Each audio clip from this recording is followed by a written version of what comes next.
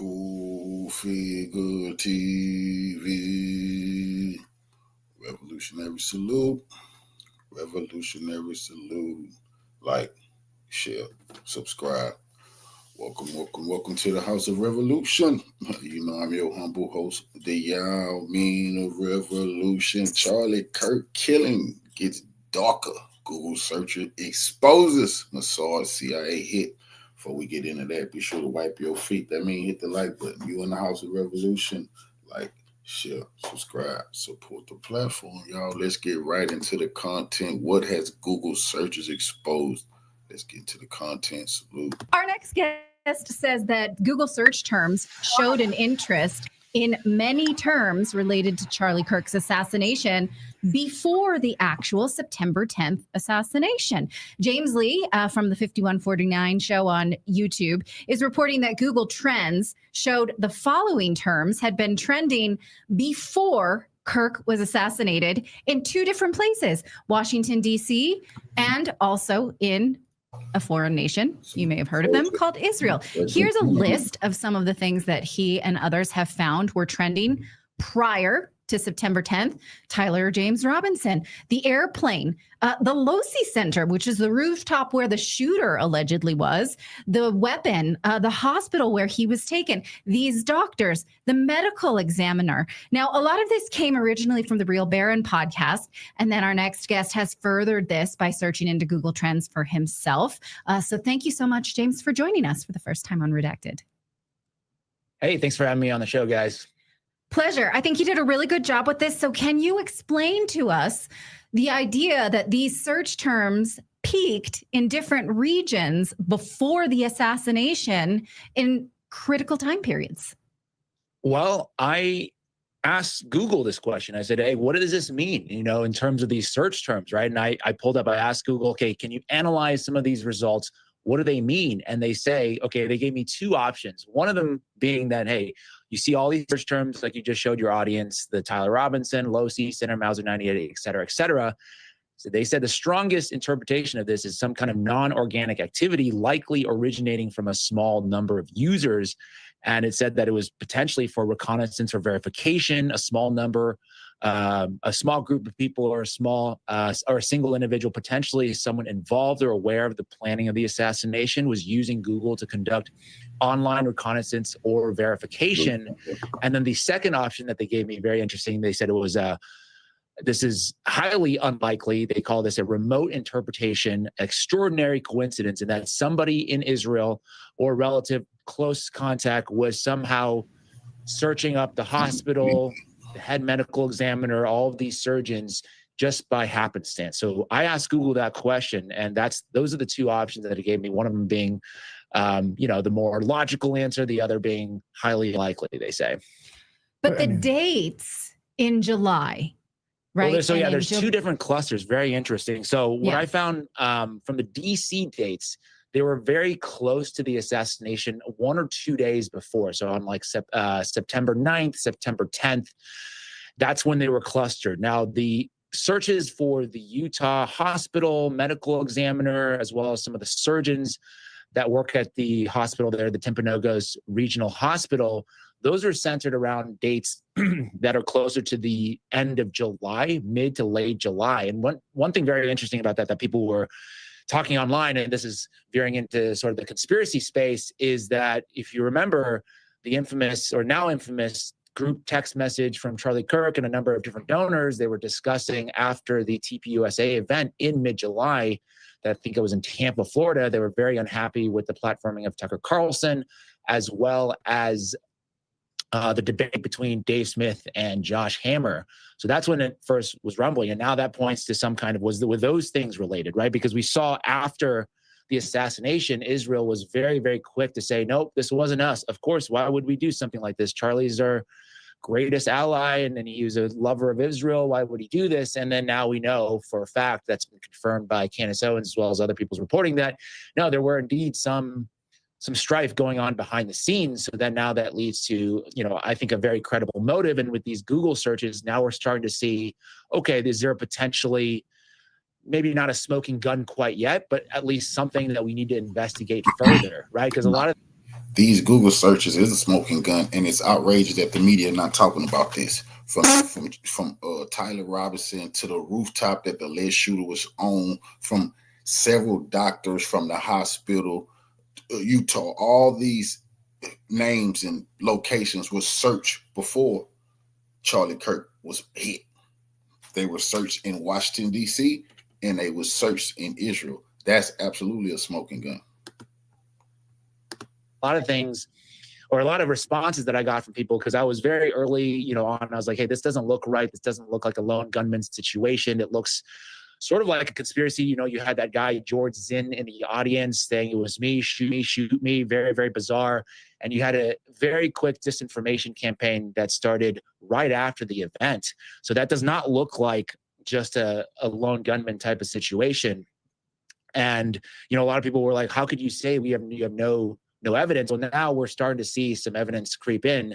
And one thing, this is kind of a cheeky joke, but the Mossad, if they were involved in this kind of thing, the Mossad is supposedly one of the greatest spy organizations in the world. So you got to give them a little bit of credit in that, they would hopefully do a good job and not leave too many trails behind. If we online were able to sleuth this out within a couple of days, I would feel like they weren't doing a good job. So I think that's kind of where I'm at with this. Like, this is certainly enough that it should warrant more conversation. And then, you just saw Kash Patel, I think it was yesterday, go on and say, well, any kind of discussion online from people on social media, that is going to be very harmful for Charlie's family, and we must shut down this conversation. And I think that's kind of a red flag for me, is that, saying that investigating further is somehow not good. That sounds kind of like a cover-up or a PSYOP. That's kind of how someone in our chat room just said, yeah, when people are trying to tell you to look the other way or just to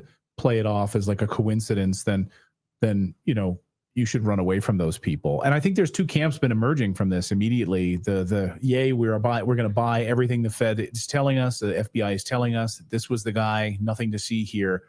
And then there's a lot of us who are saying, wait a second, there's too many inconsistencies here. Why would there be these clusters in DC and Israel searching for things like the Losi Center? I mean, who cares in Israel about the Losi Center? I never even heard of it until everything that unfolded. I mean, why would people specifically being searching out for these the Mauser 98, the alleged weapon, ahead of time? I mean, I know this is jumping into the area of speculation. It's supposedly a very, very archaic, rare, rifle that's untraceable somehow. And it was very interesting. If you guys have that, the screenshot, but there was no interest in it. All of a sudden it spikes up. And I just thought, man, that's got to be more than just a coincidence, because nobody's really talking about this gun, right? It has no interest in the Mauser 98. Boom, all of a sudden it spikes up, which is this is the very, one we're showing peculiar, for Tyler James Robinson. But again, it's similar patterns. Can I ask you though? So when we look at this forensically, like, it's one thing to speculate and say, why were these people doing this? It's like, newspapers printing or reporters reporting that Building 7 had collapsed before it had collapsed. Like, it's all very interesting, right? Like, why would you mention Building 7 had collapsed and it hadn't collapsed yet? Oh, okay. Can we forensically identify who these individuals are through IP addresses or otherwise who are actually doing these searches? Or does our sort of journey just end with this? Well, so I didn't research after this looking into, okay, how does the Google trend thing work? And apparently what it does is it takes random samples from certain geographic regions that you're filtering for. So based on what they're publicly saying, it scrambles the data. So there's no way to identify a unique IP address or multiple IP addresses that are doing this search. I don't know what they have behind the scenes. Could Google unscramble it? I mean, after all, Google started with a grant from the CIA, right? That's what I'm implying there. I don't know if they have a backdoor. They probably likely do have a backdoor for the government. I think they're more or less required to do so. So I think there's definitely more investigation that can be done. And what's something that's interesting too, because you mentioned Baron Coleman, he was one of the first to report this. So kudos to the decentralized independent journalism world. That's the kind of stuff that we that's such a good sign for the world of journalism to have people come on and bring this theory to the public, have other people scrutinize it. And one thing that I was doing over the course of maybe 2 or 3 days, I noticed that these searches were changing over time. And then the main searches, like some of them are still there, some of them you could still find right now, but the big names, like if you search Tyler Jane Robinson, do that exact same filtering. I just did this yesterday again. And now it's not even a flat line. They just say this search term is not available. It's not there anymore. Right. That's the other big piece of the story. Now they're just wiping it. So all of the research that you did, like, good thing you got screenshots, because now you can't do it anymore. They're not letting you do this research. Google. Right. It's really bizarre. It's not saying it's not like zeroing it out. It's just saying this search term is unavailable. Unavailable. Okay. I mean, so clearly we all searched it collectively on September, well, I guess 11th or 12th, when he was allegedly turned himself in. So now we can't even see that because they can't manipulate that data. That's outrageous. I mean, and I guess, you would think that like these bad actors who may have been involved, the way you put it in your video is that it's possible that this story was written months before it happened. And so the authors of the story, the architects, were not even using some kind of VPN or spyware. I mean, you would think they'd be a little bit smarter than that. I would think that. I don't know if it's just some kind of trace where maybe they were doing, maybe they were using VPNs, but I don't know if anybody would have thought that this would have been a potential lead after the fact, right? They maybe thought, I think right now, a lot of what I'm saying is they're kind of playing catch up in how decentralized journalism works, where everybody's sleuthing out things, finding different avenues to investigate. And because it used to be, I mean, if you look back in time, this was just, it would have been case closed. It would have been, okay, Tyler Robinson's your guy. We have the murder weapon and now we have him apprehended. So let's move on to another story. I don't think it's 1963 anymore. It's 2025. So right. I think they're playing a little bit of catch up here. Right. Yeah. People like you do incredible work. There's so many similarities here. Mm-hmm. If you look at the things that happened, right? A lot of people are familiar with the JFK assassination, but I did a video digging into some of the other high-profile assassinations in history, including RFK, as well as the MLK assassination. And there's just so many parallels to this story of, say, evidence getting destroyed, right? Right now, you see UVA being basically completely reconstructed. That whole site is now totally different. I don't know why. Some people are saying maybe because they're afraid that somebody's going to find the bullet. They still haven't released any kind of ballistics matching or anything like that. And in 1968, was it for MLK, there was eyewitness saying that, hey, they saw some person in the bushes across the street that was in a different location than the actual shooter, James Earl Ray, who they call, the FBI head at the time, J. Hoover, said that he was a very hateful person. That's why he did this. And we got him. And then the next day, the Memphis Public Works went and cut down that bush. So that's a very, very similar parallel to this situation where you're seeing crime scenes being basically reconstructed. And also in that particular case, there was no ballistics match that ever occurred. They weren't able to match the bullet to the gun. And in this situation, I don't think they've been able to do that. I think you've had some ballistics experts on your show to talk about how, it's basically impossible for a 30-06 to cause such little damage. I mean, it was a very traumatic and catastrophic hit, of course, but, a lot of people are saying his head should have been blown off. So how do you explain that? Yeah, don't ask questions though, James. They've given us the official story, so no more questions to be asked. Your work is done here. Right. James, great to see you. Yeah. Great work on this. Encourage people to check out. We'll link it up and make sure people can check out all of your work on this. Thank you so much for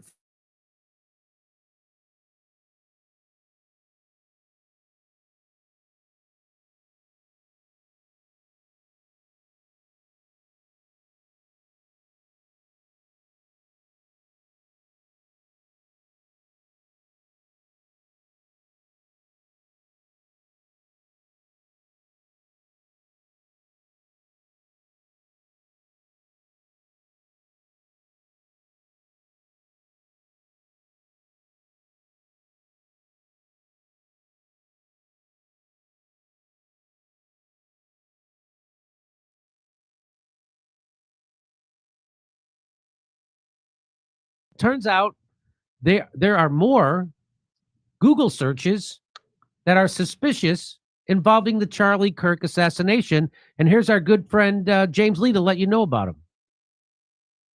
I'm about to show you a set of coincidences for you to ponder, but for my safety and your safety, please do not come to any conclusions. Deal?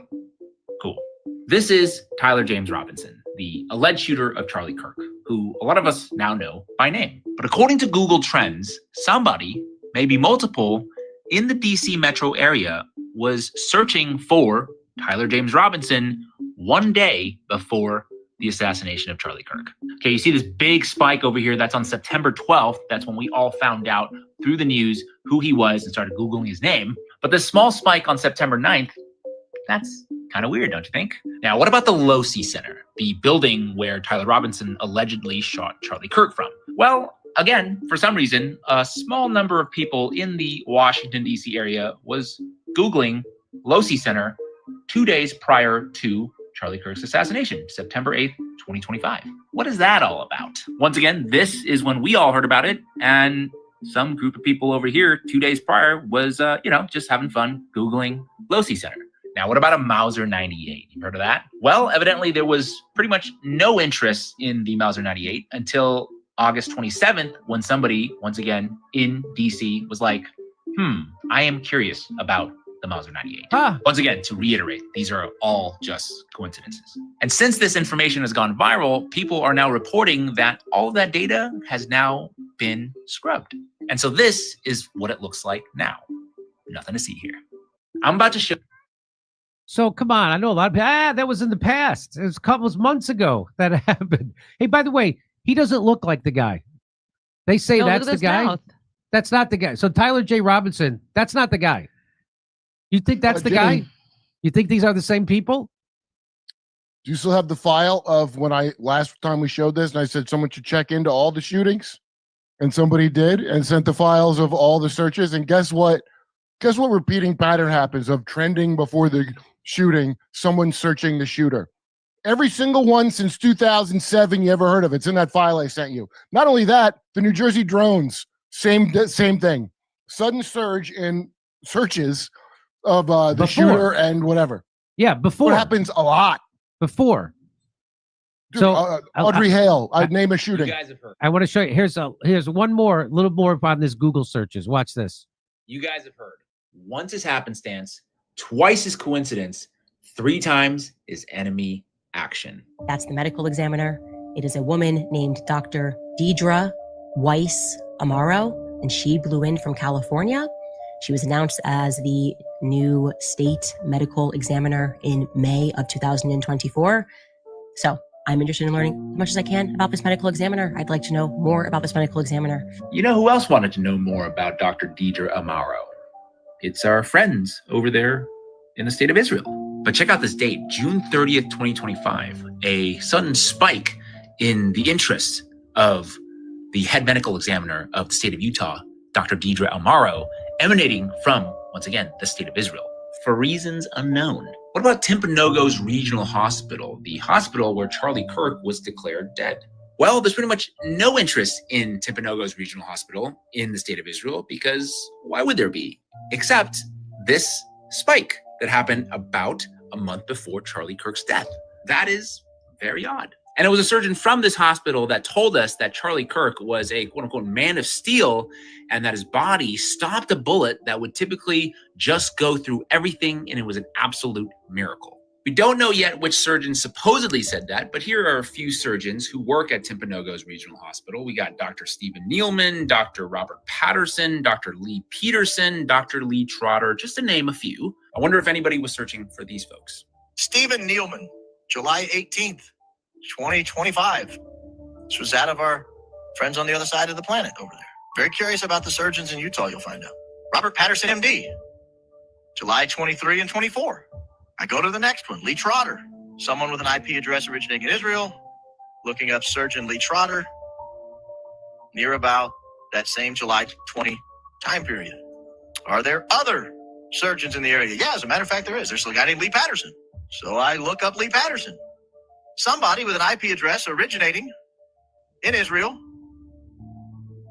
in the week of July 20, that week on either side of July 20, was very interested in all the people who practiced surgery at Timpanogos Regional Hospital in Orem, Utah. So yeah, I don't know. We can either believe that there just happened to be a few people in the state of Israel in the month of July and August who were very interested in finding out more about a certain regional hospital in the state of Utah and who the state's head medical examiner was, and the different surgeons in the area. Or maybe there's just one too many coincidences to not investigate further. Oh, and by the way, I just checked what Google Trends looks like now. And yeah, looks like absolutely nothing to see here, guys. Your search doesn't have enough data. So now it seems like they've scrubbed it. Mm-hmm. You can't make those searches. Wow. They just now figured that out. Again, I have the file I sent to you, dude. All the other ones, the same thing happens before these major PR shootings. The same thing happens, and they haven't scrubbed those. Oh, the guy who sent it to me got searched by Tel Aviv after sending it, and so did I. That's kind of amazing. I sent all of it to you. So there's more. So if you, the amount of hatred that is coming towards people who are asking legitimate, logical questions is overwhelming. The people who are getting paid $7,000 per post by Israel on places like Twitter and Instagram and Facebook, they're out in full force. They're out there to slander and silence anybody, just like the Seth Rich thing. So just like when I asked normal questions about Seth Rich's it's an unsolved murder investigation, I asked normal questions a reporter would ask. They put me in a hit piece in the Washington Post calling me a conspiracy theorist. And then we find out 4 or 5 years later that the FBI has been lying about having Seth Rich's laptop, and they won't release his laptop contents for 65 years. So now you know the rest of the story, don't you? That this was some kind of conspiracy by the government or people powerful inside the government to kill Seth Rich and cover it up. And why? To send a message, because he leaked that information about the illegal stuff that the Clinton campaign was doing in 2016. He leaked it to Wikipedia, to WikiLeaks. So that's the same thing. So whenever people, so we're going to get, there's more to that coming because there's been a huge gag order put on this case by the judge. So now let me do this. So speaking of the judge in the Charlie Kirk, Ryan, the Robinson case, get this. So breaking news, Tyler Robinson trial, Tony Graff, who's the judge selected to preside over the Charlie Kirk assassination trial, and the judge he replaced, Robert Lunin, were both subject of unique Google searches from Israeli IP addresses before the assassination. So was I. So they're searching the rifle. They're searching Tyler Robinson. They're searching the hospital he was brought to, which, remember, was not the closest hospital with the trauma center. They took him to a regional hospital. They Google searched the head of the of surgery at that hospital, all the surgeons at that. They Google searched all of them, plus the judges. Isn't that interesting? Let's see. That's to check the social footprint, So afterward, when the sleuths look, what if anything's been taken off, but they forgot the trending thing. So this was before the assassination, July 26th and May 15th, respectively.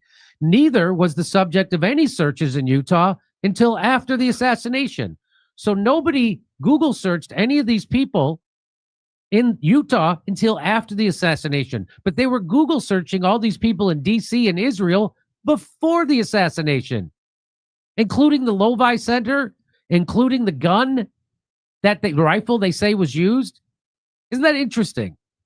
So Judge Lumen retired August 1st, and Judge Graff assumed his duties on August 4th, or about the same day Mossad Saeed, the special agent in charge of the Salt Lake City FBI field office was removed.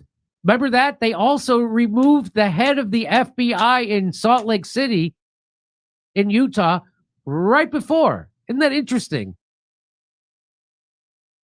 Just a bunch of coincidences, huh? Just a bunch of... There's more. There's more. Judge Robert Lunan retired on August 1st, 2040. He was replaced by Judge Tony Graff, who was sworn in on August 4th, after Graff was appointed by Governor Spencer Cox on May 2nd, 2025. Huh.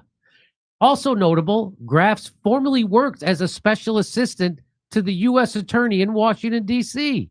No kidding. A little bit more. Neither judge was searched for from D.C. or Utah IP addresses before the assassination, only from Israeli IP addresses. Mossad Sayed's removal, so that was the head of the FBI in Utah, was removed from their field office. It was announced in the media on August 5th, 2025. Isn't that interesting? A month before the shooting. Mossad Sayed's removal order likely came from Stephen Miller of the White House. Interesting. So now you know. So everybody involved in this assassination was getting Google searched from either Israel or Washington, D.C. before the assassination. You tell me that Kash Patel is not covering up, just like he's covering up the Epstein, just like they're covering up this, and just like the whole administration's lying about drug trafficking coming out of Venezuela so they can overthrow their government. It's just nonstop lying. And they're still funding Ukraine war. They're still funding the genocide in Gaza. They bombed Yemen at the behest of Israel. They bombed Iran at the behest of Israel. It's nonstop.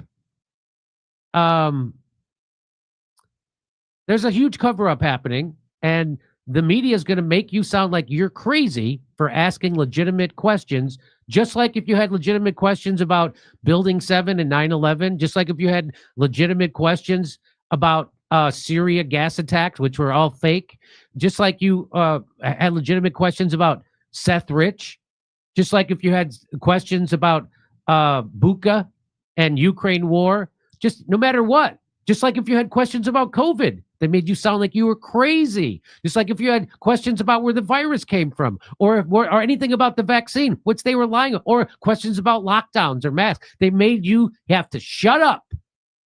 And that's what's happening right now with the Charlie Kirk investigation. They're trying to make sure people shut up and don't pay attention to any of these Google searches. Don't pay attention to any of this stuff. It was this lone nut gunman who's in love with the trans lady, who also, by the way, texted exactly what he did after he shot him. And then Kash Patel bravely caught him 33 hours later after he turned himself in because his dad told him to. Yeah. He told him to have one more McFlurry at McDonald's. Write out your manifesto, turn yourself in. Revolution is a way of life. Salute, soldier. Okay, now you know the rest of the story. And thank God for Candace Owens, who's staying on this, and she's not letting the haters or the people who are paid to smear her, which is what's happening, have their way. I really, my respect for Candace Owens grows every day. Yeah. This whole story stinks like Macron's wife's dick, and she knows it. Hey, we have more shows. More tickets are available.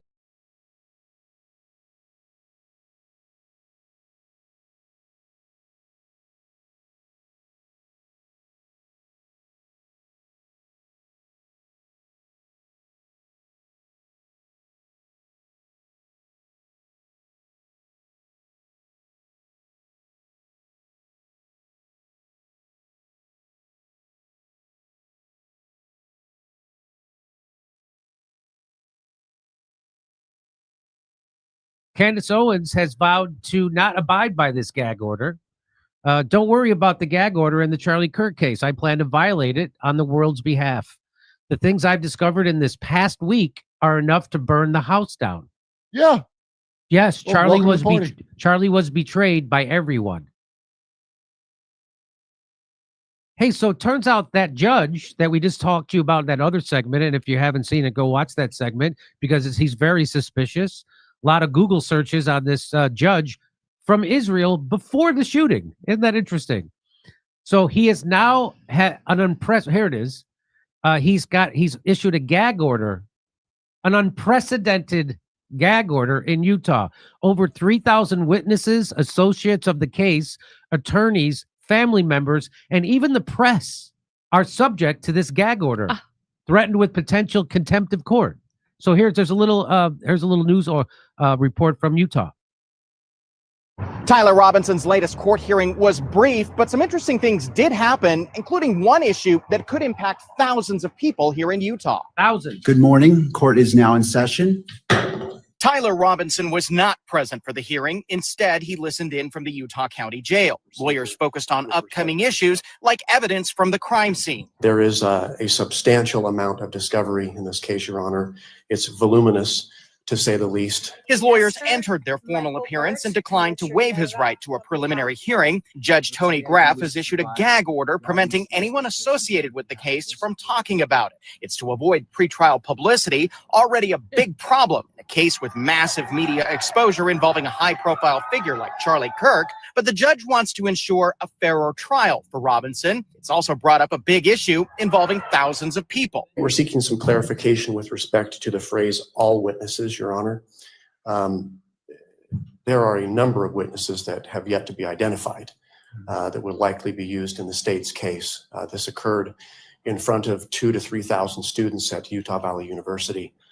So we're in the process of identifying those witnesses. And so those individuals are presently unknown right now. The court will rule that as the witnesses become known to each side, that information is conveyed to abide by this order. Obviously, there are potentially many witnesses, and so it's not the expectation that you would be able to do that up front, but as they become known. The judge made it clear he wants to ensure Robinson's constitutional rights will be protected, as well as the rights of the victim. Counsel, regardless of who is watching, whether it is the nation or a single individual, we must fulfill our roles with integrity, civility, and diligence. I encourage each of you to give your very best to this case. Neither Mr. Robinson nor the people of Utah deserve anything less than the fair and impartial administration of justice. Any comment? Outside court, lawyers declined to comment. Any comment? Not today. Not today. Thanks, though. Robinson will be back here in court in person for another hearing on October 30th. In Provo, Ben. So this seems very sketchy. This all seems very sketchy. Where did Tyler Robinson's lawyers come from? Could you look it up? Where his lawyer? Do you have any idea, Kurt? He's being appointed by the that's prosecution. what I thought. He was appointed. So the prosecution is appointing. Well, the way it's going to be framed is the county paid for it, but the bottom line is lots of people want to represent this guy because they think he's getting what? But they refused him. Go ahead. Go ahead, Kurt. Yeah, he's getting a lot of people think he's getting stitched up that are lawyers, but they won't be permitted to do it. The prosecutor will say who did it. And I can't remember so wait a minute. name. So let me just get this clear. So there's lots of people coming forward who want to represent him, but the judge or the county or the government, which is really the prosecutors, get to choose who his legal representation is. Yeah, well, how could that possibly be? Well, the county pays for a public defender, so it's not ethical at all, but it is legal there. And I don't remember the chick's name. I saw her on a redacted clip, and she explained trying to get in touch. She's a lawyer, this woman. I was trying to get in touch and got flatly refused because they're not allowing that. So they're going to provide him with his defense. They don't want him defended. They want a nice Ryan Ralph stitch up. Candace Owens has vowed to not abide by this gag order. Don't worry about the gag order in the Charlie Kirk case. I plan to violate it on the world's behalf. The things I've discovered in this past week are enough to burn the house down.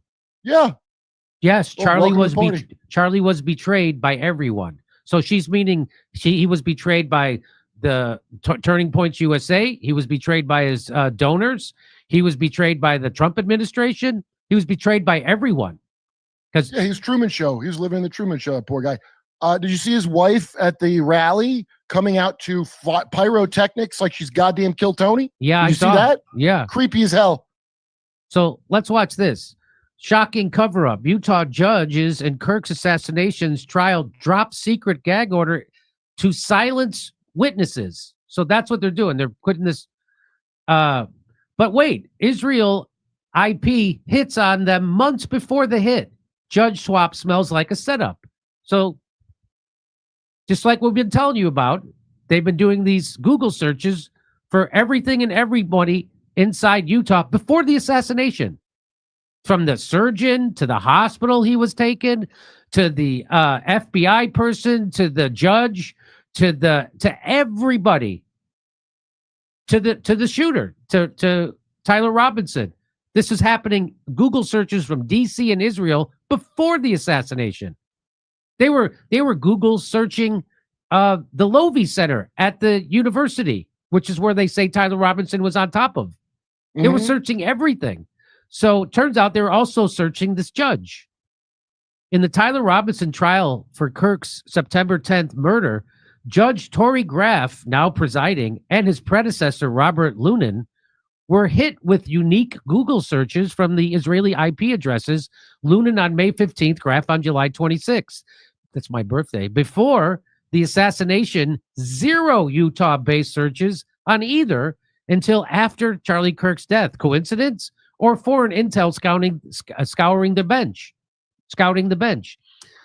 Lunin retires. So the original judge retired August 1st. Graff slides in August 4th, the exact day that the FBI boss in Utah was yanked by Kash Patel. Timing's it's a red flag parade. But here's the killer. Here's the killer. On October 16th, 2025, Graff, the judge, drops an unprecedented gag order on his own motion. There was no request from prosecutors or defense to muzzle all the witnesses. The judge just did this by himself, pulled it out of his ass. Oh, I wonder if somebody Google searched Zionist punk and it came up good for him. You know, I'm just trying to figure out, Jimmy, why does it say December 16th, 2025? Where it says, but here's the killer on December 16th, 2025, Graff drops an unprecedented gag order. Oh, I get that meant to be October. It should be October. Okay. I think that's a typo. It should be October. Okay. Because that's when it got dropped. No request from the prosecutors, no request from the defense. He just did it all on his own to silence witnesses, future lawyers, staff, even non-case attorneys in their firms. So it binds lawyers to police witnesses' mouths, imputes blame for extrajudicial chatter, routine in high-profile cases, sure, but this one's a sledgehammer on First Amendment rights, tainting jury pools as a pretext while burying both. Defense should have fought back. Our independent sleuths, you, me, and the Charlie Kirk Investigative Committee, are Robinson's best shot at exposing the web, Utah elites, shady vans, patches, but crickets from the media. A month in, no challenges from the media on the official narrative. No, nothing.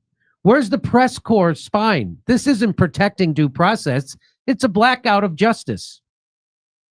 Yep. I'm game to sue if there's deep pocket patriot who wants to foot the bill for an attorney. I volunteer to challenge and torch this order. Who's in? So, and then you see people like this. So after Candace Owens said, I'm not following this.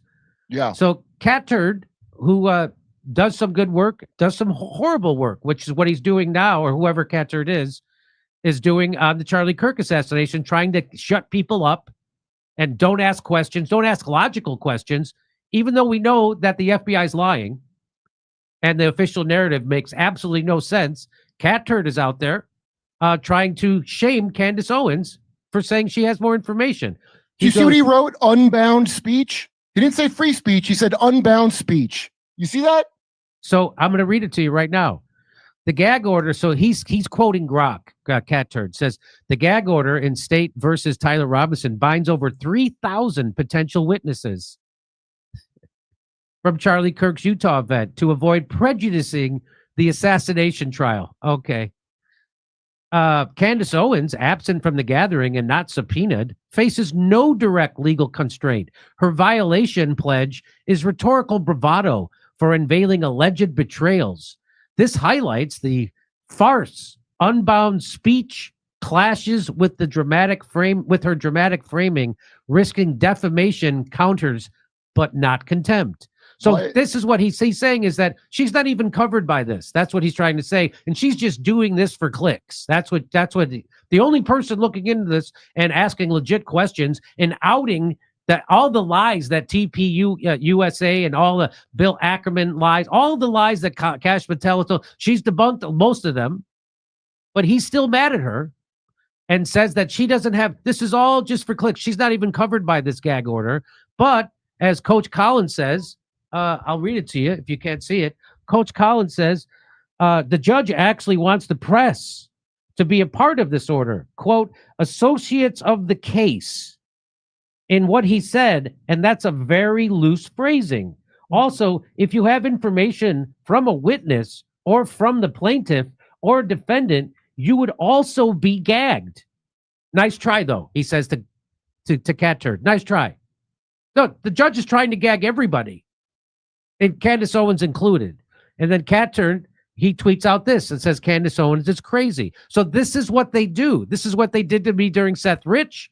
This is what they did to me when during Russiagate, when I debunked that Russia had hacked into the DNC server. They called me crazy. They put me in a hit piece in Washington Post. That's what they do. This is to shut you up. And I like, this is one of my favorites. Candace is crazy. Really? Like Kanye was crazy, like Dave Chappelle was crazy, like Cat Williams was crazy.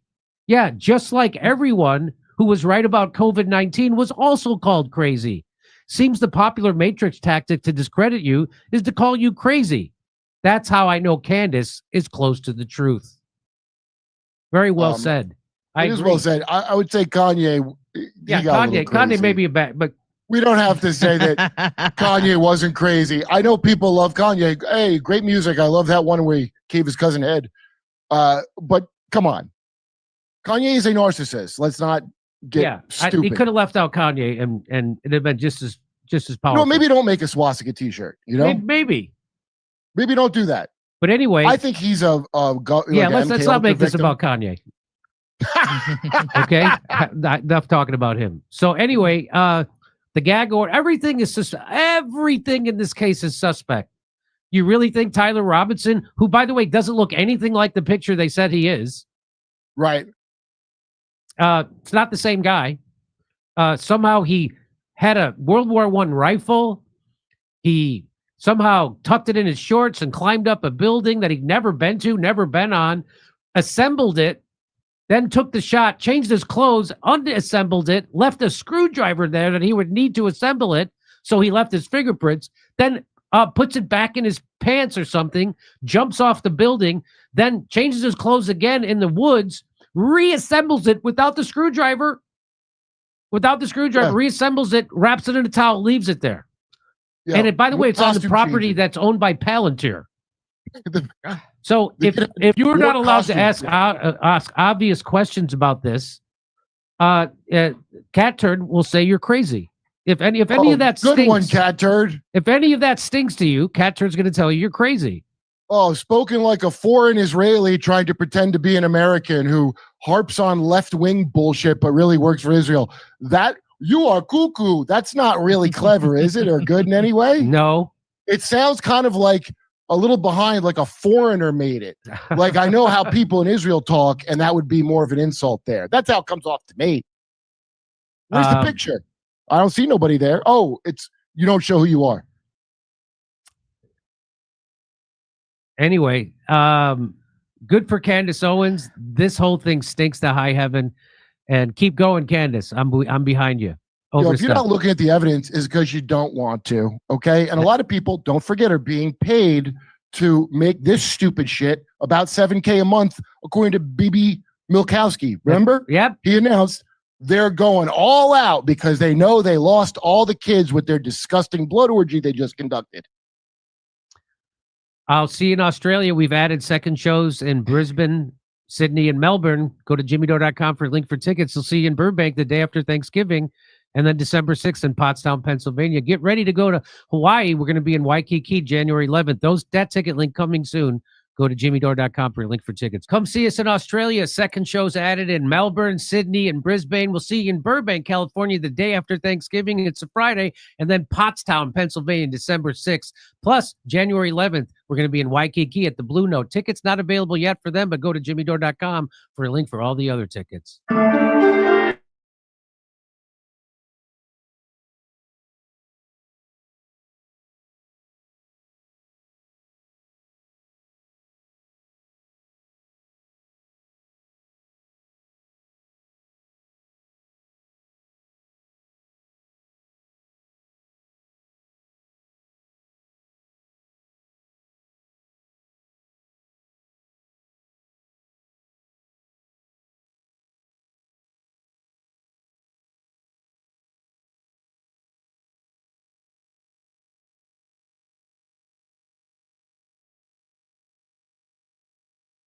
I really can't believe I'm filming this video right now.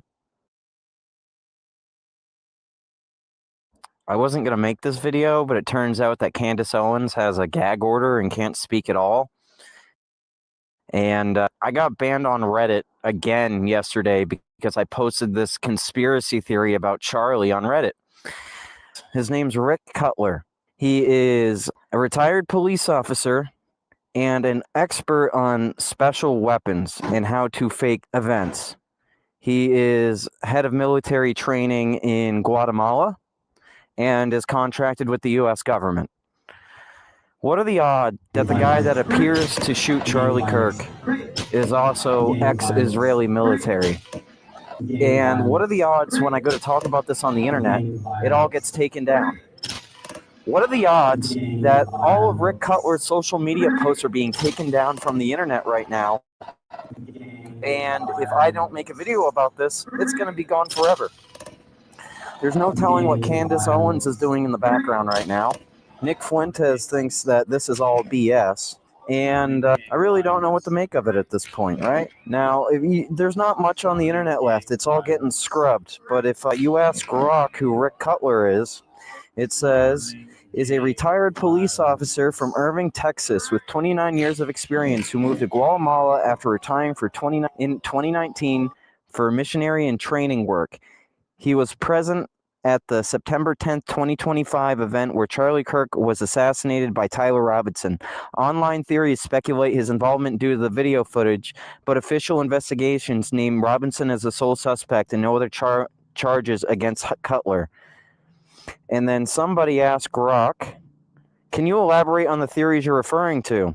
And says theories claim video footage Cutler palming a concealed barrel, like a C.I.A. style palm gun from his hip case, with his hand jerking in recoil as a bullet bows, shock appears midair from his position.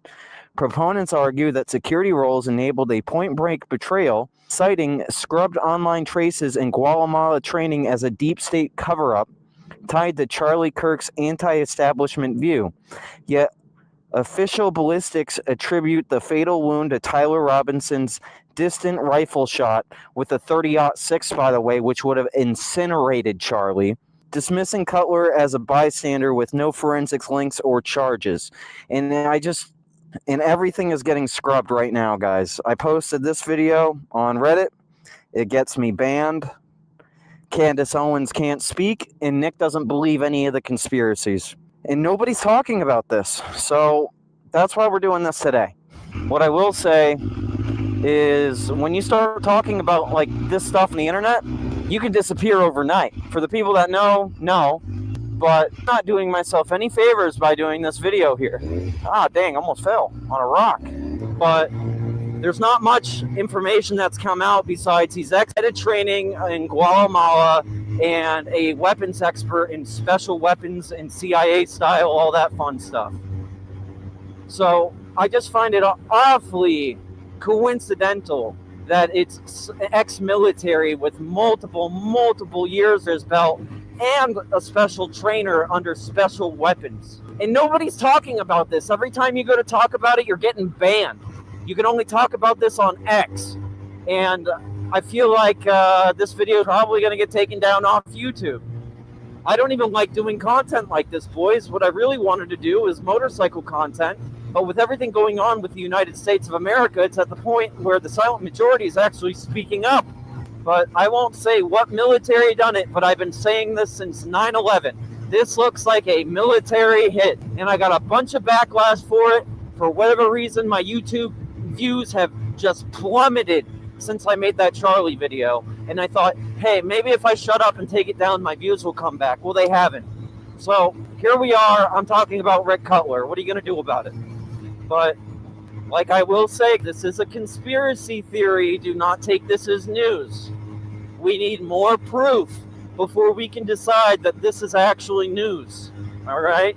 Now, it does appear on video that we caught everything. But what everyone isn't talking about is the camera that was tampered with behind Charlie in high definition that would have caught this. That was tampered with by TPUSA, and nobody has had an eye, nobody has caught a charge, nobody's asked about the SD card. I mean, what kind of world are we in where all this is going on, and then we buy what the news is telling us? I mean, I think it's already killed his credibility with the Epstein list. As for Candace Owens, I think she knows too much. I think her life is in danger, and she's currently not allowed to speak about anything involving the Charlie Kirk incident, and if she does, she'll go to prison. I don't know if you guys know that, but Candace Owens literally has her mouth sewn shut at the moment. Do I expect her to respect the gag order? For now. I think eventually she's going to start talking. But I think she's going to have definitive proof at that point where it can't be disputed. I'm sure she's already consulting with lawyers to the point where she can speak again. But at the end of the day, we really don't know what's going to happen here with Candace. And I wasn't even going to make this video. Everyone's writing me off as crazy. I'm getting banned off the internet for even mentioning it. This doesn't help me at all whatsoever. But I just find it awfully suspicious with all this stuff going on. What's going on up here? I love stopping on uphill, you know? We're going uphill here, so I'm gonna give him some space.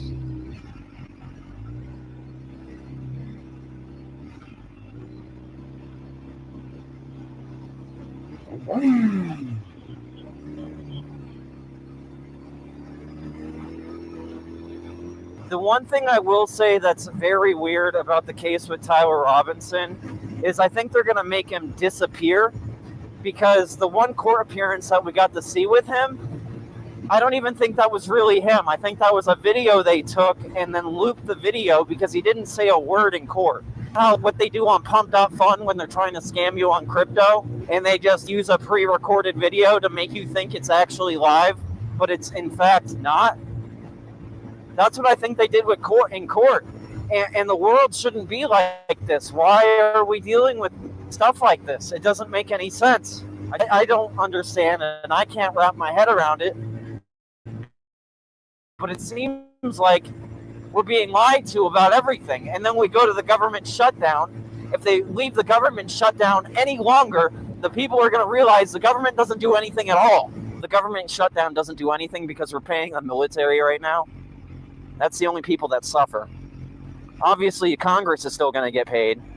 So what's really shut down besides the IRS, where I can get my tax forms to get my sponsorship with BMW? Because they won't even talk to me till I get the tax forms done. But they're interested, so it could be pretty cool. Open up the government so I can talk to the IRS.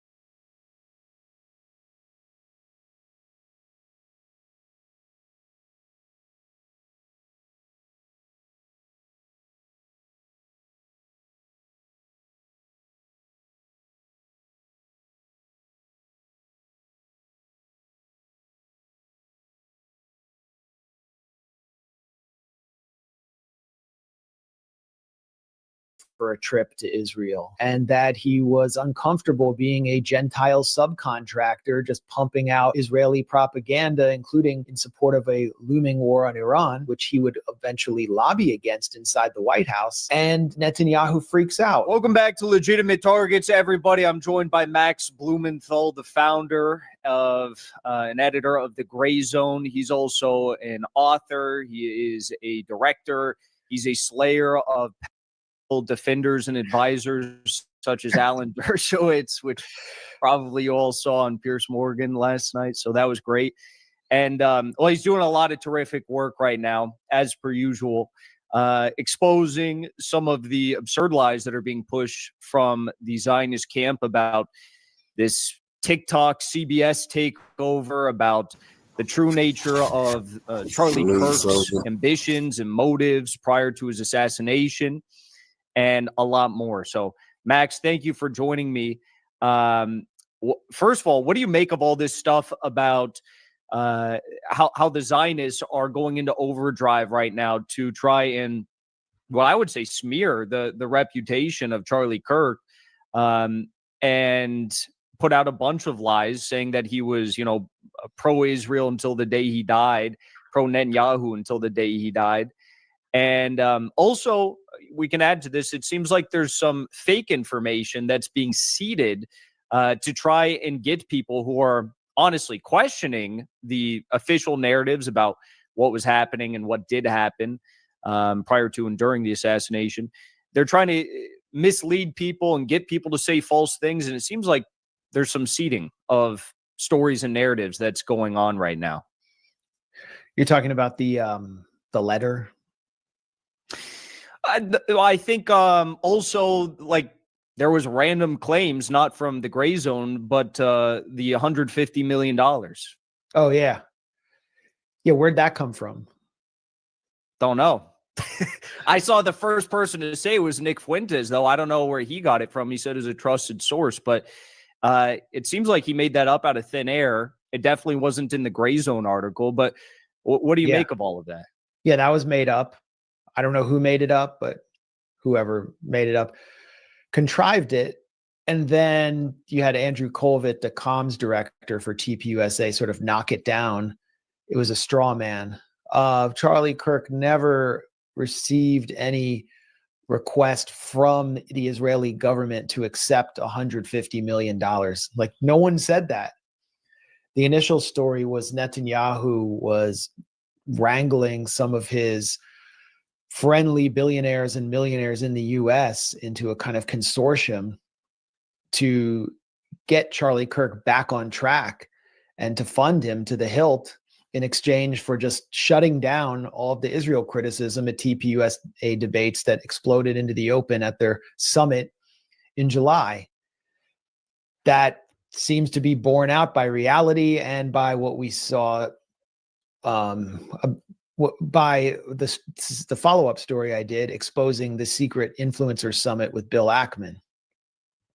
And first of all, Netanyahu wanted to claim Charlie Kirk's legacy because he's someone that was groomed by the Israel lobby. The Israel lobby and these Zionist billionaires had been sponsoring him since he was a teenager.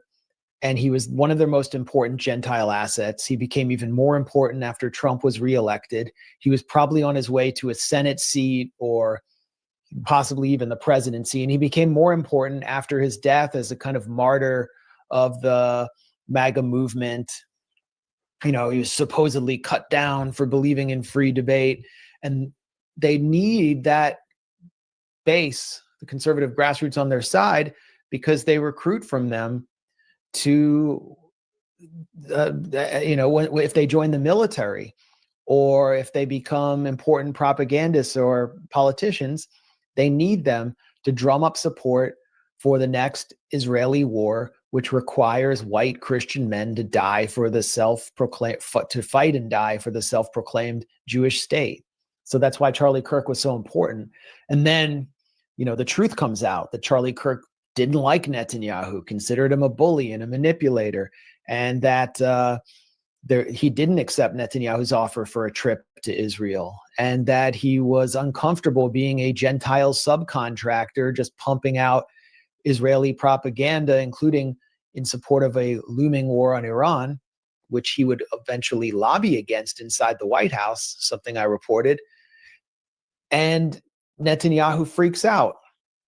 Then, you have this whole parallel development, which, I mean, I said in my first report, there is no evidence of an Israeli role in Charlie Kirk's assassination. I don't know who said that I said that there was one, but other people decided to push that narrative.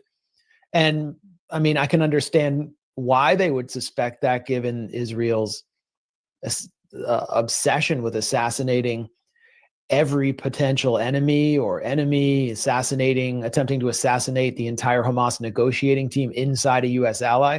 But I said there's no evidence, but it's, millions of impressions were created off of posts alleging that Charlie Kirk had been killed by Israel. So Netanyahu comes out and actually denies it. I mean, when have you ever seen a foreign leader deny killing an American public figure? And he did it twice. It was wild. Ben Shapiro even came out and denied an Israeli role. They were afraid. They were shaken. And then in my third piece, I reported that Charlie Kirk lost one of his top donors of all time, Robert Shillman, who is an ultra-Zionist fanatic and an anti-Islam funder, who had sponsored also Laura Loomer. Laura Loomer was attacking Charlie Kirk in June. I think she was made uncomfortable by this revelation. She was like attacking me in a very sloppy way, characteristically sloppy way on Twitter. And I asked her, do you know about Robert Shillman defunding Charlie Kirk? Right before I was going to publish the story. And you could tell she got verklempt. She got really uncomfortable. So then after Netanyahu has to deny killing him, and the whole narrative of Charlie Kirk being Netanyahu's boy is shattered, and Bill Ackman is freaking out as well, because Charlie Kirk was screamed at by one of the participants in his secret influencer summit, which no one was supposed to know about, by the way. Bill Ackman said, well, we just had a meal last summer. Like, no, it was a little bit more than that. Their whole narrative is collapsing. And then this letter comes out, a digitally reproduced letter. We had asked for it to come out. Like, I had called for Netanyahu to release this letter. Candace Owens had called for Netanyahu to release this letter because Netanyahu referenced it in one of his video eulogies to Charlie Kirk, but we didn't see the contents. And Bill Ackman is spinning the contents of it as proof that Charlie Kirk was a ride or die Israel guy to the end, as are other forces which claim to be anti-Israel, but seem to be insidiously advancing the Israeli narrative about Charlie Kirk. And if you look at the contents of the letter, it's Charlie Kirk complaining and whining about having to be this Israeli subcontractor and telling Netanyahu, you need to produce your own propaganda and, we'll help, but we don't want to be the main messengers. And it's making us look stupid because we're supposed to be America first. He also said, I don't support a war on Iran, and you need to do that yourself. You need to basically take more responsibility for Israel's messaging and stop basically paying all of these conservative incorporated influencers to do it for you. Absolutely. You're not allowed to do that. The letter actually shows that Charlie Kirk had crossed some red lines already, even as he espouses his belief in the so-called Judeo-Christian alliance. And so anyone who's trying to spin that letter as evidence of his just absolute pro-Netanyahu convictions is deliberately papering over the real subtext, which is that he was setting the stage for a breakup, and that the friction between himself and Netanyahu's mafia that extends into the U.S. was going to intensify after that letter, which was supposedly authored in May, because it was in June that Charlie Kirk was lobbying against a war on Iran. And that's when he began falling under attack from Laura Loomer in June. Then July, he hosts a student action summit in Florida where Tucker Carlson calls Bill Ackman a fraud and a con man, and Jeffrey Epstein a Mossad agent. Dave Smith debates the Gaza genocide. Charlie Kirk falls under even more intense attack, this time from two of Netanyahu's top cutouts in the media, Mark Levin and Ben Shapiro. Then the Influencer Summit, early August, the day after, Charlie Kirk goes on Megyn Kelly's show and complains that he has less latitude to criticize Israel than an Israeli does, and complains about stakeholders and funders, referring to people like ostensibly Bob Shillman. And then a month later, he's dead. So we obviously don't know where this would go, but I don't think they can put the genie back in the bottle here. Like everybody knows that there was a conflict, and that's why Israel's lobbyists in the U.S. and the Israeli foreign minister is committing so much money into basically buying supposedly anti-woke influencers and buying social media impressions on the right. It's because Charlie Kirk was emblematic of a larger trend of the Israeli PR collapse within the conservative grassroots. Yeah, and I think that'd be concerning enough, everything that you just said, and there's a lot more. I mean, I'm not going to ask you to sit here for 5 hours and explain all the minutia of insanity that was going on behind the scenes, but for months on end. But, you know, if that wasn't crazy enough, and then you also have the obvious lunacy of, the round that they claim killed Charlie Kirk, and a lot of questions about cover-ups at the FBI. Candace Owens has been digging into a lot of these seemingly glaringly obvious questions. I want to ask you one question, though, that I haven't seen anyone really address in a lot of detail. Maybe you don't have an answer, but there was a FBI statement that in the early hours of the assassination that foreign intelligence assisted in the manhunt investigation. Do you have any insight into what foreign intelligence could have been assisting and how they may have assisted in the investigation? No. I tried to track that down and I just couldn't find anything on that. So I don't know. What was the source on that? It was on one of those mainstream CBS or something. It was not Kash Patel, but I think it was like a deputy director or something. I initially heard it and then I fact-checked it, double-checked it later, and turned out to be truthful. But I just thought that was weird always. I wonder, I rember the Utah governor, who's actually kind of was like at odds with Charlie Kirk's faction of the GOP, said, we were hoping it was a foreigner who killed him, but unfortunately it was one of our own. And Benjamin Netanyahu himself blamed Islam and the radical left. So they had already kind of set their narrative. What they were wishing for was some kufiya-clad Palestinian radical doing it, which happens to be, by the way, the identity of the patsy in the 1998 Brian De Palma film Snake Eye, who kills I think, defense secretary named Charlie Kirkland in a sort of conspiracy that was hatched by someone deep within the U.S. military who wanted to cover up corrupt defense contracts. It's actually a really good film. And some potential predictive programming. But they wanted to blame the left and enact this agenda that already seems to have been, it was like the Patriot Act was already prepared before 9/11 through various channels like the Louis Freeh Commission. And they had this whole agenda prepared to basically crack down on domestic dissent, implement more repression. And we still don't know the facts of we don't have the evidence that the public would need to convict Tyler Robinson in their minds. And we've learned that there is enormous amounts of discovery in this case, and the judge has put the discovery under lock and key, and the media is not allowed to access all the discovery. The thing that really set me off was the text messages, supposedly between Tyler Robinson and the furry roommate. Where is he, by the way? or they, them, where are they? We're not hearing much from them. The text messages were like fabricated. They were, which Tyler now allegedly, according to a source close to him, claims is true, that they were fabricated. Yeah, and you can just read them. The language is like a 65-year-old law enforcement officer. I deposited the gun through the vehicle at the drop point, my love. Like there's no timestamps on any of it.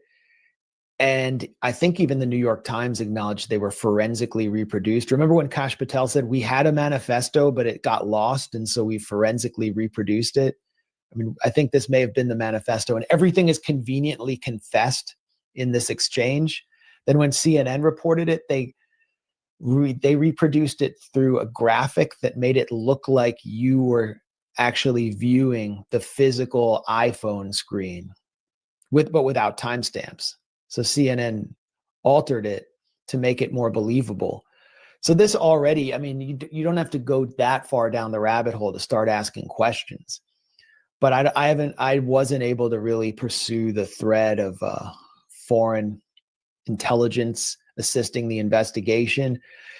If we found out somehow that Israeli intelligence had assisted, then, that would also be a red flag, because we can see what the Mossad or other wing of Israeli intelligence did in Australia, where there was a string of very mysterious arsons outside synagogues carried out, it turned out, by non-ideological criminal elements and local miscreants who were recruited online and paid cryptocurrency with instructions to carry out various acts of sabotage outside Jewish targets.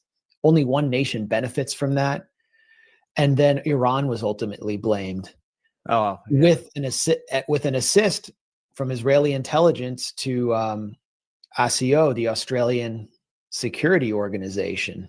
So Israel basically said, Iran did it. Look at Iran. Who made it? Remember all those phone calls that were sent into Jewish community centers at the beginning of Trump's first term and caused mass panic and all this anti-Semitism hysteria was directed at Trump. There was also at the same time a wave of bomb threats and phone calls to Jewish community centers in Australia. And the Australian security services found that they were coming from Israel. And it turned out it was an Israeli teenager making most of these calls. And his identity was hidden for quite a while. But now we know who he is, and only one nation benefits from that. So again, I have no idea about foreign intelligence assisting Charlie Kirk, but anyone who's paying close attention has serious skepticism about the official story right now. Well, I think anyone except for the people being paid minimum $7,000 per post on Twitter or Instagram. Now, anytime I post on TikTok, I can't even use TikTok anymore because every single video just gets flagged and taken down. I'm sure they'll ban it soon. This is crazy. It's like Twitter really is our only last bastion of somewhat free speech. And it seems like it's a total takeover. Yeah, and you were kicked off YouTube as well, right? Oh, yeah, of course. Yeah, it's a takeover. By the way, when I debated Deborah Leah Schwartzman, she lashed out at Candace Owens in the middle of the interview for complicating the Trump administration's ability to blame the left and ram through all of its repressive legislation. And she also called for me to be jailed for attending an on-the-record press event with the elected Iranian president, which was interesting.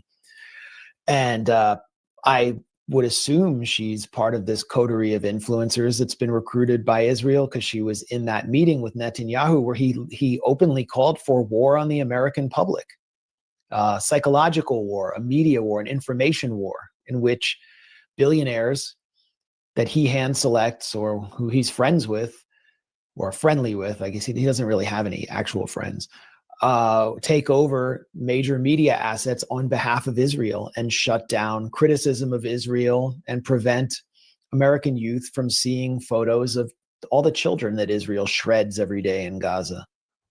And that's happening with TikTok. We have 2 strikes on TikTok at the gray zone already. Like, they've already implanted various pro-Israel censors there. The strikes are for like the most benign activity. I don't even know what they're for. We have no hope on TikTok. Mm-hmm.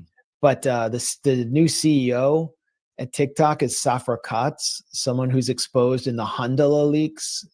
That's the name of a apparently Iranian hacker collective that hacked Ehud Barak's emails, the former Israeli prime minister and defense minister, showing him communicating with Safra Katz about defending Israel, supporting Israeli objectives in the U.S. going back to 2015. I think she's a veteran of Israel's Unit 8200. I might need to double check that.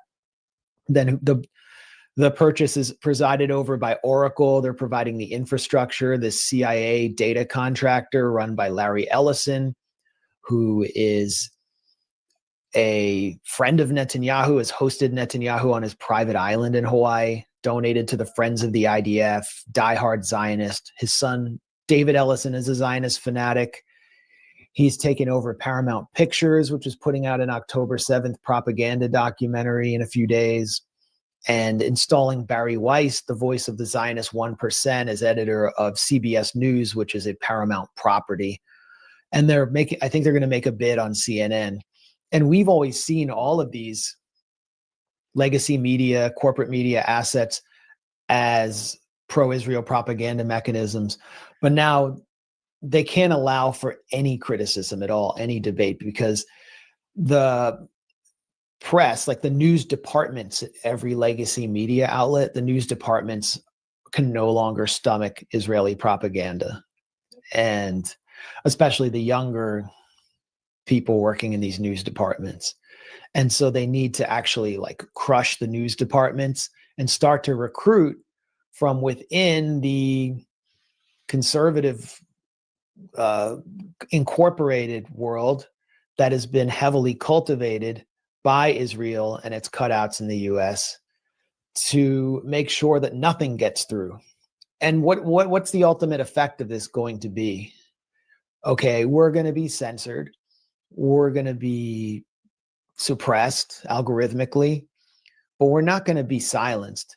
And I think there will be a mass exodus from Twitter. We've already seen corporate media just be completely tuned out by an entire generation. There's nothing they can do to win back that trust. What they're going to do is eliminate the trust altogether. And they'll find us somewhere. We just have to maintain some presence. Maybe they'll find a place at CBS for Brylan Hollyhand. I think he's looking for a job. He needs to get his own private jet. He can't be flying around on his dad's. It's not a good look. It'll be like, him and Ben Shapiro and what's that guy, Matt Walsh. It'll be like The View. It'd make for great content, to be honest. It'd be plenty of content for all of us to make fun of. So, I mean, it's probably inappropriate to say it, but that's kind of like what Charlie Kirk was up until last summer for all of us. It was like, this is the voice of Conservative Incorporated. And I think he was embarrassed by that. Yes. And that was the first thing that stuck out to everyone is like Netanyahu went out and tweeted, I invited Charlie to Israel. Now that trip's never going to happen. That was his second tweet he put out after the assassination. And everyone was just kind of like, I don't think Charlie would have accepted that. I don't think he was that stupid because that'd be a career killer for him to go to Israel right now. And then it turns out that that didn't happen. And he literally went to Trump's office at the most critical point in Netanyahu's tenure of his entire life when you're about to get the U.S. into this war. And he's like, don't do it. You know, that takes serious balls. And for anyone to come out who claims to be anti-Israel and say, Charlie wasn't really anti-Israel at the end. It's like, I'm sorry, do you have the influence to go walk into the Oval Office and tell the president to fuck off and not go to war on behalf of Israel? It's crazy. It's crazy. Which, speaking of, I think we're about to get a second war on Iran. I think most people see that's cooking. You've got the THAAD systems being expanded by the U.S. and Israel. or on U.S. bases somewhere nearby, something like that. You've got the some shipments of weaponry. You got a lot of stuff going on. They're coming out and saying it. You just met with the president of Iran, which according to Deborah Leah means that the gray zone is entirely funded by the Iranian government, I guess. So do you think that Donald Trump is cucked enough or blackmailed enough to the point where that he'll be forced into this again? Because everyone knows that IDF said that on the 4th day of the war, they were on the outs. And the only reason why they stayed in and continued is because they got the U.S. in. So I don't see how this could continue without the U.S. joining. That's right. And yeah, my analysis will have that much more impact because, as Deborah Leah said, I'm so brilliant that I figured out how to work around the strangulation U.S. sanctions regime to, build this incredibly elaborate background behind me with Iranian oil money. Yeah, they try to compare it too. They're like, oh, Max Blumenthal interviewed a head of state, which is the equivalent of Deborah Leah meeting with Netanyahu as like his subservient slave who's getting paid. As crazy. Yeah, I mean, she was the one who teed up Netanyahu so that he could call for war on the American public, an information war. It was an on the record press event filled with, there were 25 people there, journalists, think tankers, left and right, or the American conservative, I would say, would be the right, and very credible people. And Pezeshkian wanted to send a message that war is coming and that negotiations with the U.S. have proven fruitless. And so the reason to speak to us was to communicate more directly with the American people and with the anti-war movement in general, rather than speaking to like the mainstream press, whose audience is, the White House. And what's the point of speaking to the Trump administration? He said Steve Witkoff deceived them again and again and would show up at meetings with all this positive rhetoric about possibly a new JCPOA, and Iran would display all the flexibility they could about enrichment levels. And then he'd go back to Washington and read off the Israeli script and threaten Iran and issue demands. And this all led up to the unprovoked Israeli assault in June and the 12-day war, where they basically exploited the negotiations to lull Iran into a false sense of security. Pezeshkian said they're going to come again. For sure they will attack again. And he forecasted his own potential assassination or an attempt on his life and said Iran is prepared for all contingencies. There are 5 or 6 steps. They're already 5 or 6 steps ahead of every move Israel could make. I think Iran's military doctrine proved itself after Israel delivered a pretty punishing opening blow, exploiting the Mossad cells that it had established inside Iran, as well as the sense that among the Iranian leadership, that they were heading into another round of talks with the U.S. that Saturday. So why would Israel do this? And, they did it, but the element of surprise is gone now. The Mossad cells have been depleted. I don't know how heavily penetrated Iran is, but they've been dismantling Mossad cells. They've been executing Mossad agents. They've been doing like massive deportations of Afghan migrants who they believe are sort of a base for Mossad recruitment.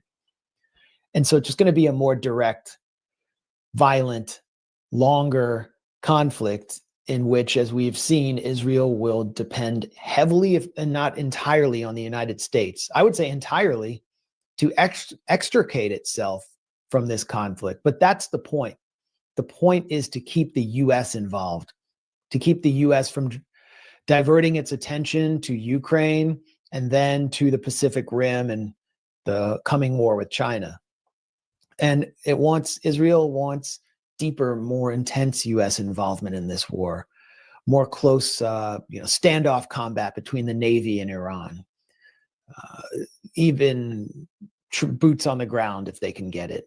they would be more than happy to see boots on the ground and U.S. troops fighting the Popular Mobilization Forces in Iraq, who Netanyahu explicitly threatened in his UN General Assembly speech. They would be happy to see this war expand back into Iraq, where there are U.S. military bases. And the Popular Mobilization Forces have played a stabilizing role by merging with the Iraqi military, which has prevented operations on U.S. military bases. Netanyahu would be more than happy to see operations against U.S. military bases in Iraq. And that's where I think this is going. So we're seeing all of this increased activity around Al Udeid Air Base and U.S. tankers refueling so many jets, like as many jets as they can, halfway on their journey to the region. I don't know. Did a U.S. aircraft carrier pass through the Strait of Gibraltar? So there's been like a naval deployment. So it all seems to be moving towards an imminent attack on Iran. And, talking to friends in Iran, they believe that one is coming imminently. Well, I pray that it goes horribly for Israel and the U.S. I say that from the bottom of my heart. And we all know, I think you're right about Iraq too, because they're coming under a lot of pressure. And the PMF committed the cardinal sin. They defeated ISIS, same as, Assad. So this is, it's really shaping up. But thankfully, we have journalists like you who are exposing the truth. And I can't say I'm a journalist, really, because I just jump the gun and immediately say that Israel is guilty of these things. You actually require evidence to back up your claims. You're not crazy like me. So I say, big salute to you and thank you for the work that you're doing. And you've really gotten under their fingernails, under their thumbs. Be very safe. Be very careful. If Charlie Kirk was a threat, which I think he was, obviously, be very careful. And you're in the belly of the beast. So with that, I say thank you, everyone.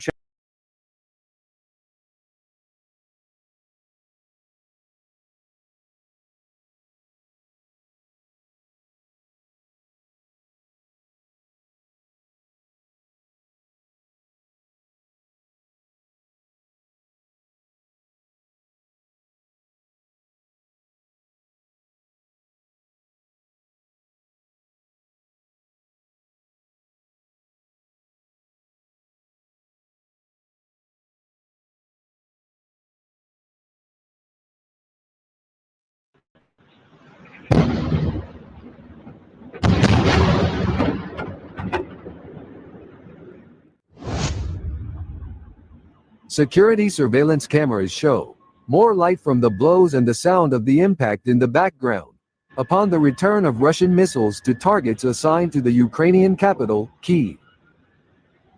During the massive strike on the night of October 22nd, the Russian armed forces used several Iskander ballistic missiles, allegedly a new response from Moscow to Ukrainian attacks on Russian energy facilities in recent days.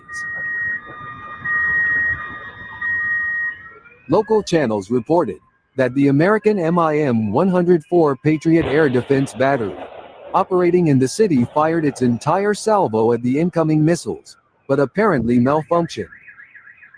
However, the missiles provided visual impact footage, showing a loud explosion resulting from a direct Iskander hit, even though approximately 3 Patriot rockets were fired.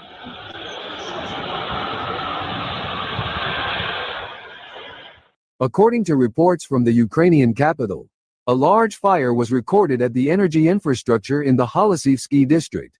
Flames lit up the night sky. This has not been confirmed, but it has been reported on chat sites in Kyiv that the thermal power plant CHP-5 was hit directly by an Iskander. CHP-6, located in Troishchina, was also hit by a strike with a loud explosion, and power outages reported throughout the capital. Repeated strikes were reported throughout the night, and ballistic missiles fell on Kyiv one after another, even though Patriot air defenses were firing from among the city's residential buildings.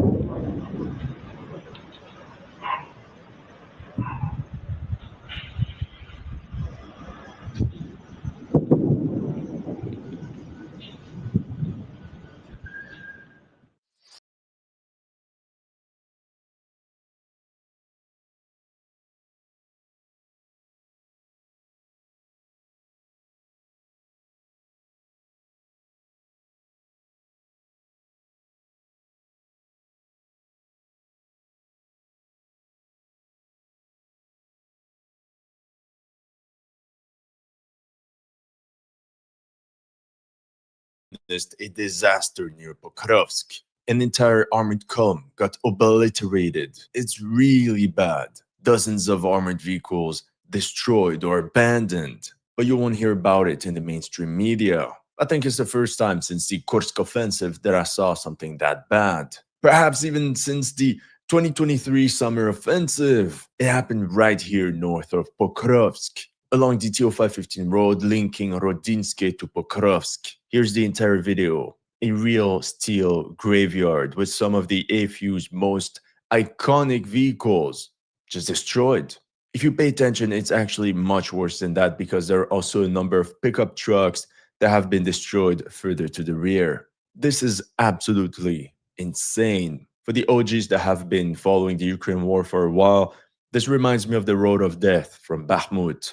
But it's actually much worse than that because of the precision of all these drones. So let's analyze what happened in detail. First of all, let's list all the vehicles that have been destroyed. So we have the US-made Max Pro MRAP, actually 2 Max Pro MRAPs and a US-made M113 APC. There's also possibly a Striker, not really sure. 2 Turkish-made Kirpis. We also have a Swedish-made BVS-10. You know, it's this 2-piece articulated armored vehicle. I can also see 1 Canadian Rushall Senator. And then we also have a bunch of Ukrainian-made vehicles. 2 UAT Gyorza 01, a BTR-4E, and 2 Novator 2s. And then we can also see the burnt down remains of 3 unidentified armored vehicles. That's 15 vehicles plus that pickup truck at the rear, 16 units that I can visually confirm, but other sources mentioned 22 wrecks of Ukrainian vehicles visible in that sector. What a disaster, really. 15, 16, or 22. It's really bad. This is what the war of attrition actually looks like. Now the tragedy for Ukraine is that it won't be able to retrieve any of these vehicles. Those are all complete write-offs. This is particularly catastrophic for units that are already running low on armored vehicles. However, this steel graveyard didn't happen at once, and this is probably why you didn't hear about it. This is actually the result of weeks of fighting. Those vehicles have all been destroyed between September and October 2025. And now, pay attention, it's not near the front line either. Like I said, the war of attrition, just weeks of resupplies and rotations hit by Russian drones. This is how it's done nowadays in Ukraine. You know, when you're so close to the contact line, the zero line, like the Ukrainians say, you won't see actual supply trucks or vehicles bringing reinforcements. It's all done via these infantry fighting vehicles, APCs, MRAPs. Put simply, it's like armored taxis. No joke, it's the Uberization of war. Rotations typically involve 1 fire team or squad at a time. And these soldiers bring all the supplies they need for 3 to 4 days. Ammunition, water, food, before being replaced by another team that also has all the supplies with them. So as a scale of magnitude, for example, the famous US-made Max Pro MRAP can carry up to 6 troops. The Ukrainian-made Novator 2 can carry 8 to 10 soldiers, the Turkish Kirpi 10 to 13, and the Canadian-made Rushall Senator up to 10 men. But that's in theory because with all the gear and the supplies, the real transport capacity is much lower, maybe half, so still a fire team for each vehicle. But yeah, when the Ukrainians lose such vehicles, rotations will take many more days. A year and a half ago, we were talking about 3-day rotations. But if you lose vehicles and because of all the drones, this 3-day has become 5 to 6, maybe even 2 to 3 weeks. This has made resupplying frontline units much more complicated. Oftentimes, the soldiers sitting in frontline trenches have to get resupplied by drone drops. And because of the limited carrying capacity of these drones, it takes forever. It's one trip after another. Losing vehicles and drones also makes medevacs much more difficult. As a result, many squads are just ordered to do everything by foot. Now, because of all these material losses, some units have no other choice but to rent the vehicles from other formations. So yeah, back to the steel graveyard. The website Lost Armor shows the confirmed drone strike for each of the vehicles that were destroyed. What's very interesting is that on the map, we can see that it's in this direction that most of these vehicles were heading, southeast, meaning across open fields near this farm towards Mirnohrad. So they were not going to Pokrovsk, which is on the western side of the road. More specifically, this happened about 3 kilometers away from the first buildings of Mirnohrad. So it's really this intersection that is a K-zone where all the vehicles have to go through and that is completely exposed. Now, apparently, these vehicles that were destroyed or abandoned belong to several Ukrainian units like the 38th Marine Brigade, the 14th National Guard Brigade Chervona Kalina, the 425th Assault Regiment Skala, very famous unit, and the 79th Air Assault Brigade. If you've been following the Ukraine war for a while, you'll know that these are elite formations. I say elite because they're not filled to the brim with mobilized personnel with little training like for other Ukrainian brigades. These ones managed to keep a decent pool of veterans, and because of their elite status, they also managed to attract a good number of volunteers as well. The few that Ukraine still gets to this day obviously prefer to go to elite units. Now, to be honest, if we cope a little bit, most of the vehicles that were destroyed are light vehicles. Yes, there was an M113 APC, a BTR-4E that were abandoned, maybe even a Striker, but from what we can see, it's still largely MRAPs and pickup trucks. And honestly, this is bound to happen, especially when cauldrons are tightening and supply lines eventually get exposed to enemy fire, or in this case, to enemy Chinese-made toys. All this to say that many of these vehicles are relatively easy to replace. So according to the data I have in front of me, so generally speaking, the UAT Gyurza 01, we're talking about 500 units being produced per year in Ukraine. As for the Novator 2, estimates mention 600 units to be produced in 2025. But as you can notice, in that steel graveyard, there's no tanks, no Leopard 2, T-64, or valuable IFVs like the M2A2 Bradley. And also, this wasn't the result of a botched assault on Russian positions, like during the 2023 summer offensive. It's simple resupply convoys that got ambushed. When you're inside one of these vehicles, you know that you have to cross this area at all speed. But if you're unlucky, you pick the wrong number, you're the one that's going to get hit by an enemy drone. Most Ukrainian vehicles will, of course, be equipped with electronic warfare equipment, signal jammers, but there's no defense against fiber optic drones, apart from shotguns. Oh yeah, there's also an interesting observation. You'll notice that in the video, the vehicles face all directions. This means they were struck both during the outbound and inbound trip. I'm giving you these details so you understand how difficult it is nowadays to just resupply soldiers at the front, to rotate them out.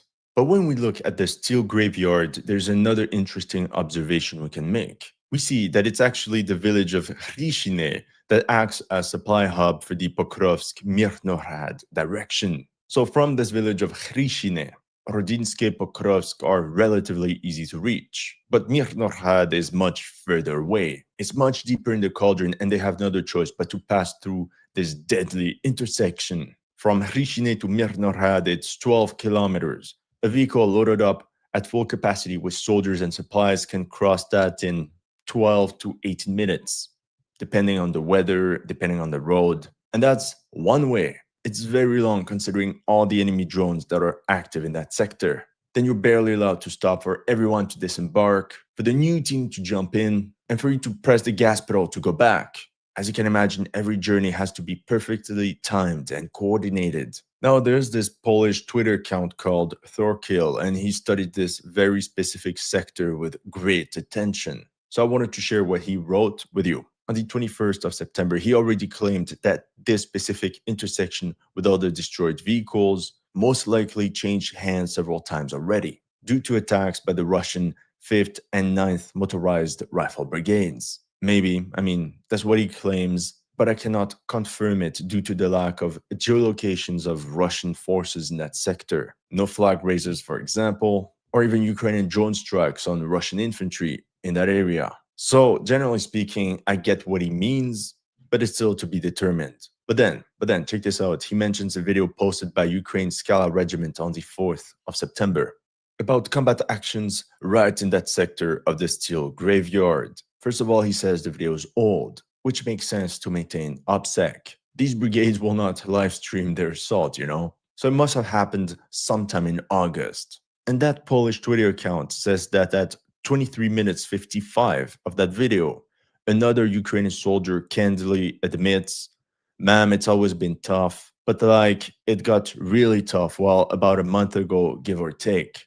They're blocking logistics by bypassing Pokrovsk and having the ability to cut off our logistics. That must have been the situation in early August already. So imagine the situation now in October. If we look on Deep State UA, this is the current situation of the front line north of Pokrovsk around Rodinske.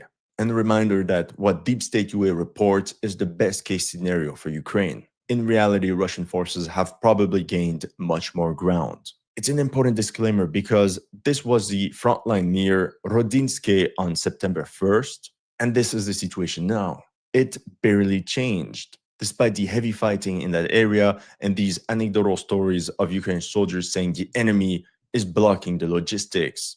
According to many mappers, the armed forces of Ukraine have already lost control of Krasny Liman and the eastern half of Rodinske as well.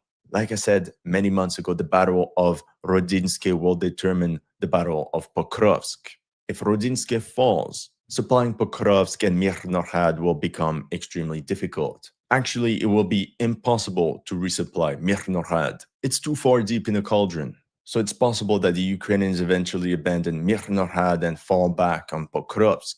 So if Rodinske falls, it's just a matter of time before Mirnorhad falls. The key settlement that Ukraine cannot afford to lose at the moment is the one we just mentioned earlier, Hryshine. Hryshine is from where supplies are dispatched for the entire Pokrovsk front. If Hryshine falls, it's GG well played. Anyway, that's all I have for you today. See you in the next one.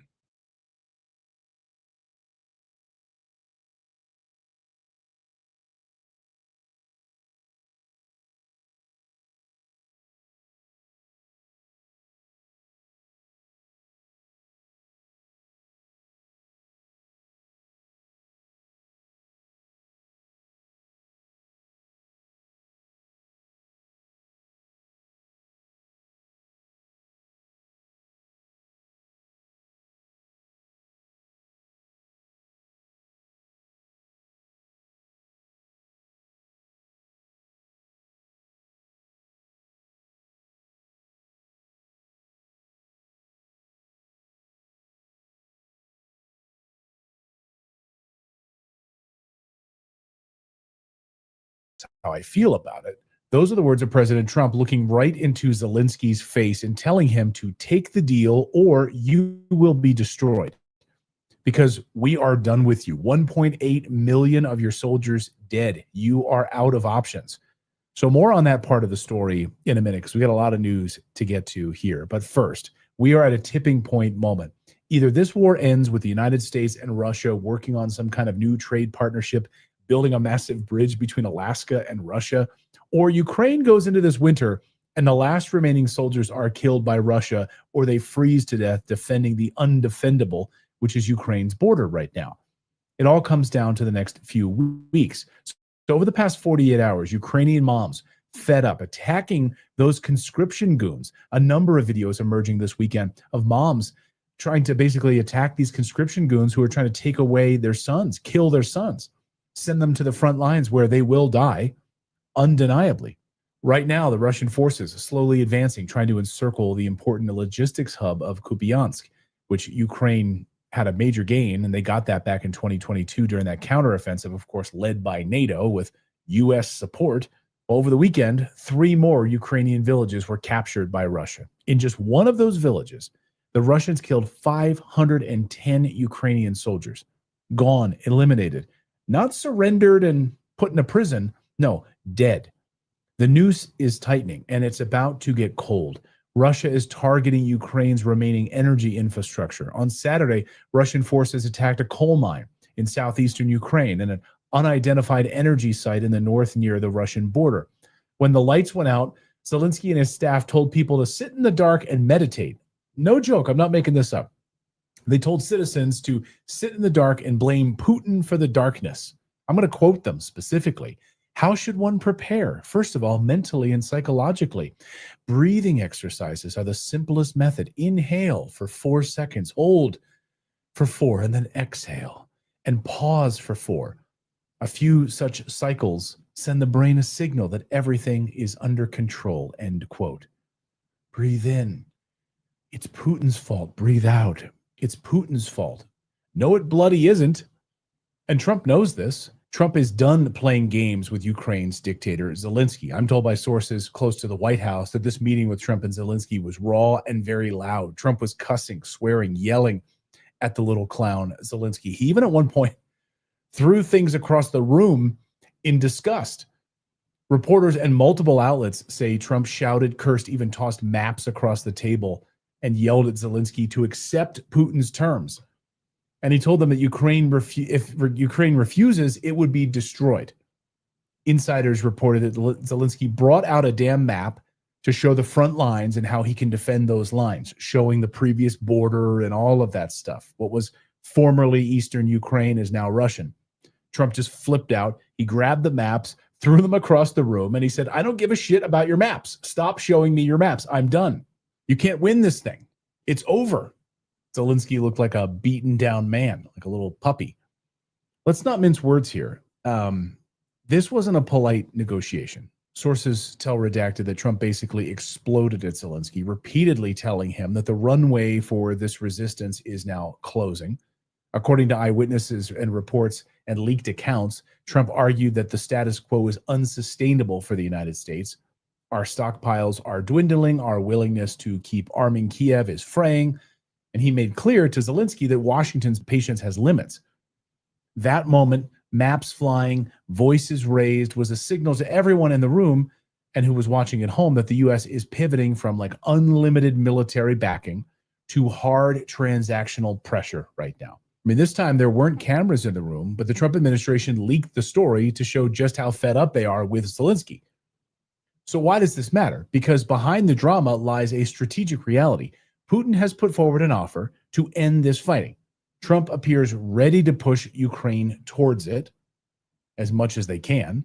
Putin's peace proposal, broadly cast as a freeze along current lines and potential territorial concessions in Kherson and Zaporizhia, it creates a brutal math problem for Zelensky right now. Accept a deal that codifies, puts into writing now, major Russian territorial gains. You know, the area that you were bombing for the last 10 years and killing all those ethnic Russians in a genocide. Yeah, that belongs to us now. You're done. We own it. It's now part of Russia. Sorry. Go take your ball and go back home. Or you can keep fighting. With diminishing external support, U.S. is pulling back, EU is even partially pulling back, and risk total devastation. Russia's response to Trump's new overture has been cautious but consistent. The Kremlin says the picture hasn't changed, but the geopolitical leverage has actually shifted. And now the biggest part of the story, this is like crazy. This is the biggest part, which is that Viktor Orban has stepped into this. Hungary's prime minister has unexpectedly stepped in to the role of mediator here, offering Budapest as the site for talks, calling his country an island of peace. This is huge. This isn't some neutral NGO or some obscure back channel peace deal. This is a NATO and EU member openly inviting both Washington and Moscow to the table. And it shows how irrelevant other EU countries are right now. I mean, this isn't happening in France or Germany. It's happening in Hungary. Orban hosting this discussion sends a message straight to Ukraine. Even within Europe, cracks are forming in the once solid pipeline of political and military support for Ukraine. When a fellow NATO leader says, hey, I'll mediate this thing, it changes the political calculus for capitals across the continent. And by the way, Orban has said he would be a no vote on any NATO forces in Ukraine. He's a big veto power. So they've run out of time and they've run out of support. It is over for Ukraine.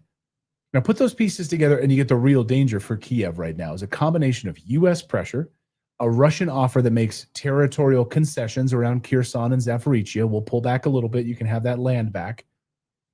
And a European mediator willing to legitimize talks that could freeze in place Russian gains. In plain terms, this could be Ukraine's last clear chance to negotiate terms that preserve some of its sovereignty.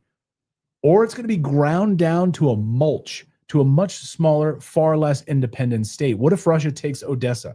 If Russia takes Odessa, you are now a landlocked country, and essentially you are not a country anymore. The stakes aren't abstract.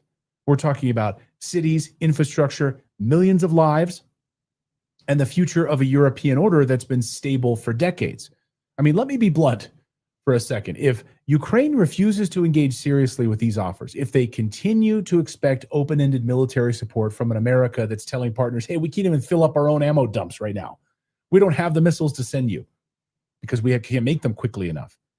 The consequences are catastrophic. Trump's posture is not just rhetorical theater here. He's signaling a policy that says the U.S. will not be the eternal safety net anymore. We cannot be. Our own missile supplies are running low, and we are $38 trillion in debt. We can't be your piggy bank anymore, tiny Zelensky. Basically, Trump was telling Zelensky, hey, who's your daddy? You are out of options without us. We are your daddy. It reminds me of that earlier White House meeting where Trump told Zelensky in no uncertain terms, you have no cards. So here's how I see it playing out. First of all, the U.S. is signaling that it won't shoulder this war indefinitely. Second, European countries are beginning to move towards negotiated outcomes that may be able to preserve peace. But yes, Ukraine will need to give up that land. Sorry, Eastern Ukraine is gone. It's now Russia. And third, Russia, they hold all the cards.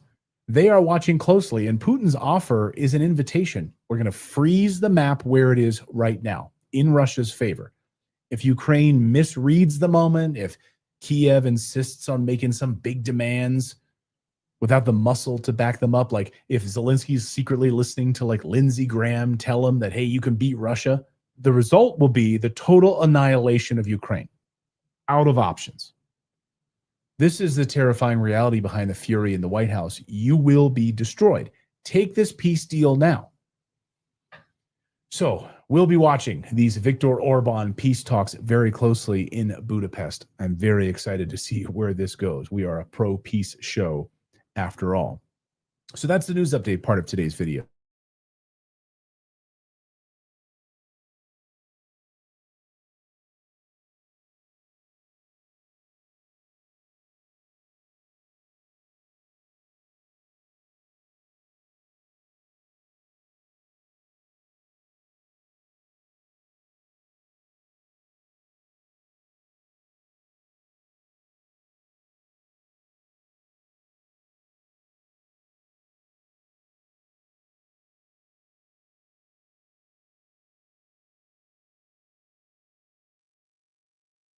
Central bankers, 4620 are going doors, of course, is the cancellation. I don't know if it's a permanent cancellation, but the cancellation of the meeting in Budapest between President Trump and President Putin. This apparently occurred after our mutual friend, Foreign Minister Lavrov, spoke with Secretary Rubio, and Rubio indicated some demands or positions that were so at odds with the Russians that they decided it wasn't time to meet. What's your take? What's your understanding, Larry? Trump administration needs to go see an audiologist, one of those ear doctors that checks their hearing, because Russia's position has been quite clear, very firm, no vacillation since June 14th of 2024. So we're now, a year and 5 months after that? And their position was this. First of all, the West is going to recognize Donetsk, Luhansk, Kherson, Zaporizhia, and Crimea as permanent part of Russia's territory.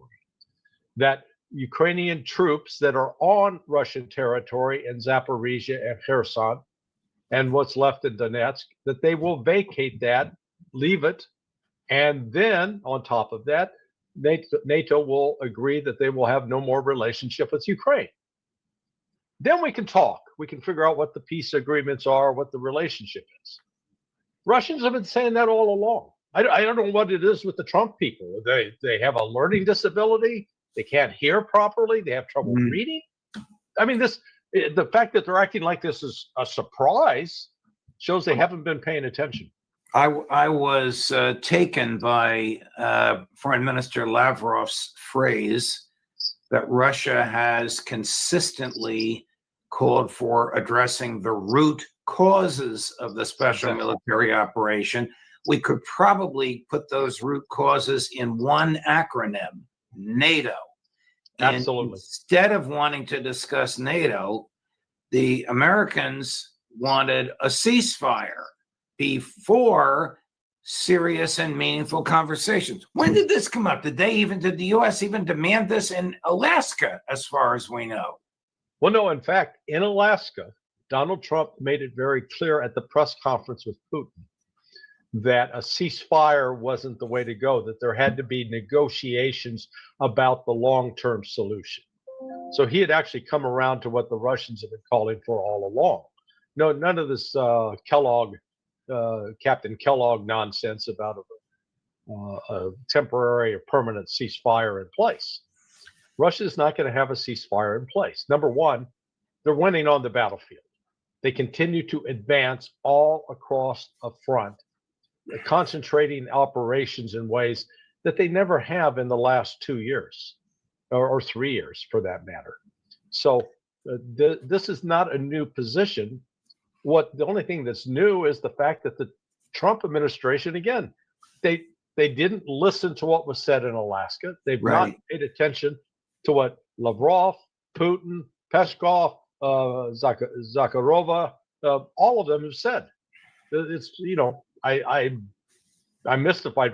My take on this before was that, they'd meet in Budapest and maybe discuss, hey, let's name our ambassadors so we will be in constant communication. Let's upgrade relations. Let's settle, return our property that you, the United States, have taken illegally. To start, hey, let's have direct flights between Moscow and New York or Washington, D.C. Let's stop with the travel bans. But, here's Trump missing an opportunity to have an opportunity to make peace. You and I spoke with some rather significant people, and we heard many times the disappointment, I'm speaking the Russian disappointment, that those initial steps weren't even taken. There's the U.S. Embassy. It's empty. It's a magnificent complex. There's only a half dozen people working there. It takes you forever to get a visa. They could have resolved the type of thing you're talking about. Direct flights, direct communications, allow my Amex card to work in Moscow, fill the embassies with people, return the seized assets.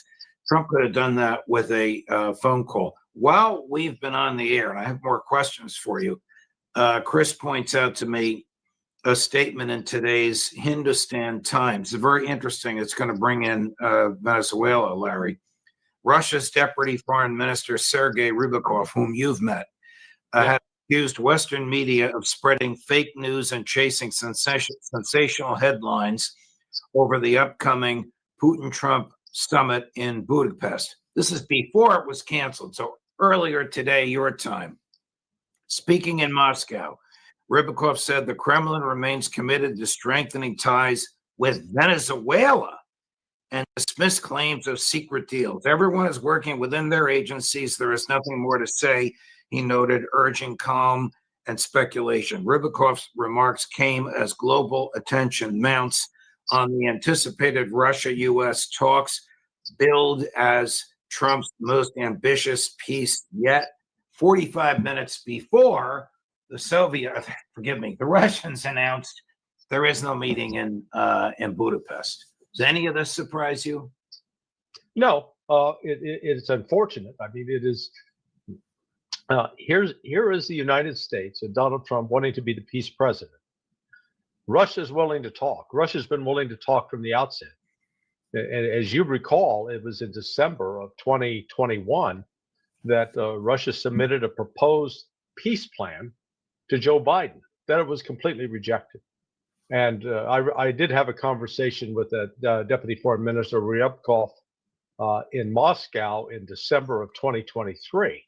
And at the time, he lamented the fact that there was no communication going on between Russia and the United States at the time. Now, since then, the Russians have been happy to admit, finally, they are in communication with the State Department, with the Secretary of State, and with the White House.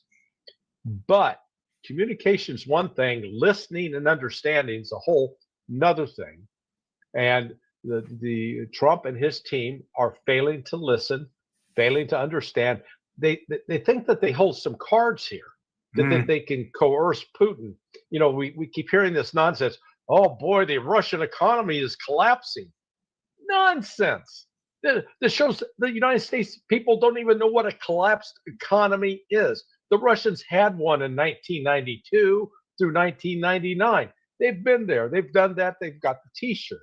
I just sat in a traffic jam with our friend Igor for about an hour and a half getting from Rick Sanchez's studio at RT to my hotel because there were so many cars in the street, not lined up to get gas. Yeah, they're just going home. It's rush hour. You got to give Igor my best. I want to ask you about tomahawks, but before we do, here's a noted Russian expert discussing tomahawks just a few minutes ago. Obviously, we saw that just a few days after the peace deal was announced, it's already been broken. Right. And the Israelis are saying now they have a right to go in there and reattack, which they have. What do you make of that? Well, when we saw the peace deal, the alleged peace deal at Sharm el-Sheikh, you had Donald Trump, you had all the guests, like a wedding. You had the Europeans and you had the Gulf Arabs and you had a couple of Muslim nations, the Turks and the Indonesians. You didn't have a bride and groom, okay? Right. There wasn't the Gaza bride and the Israeli it's groom. like the in-laws decided. Yeah, so we're going to have a wedding ceremony, except there's nobody to exchange vows. Yeah. So as soon as you saw that, you knew it was a hoax. Yeah. And I wrote about that on my blog at Sonar 21. And I said, this is a hoax. And based upon the history of previous ceasefires, at best this will last a year. Well, it didn't even make it 3 weeks. All right, we have a number of clips of you. I thought that was about tomahawks, but you have been consistent in describing the Witkoff, Jared Kushner, Donald Trump Gaza deal as a wedding without a bride and groom. Since you and I parted on Sunday, we have learned of a Israeli general revealing off the cuff. I don't know if he knew it was being taped. Ray saw the tape. I just saw a description of the tape.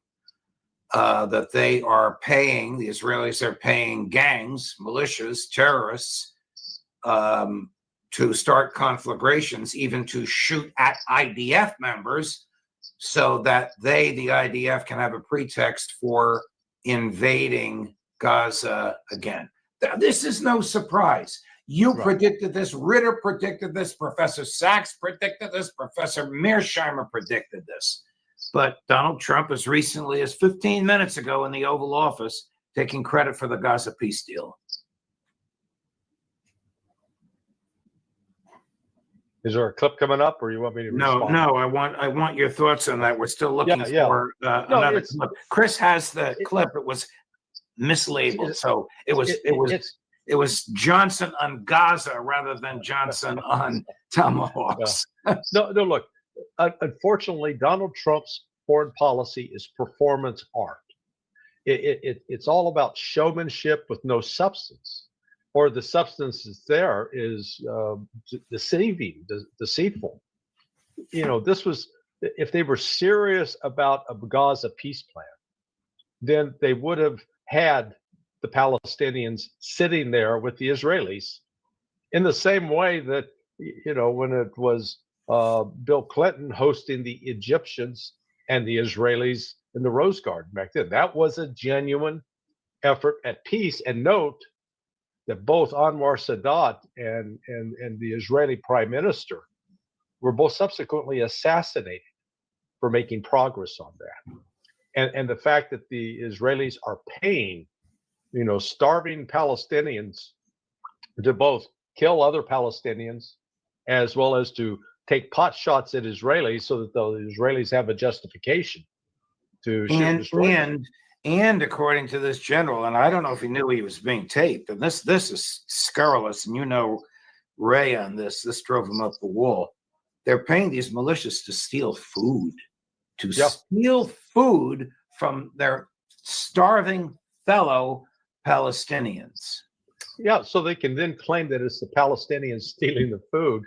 And it's all, look, we've known now for years that in the early days of Hamas, They were being paid for by Israel because Israel wanted to use them to sabotage any chance at the peace process.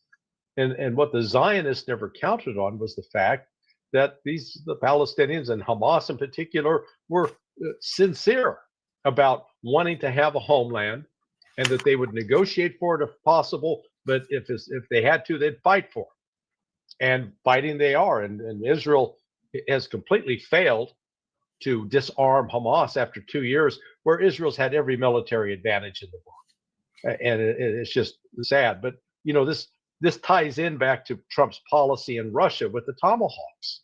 Because once again, I have never I have had extensive conversations today with in the last 2 days with 9 different people, including the head of the Communist Party in Russia, who's they're the largest opposition party that operates in Russia, with the former prime minister of Ukraine, who served as prime minister in Ukraine from 2010 to 2014, just before the Maidan, as well as a couple of different generals, including Abdi Aludinov, who was we call him the hero of Kursk.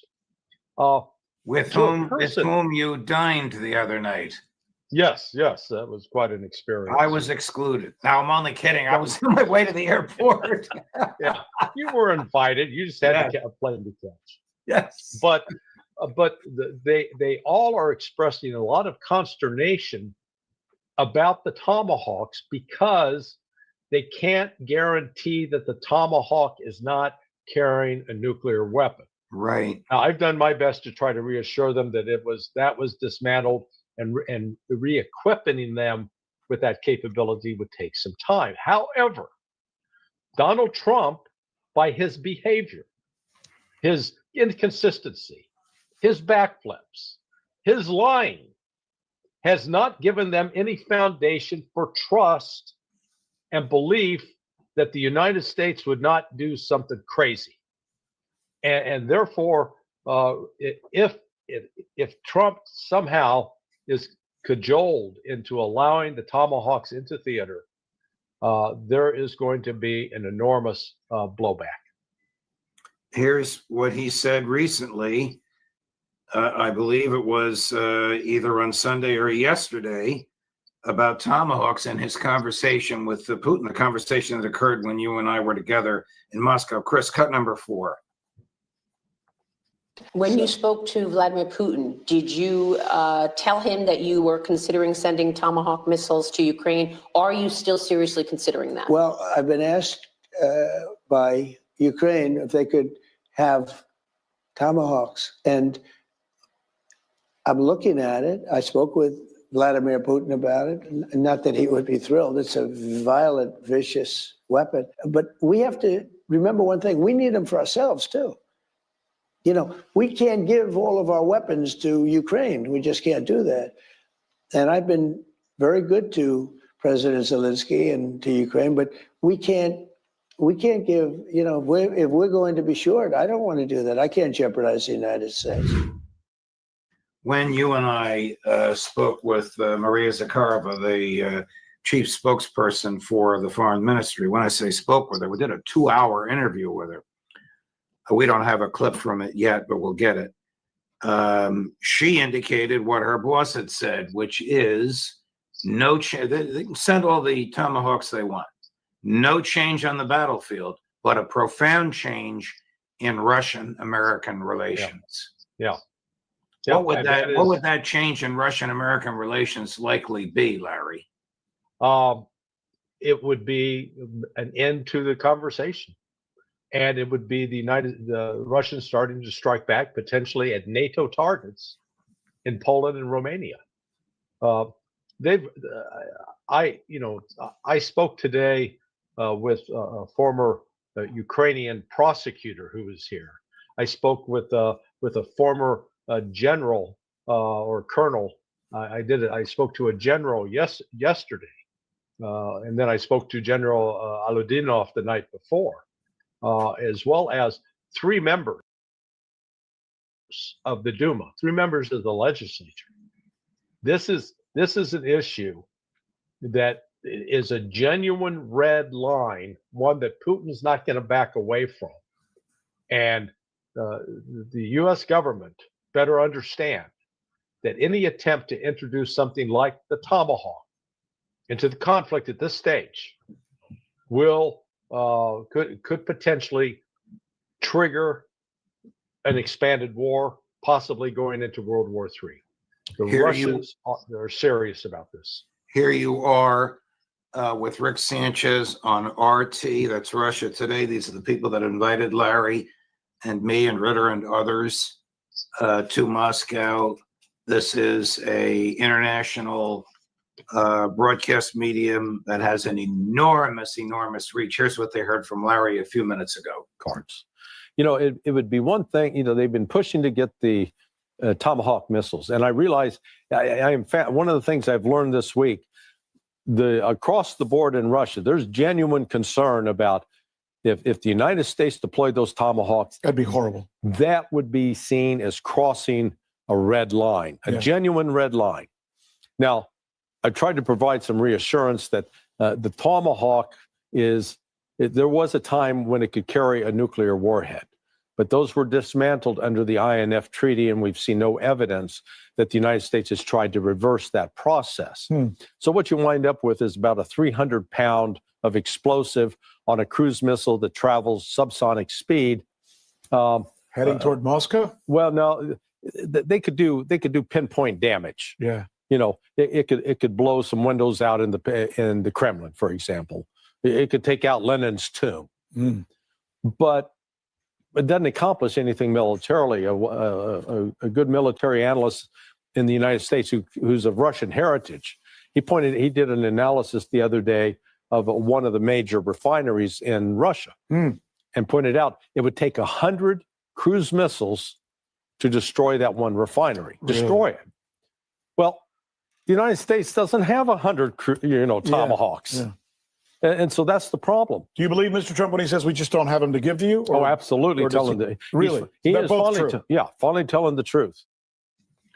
My impression, not only from Maria Zakharova, but from the other Russians with whom we spoke, is that they get Trump. They understand him. They know he's filled with bravado, that he changes his mind, that he makes threats, that he says this and that. I think 90% of the stuff goes in one ear, out of the other, and out the other, with the exception of the Tomahawks, because you and I were deluged with concern about that.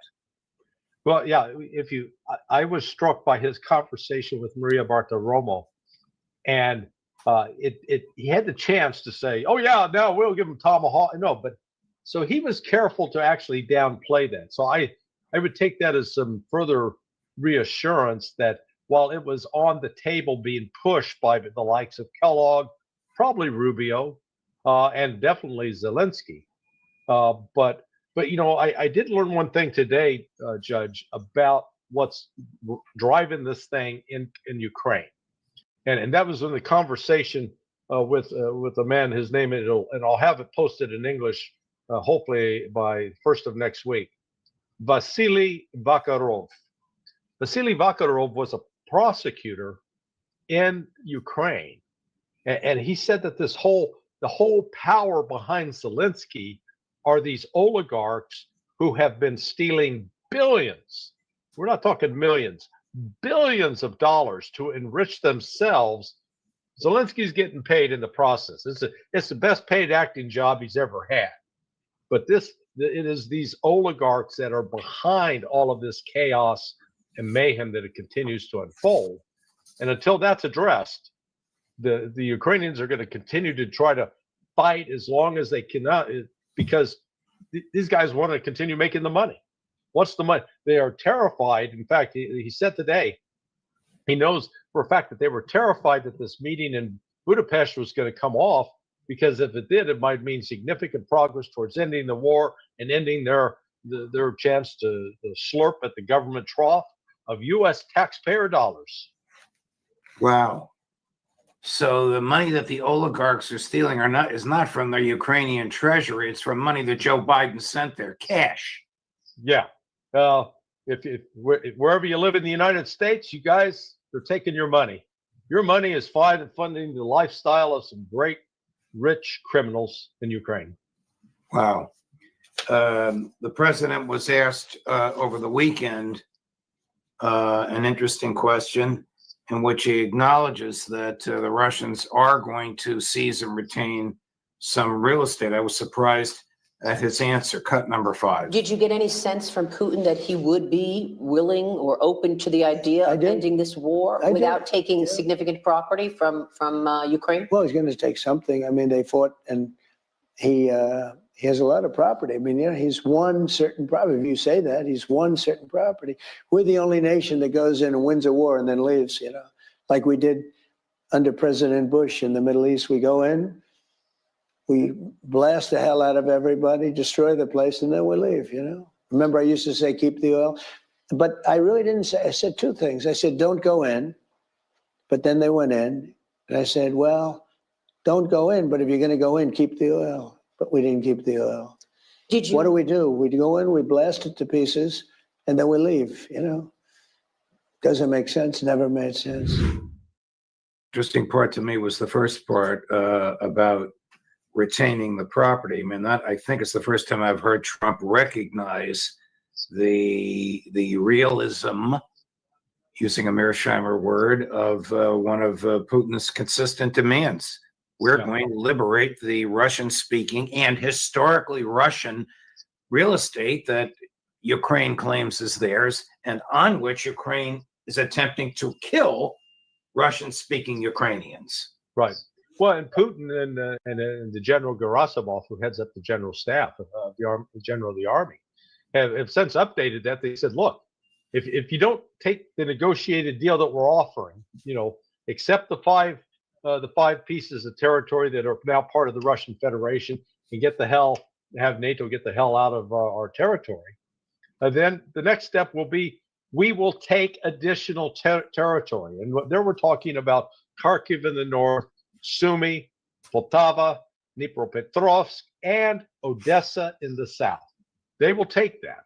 And frankly, Judge, I think, we'll write this down, see if I am correct, but my prediction is this war will continue until the Russians have secured all of that territory that is east of the Dnieper River, as well as Kiev. They will take Kiev, they will take Odessa, and there will not be much left of Ukraine. In fact, the former prime minister that I spoke with today, Azarov, he pointed out, he said, look, when I took office in 2010, he said there were 57 million Ukrainians.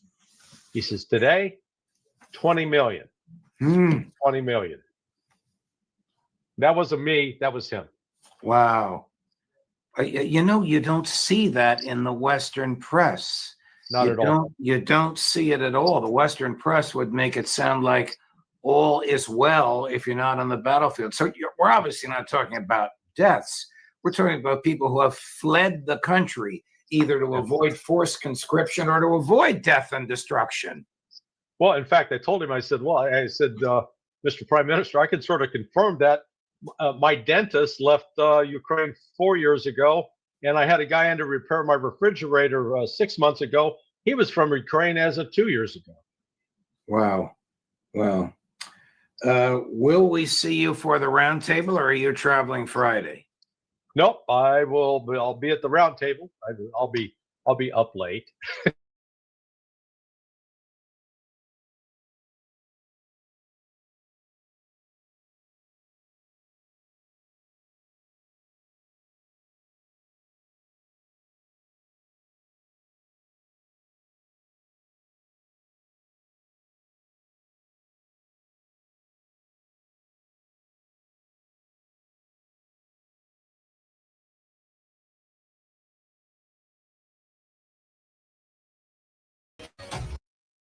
We get to Anchorage and Budapest, and before we get to Presidents Trump and Putin on the phone, and Trump and Zelensky in the Oval Office, is there any question in your analytical mind but that the Israelis will find some way, some excuse to restart the violence against the Palestinians in an effort to exterminate them?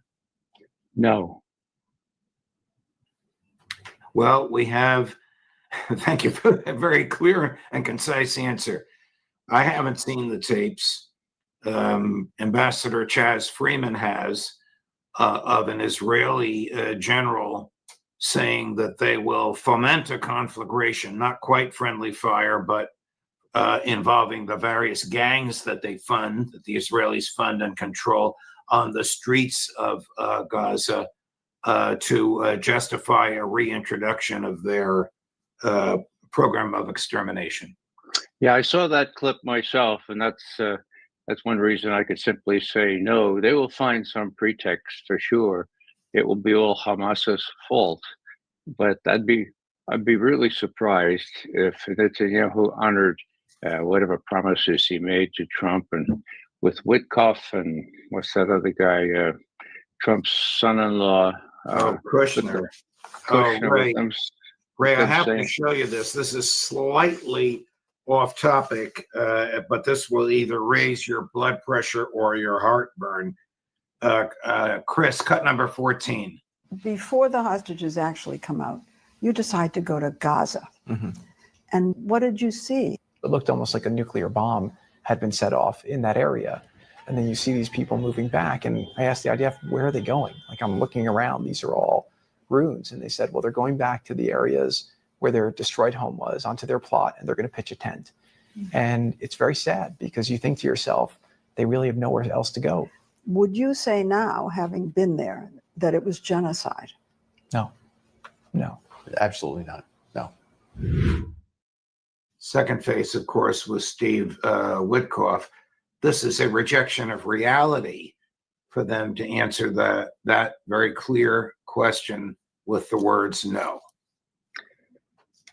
Judge, you have people who are appropriately labeled as sociopaths. I know them because they used to run and own an exorbitant rent from people living in my neighborhood in the apartment houses in the Bronx, which they owned. They care not a whit for other folks, and for them to deny that this genocide, is just kind of par for the course. They could live in denial. The reality is such that the American people should really know, as increasingly numbers of us do, that this is genocide and it shouldn't be allowed to happen again. Never again should be more than just a slogan. Right.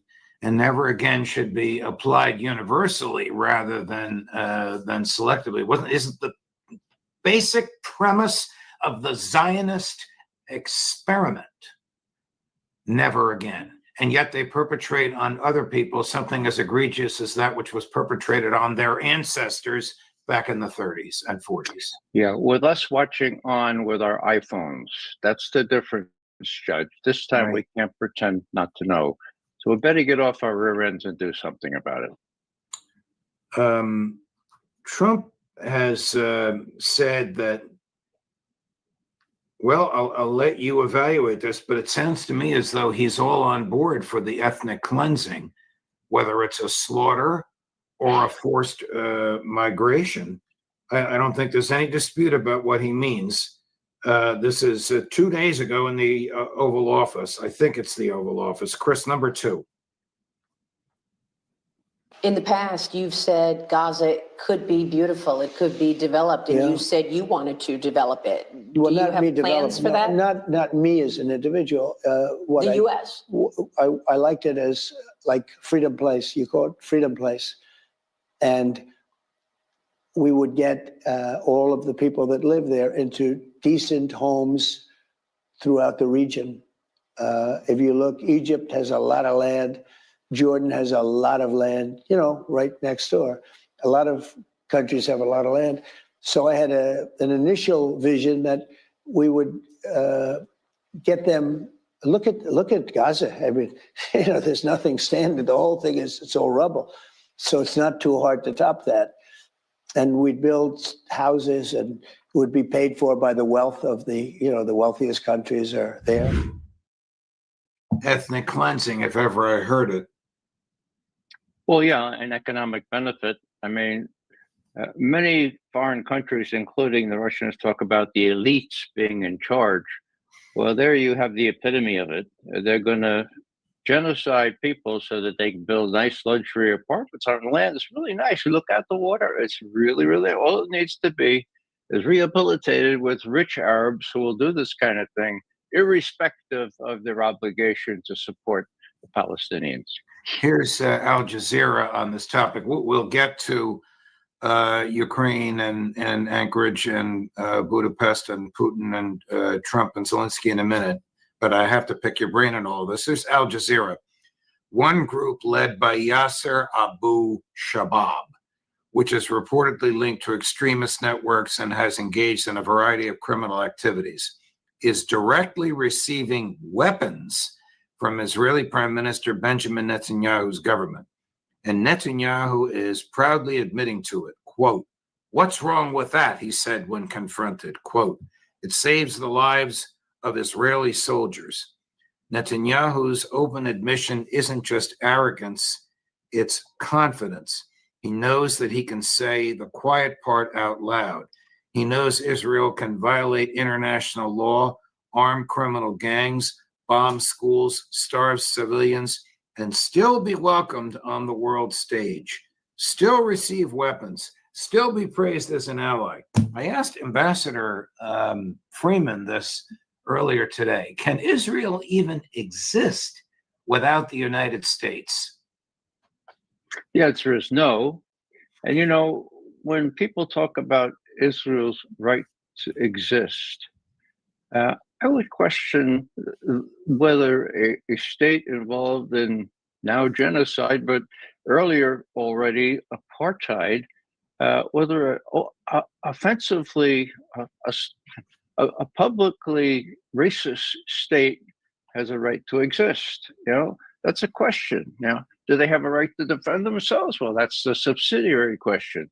But whether Israel has the right to exist in its present form with people doing what they're doing is a question for the first time in my mind. Right. All right.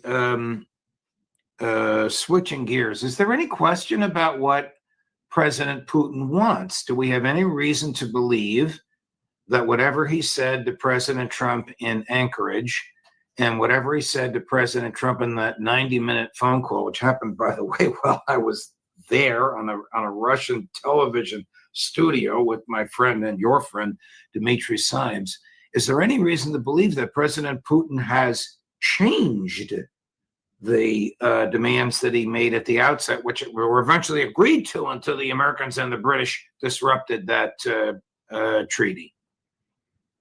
Which treaty are you referring to? The one in Istanbul that had been negotiated in the spring of 22. Istanbul 1, yeah. Right. Well, I think the way the Russians look at it is, look, we need to bail Trump out whenever he needs us to bail him out. We did it in early May. We did it again since, and now we've done it with respect to what he faced in terms of the Tomahawk issue and all this business. And so it was Putin who called Trump the last week. And when Trump jocularly says, you know, I said to President Putin, I said, well, in a jocular way, well, how would it be if I sent thousands of Tomahawks for Ukraine to use? And then Trump says that, and he didn't think that was funny. He didn't like that. Okay. Well, it reminded me when I was studying Russian. Okay, our Russian teacher, really good one, didn't really know that the word laugh need a preposition after it. And so we acted up and she would say, who are you laughing? What are you laughing? This is nothing to laugh. And of course, we would laugh some more. That's what Putin said to Trump. Who are you laughing? This is nothing to laugh, okay? Now, Trump gave in, as he usually does when he's stressed, just as he did at Anchorage. He said, okay, we would like an immediate ceasefire. I give up on that idea. Let's continue. So what I'm seeing here, looking toward Budapest, is the Russians wanting to approach this at a very high level, a bilateral level. They want to increase a decent relationship with the U.S. And what I think will be top of their agenda would be getting Trump to agree to adhere to the restrictions on offensive missiles and bombs done by the new START treaty, which expires in February 5. That offer has been on the table for a month now. They still need an official response from Trump. Trump said, well, I think that sounds like a good idea. I think that may come out of Budapest. And the other thing, is, how about this pipeline under the Bering Strait? Now, I have economists telling me that, look, there are very small limits to how much Russia-U.S. economic relations can grow. I say, yeah, but the symbolism here is incredible. Right. Hello, Kirill Dmitriev. Now, bear in mind, he spent 13 years from middle school through Stanford and his MBA from Harvard in the United States. So did Margarita Simonyan, the head of RT. They started out by being hosted by families in New Hampshire, okay? Why do I say that? They know the American people. They've lived here. I dare say they must like the American people, but most of them are pretty likable, right? And so they distinguish between these elites and the people in the United States. They are uniquely positioned to advise Putin and the others to do sensible things. Now, on the other side of things, how many U.S. leaders or policymakers ever set foot in the Soviet Union, much less Russia? Larry and I spent about 90 minutes interviewing Maria Zakharova. Zakharova.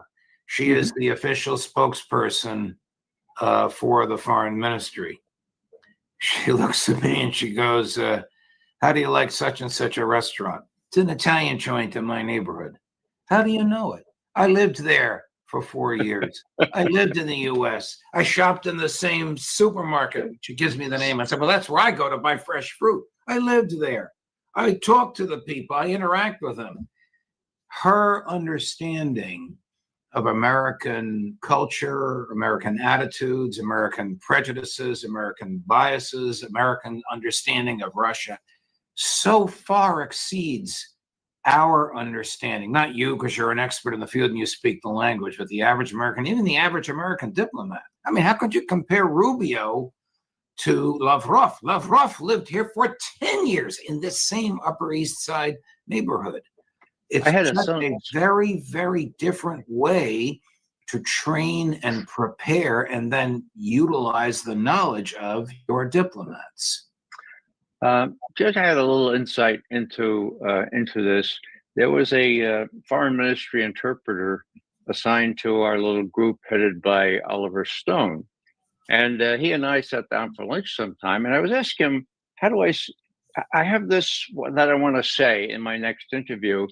Could you just check it out, see if it's idiomatic Russian, and maybe give me a better way to say it? And so I wrote it out, and he looked at it and he said, you write Russian cursive. I said, well, yeah. I never learned how to print. But I mean, doesn't it? He said, no diplomats write Russian cursive. How did you learn it? God. So, it's not hard. Russian cursive is a lot easier than doing those little znachki. So this is just an indication of not only professors or others. Many professors are good, but not too many. And then you have the diplomats who can hardly speak Russian and we've asked them to write it. They have to sort of do the characters as in printed Russian instead of the cursive. So there's a lot of people in Russia that know which end is up. And I think that they're advising Putin, look, just kind of relax, take your time. You're winning in Ukraine. This is a biggie coming to Budapest. You have a couple of really good things you have to do. How about some symbolic significance to this Bering Strait tunnel? It may not be possible. Well, most of engineers say it is possible. Well, let me 8 years. Let me Well, 8 stop you years. for a second. Chris, can you put up the full screen of the Bering Straits? Now, I guess there are two proposals. They may be wild-eyed. I don't know. You tell me. One is a pipeline. The other is an actual tunnel through That's which right. vehicles, private motor vehicles and commercial vehicles would be driven. Well, actually, it's a railroad that's most in vogue here. The distance is 65 miles, 100 kilometers. There are two islands right in the middle. It's eminently doable. And the interesting thing is that Dmitriev, who's the same fellow I told you spent 13 years in the U.S. and who's been touting this thing since April. That came out in one of his statements this past week.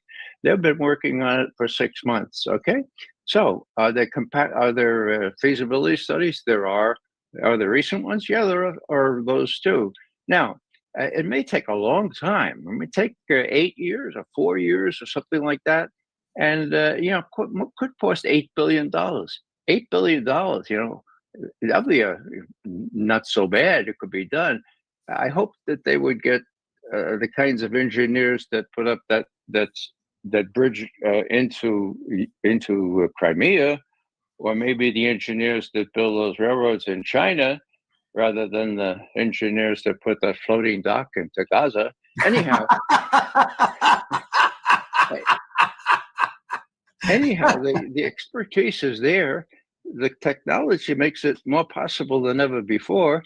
And the symbolic value, that at this point in time, were they to agree to do that, well, that would be linkage, the old concept of linkage. You link that to progress in arms control, even if it's only an agreement to abide by earlier constraints for another year, and you put that together with other things that are doable at this point. That's what the Russians are after. Now, what is Trump after? Well, he's after a personal meeting with these people. He's interested in trying to get them to do something about Ukraine, but Ukraine is gone. It's lost. And by the time they get together, the Donetsk, most of it will be completely cleared of Ukrainian troops. So that's the facts on the ground. The other thing is that who wants Ukrainian people to freeze this winter? I don't.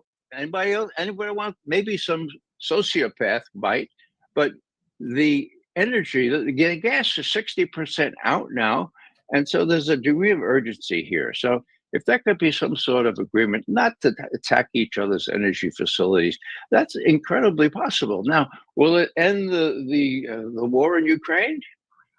I don't think it matters very much to the Russians. They've already won. Would it help Trump? Well, it might, but he's already discounted the Europeans, and he's put Zelensky in his place. No tomahawks, no nothing. We'll sell what we can to the Europeans that don't have any money to buy them, and then they'll give them to you who don't have any money, any troops to man them. It's quite a deal that's being cruciated about.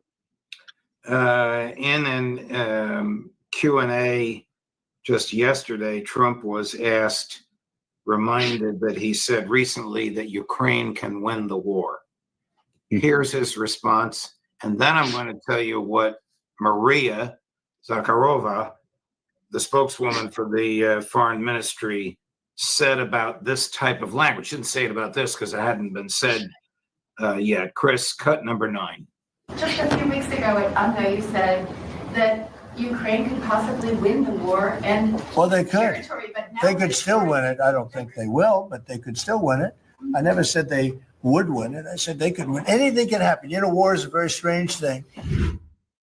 Does not get under their skin. They understand this, as you've explained, as a politician addressing his base. Yeah, Zakharova and others have said, look, this is his style. We come to expect this. They don't say it in these terms, but he runs off at the mouth. Please don't take it seriously. Sometimes he's overwrought, and often he exaggerates. They say that. So the real stuff comes when Putin calls Trump and says, look, this is nothing to laugh. Okay, let's get together and see if we can improve our bilateral relationships. If we can do Ukraine, that's good too. But look, we're winning. And, if you can prevent Ukraine from freezing, the Ukrainians from freezing all winter, well, we're willing to talk about that. But they would have to stop doing what they're doing to us. And, there are lots of ways we can deal here. We don't care about territory. We care about killing the Ukrainian army, which has been accomplished 90%. And then we care about denazification, but we're willing to wait. Once the army goes, the Nazis may flee. I forgot to mention this when we were on discussing Gaza, so we'll just jump back to it for a minute. This will turn your stomach. Minister Smotrich saying there will be Jewish settlements in Gaza. Chris, number 15. Right now, we have the opportunity, especially today, to stop everything and say for a moment, the hostages, thank God, life has returned. That was the main argument for why we are not continuing the war. And now we need to return to fighting. We need to go back to war. We need to unleash the gates of hell upon them. Judge, 5 or 7 years ago, Matt Ho and I went with the Veterans for Peace delegation to the West Bank, and we saw the worst of it. We were fired at, first by the settlers, and then, well, we weren't fired out by the local police, but they allowed the settlers to have their will with us. Now, we climbed back up this mountain, and I heard fire that I hadn't heard since basic training, okay? It was rifle fire. It was from an M1, for God's sake, okay? I turned to Matt and said, is that what I think it is? He says, yes, it is. Get your head down, for God's sake, McGovern. So we know what it's like to be harassed by the settlers.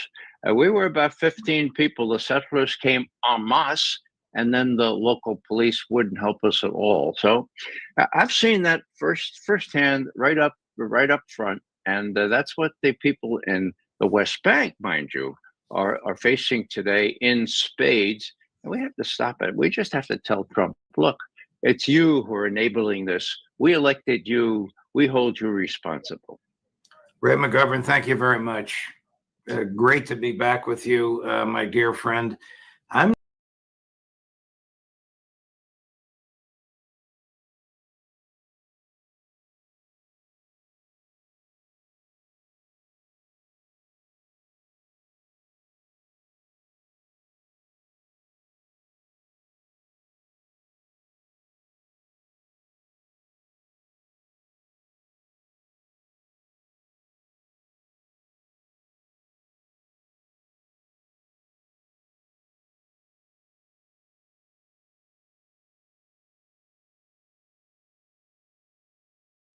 It did not go well.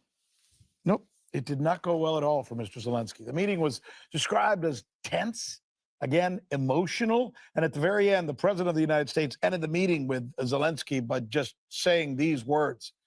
I think we're done here. You never want a meeting to end with those words. Look, Zelensky is simply not in a good place right now. He is losing militarily. There's no doubt about that. His approval numbers are horrid amongst his own people, right? And his soldiers are deserting along the front lines. In fact, the picture is so bleak, even a British field marshal, right? British keyword field marshal and 5-star commander says it's over for Ukraine. Let me show him to you. This is the guy right here. This is the field marshal, and Lord David Richards is his name. He's one of the highest ranking officers in the British military. And he's just come out and he said that Ukraine cannot win its war with Russia and should negotiate peace terms now. Why? He says, look, they just don't have enough soldiers. And they can't depend on NATO. NATO will not and should not, he says, fight this war for them. Here he is. What we have done in the case of Ukraine is encourage Ukraine to fight, but not give them the means to win. Well, it isn't that's not the same, though, surely, as saying they can't win. It is given the right resources, they could win, yes, which is my view. Yes, my view is that they would not win.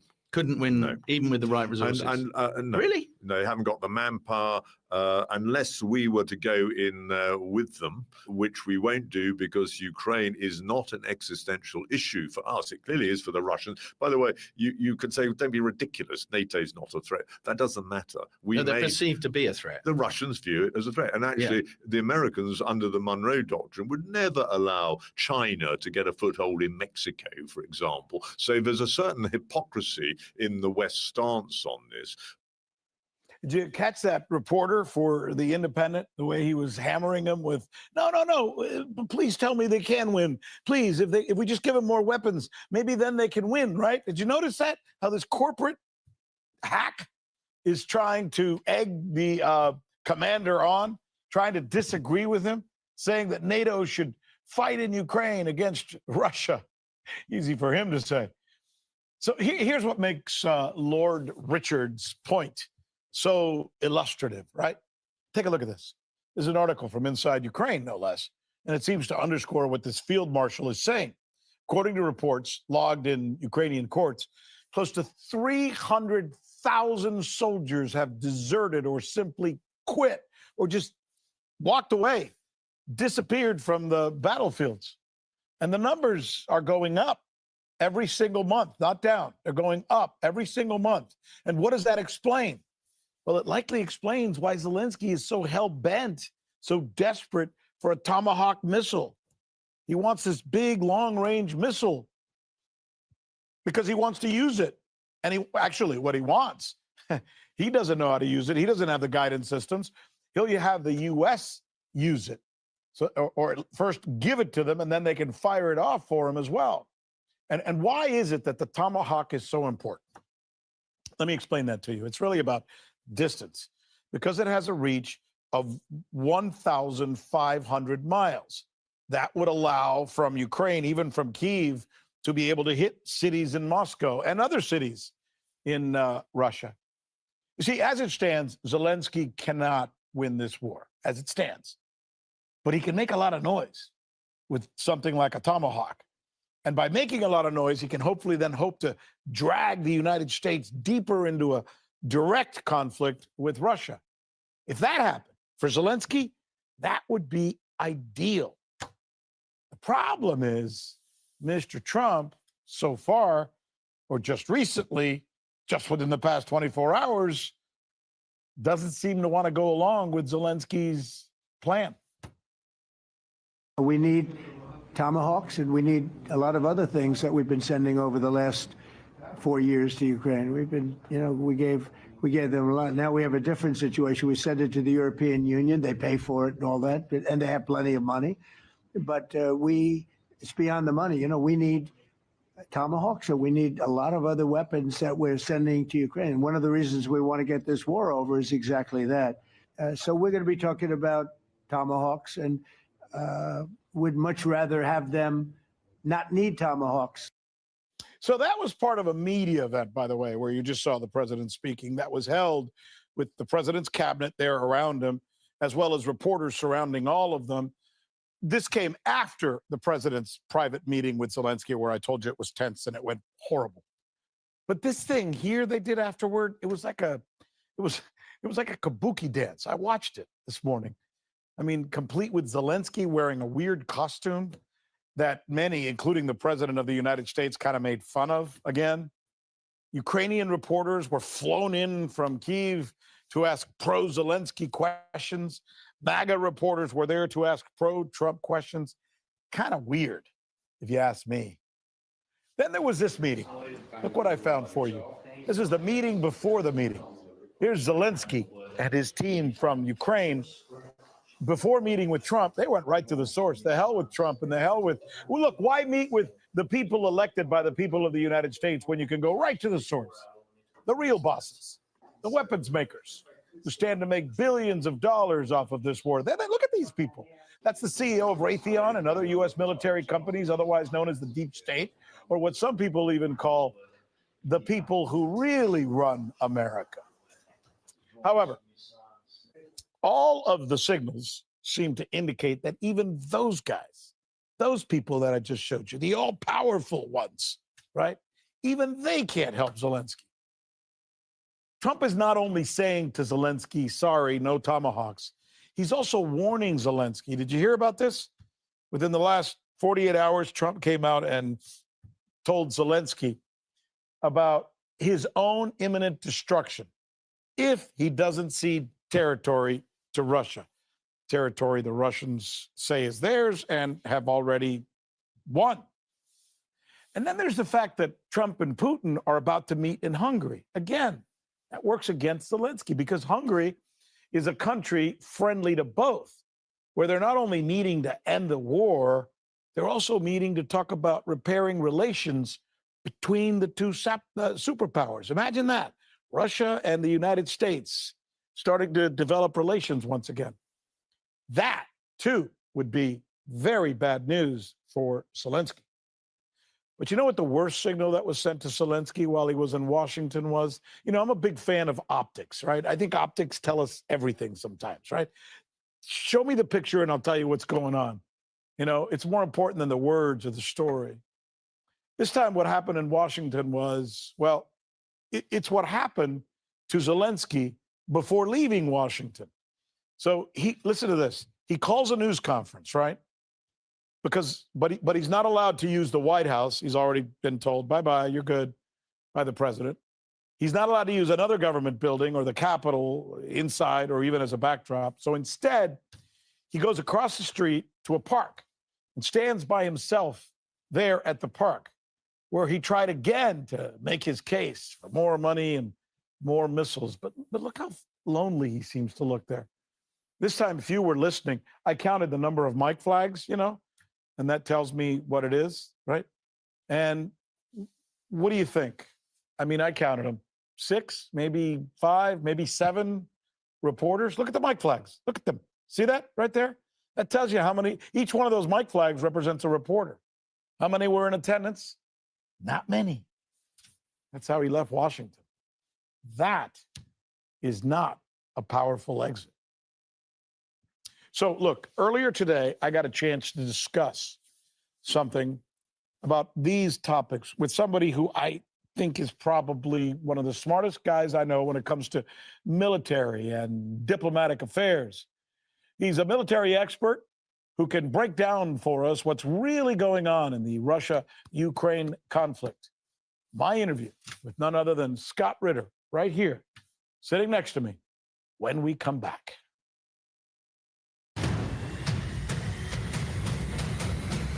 For many of these topics that we have been discussing, I can't think of someone more appropriate to discuss these with than Scott Ritter, who's good enough to join us here. Scott, as you know, is one of the most courageous voices in the world. He's a former UN weapons inspector. He's also a Marine, something he boasts about proudly because it's part of who he is. It's part of his man. Am I right? I mean, The best career choice I ever made was going to the United States Marine Corps. Why do you say that?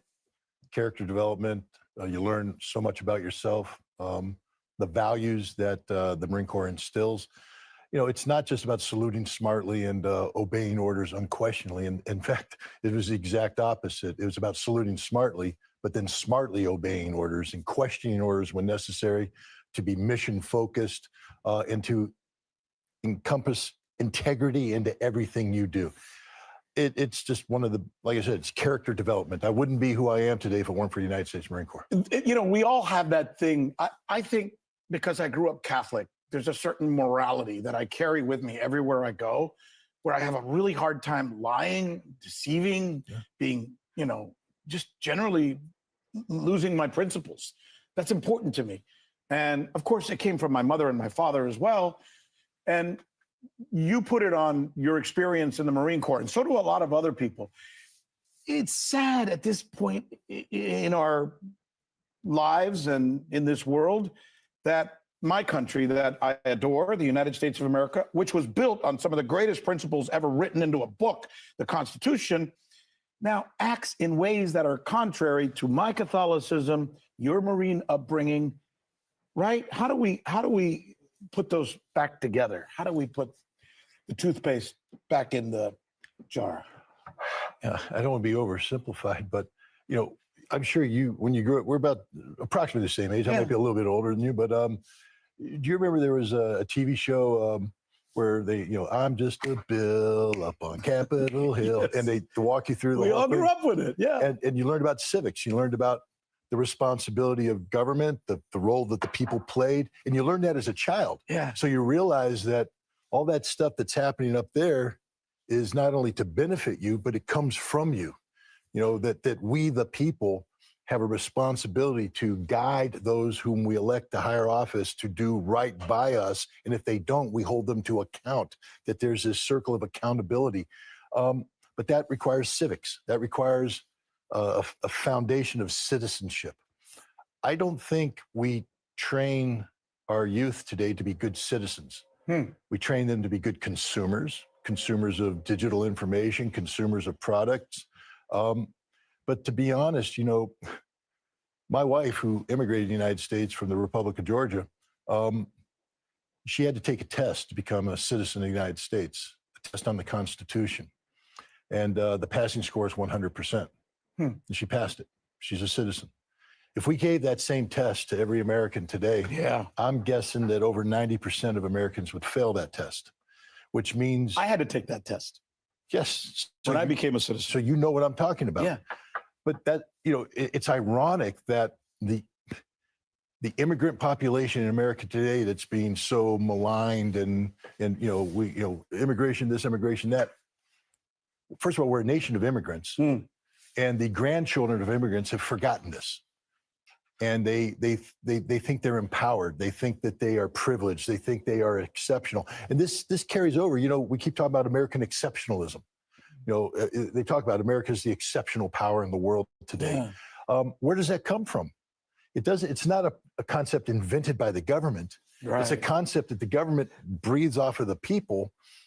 Exceptionalism, you don't get to anoint yourself to be exceptional. Exactly. Exceptionalism is earned. Yes. You know, not given. And yet, exceptionalism is Scott Ritter standing up to the powers of the world at that time, the Western world, who were trying to tell us that we should go to war with Iraq because they had everything to do with 9/11. They didn't.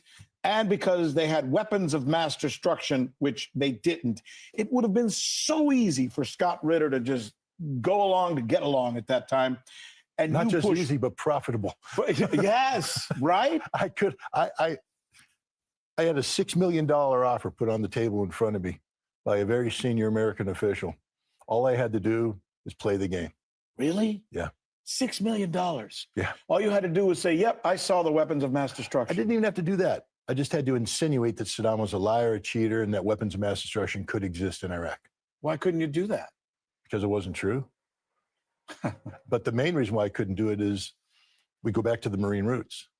Yeah. You see, when I joined the Marine Corps, I joined to serve my country. Now, I understand that I don't get to make the decisions about when we go to war and who we go to war with.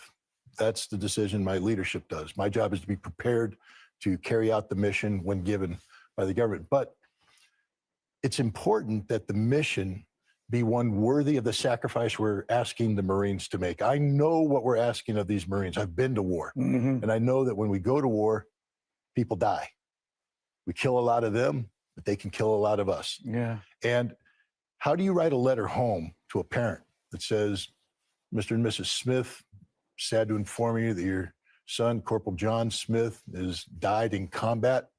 And how do I write a letter that makes them think beyond the tragedy to say, this was a sacrifice.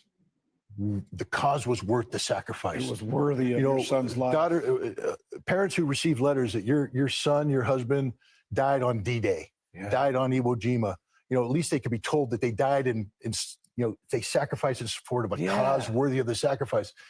But to sit there and say, I'm going to lie to make $6 million so that we can go to war that we fought by Marines who are going to die. How do you write that letter to the parents? You can't. Yeah. You can't write that letter. So, nah, it just wasn't going to happen.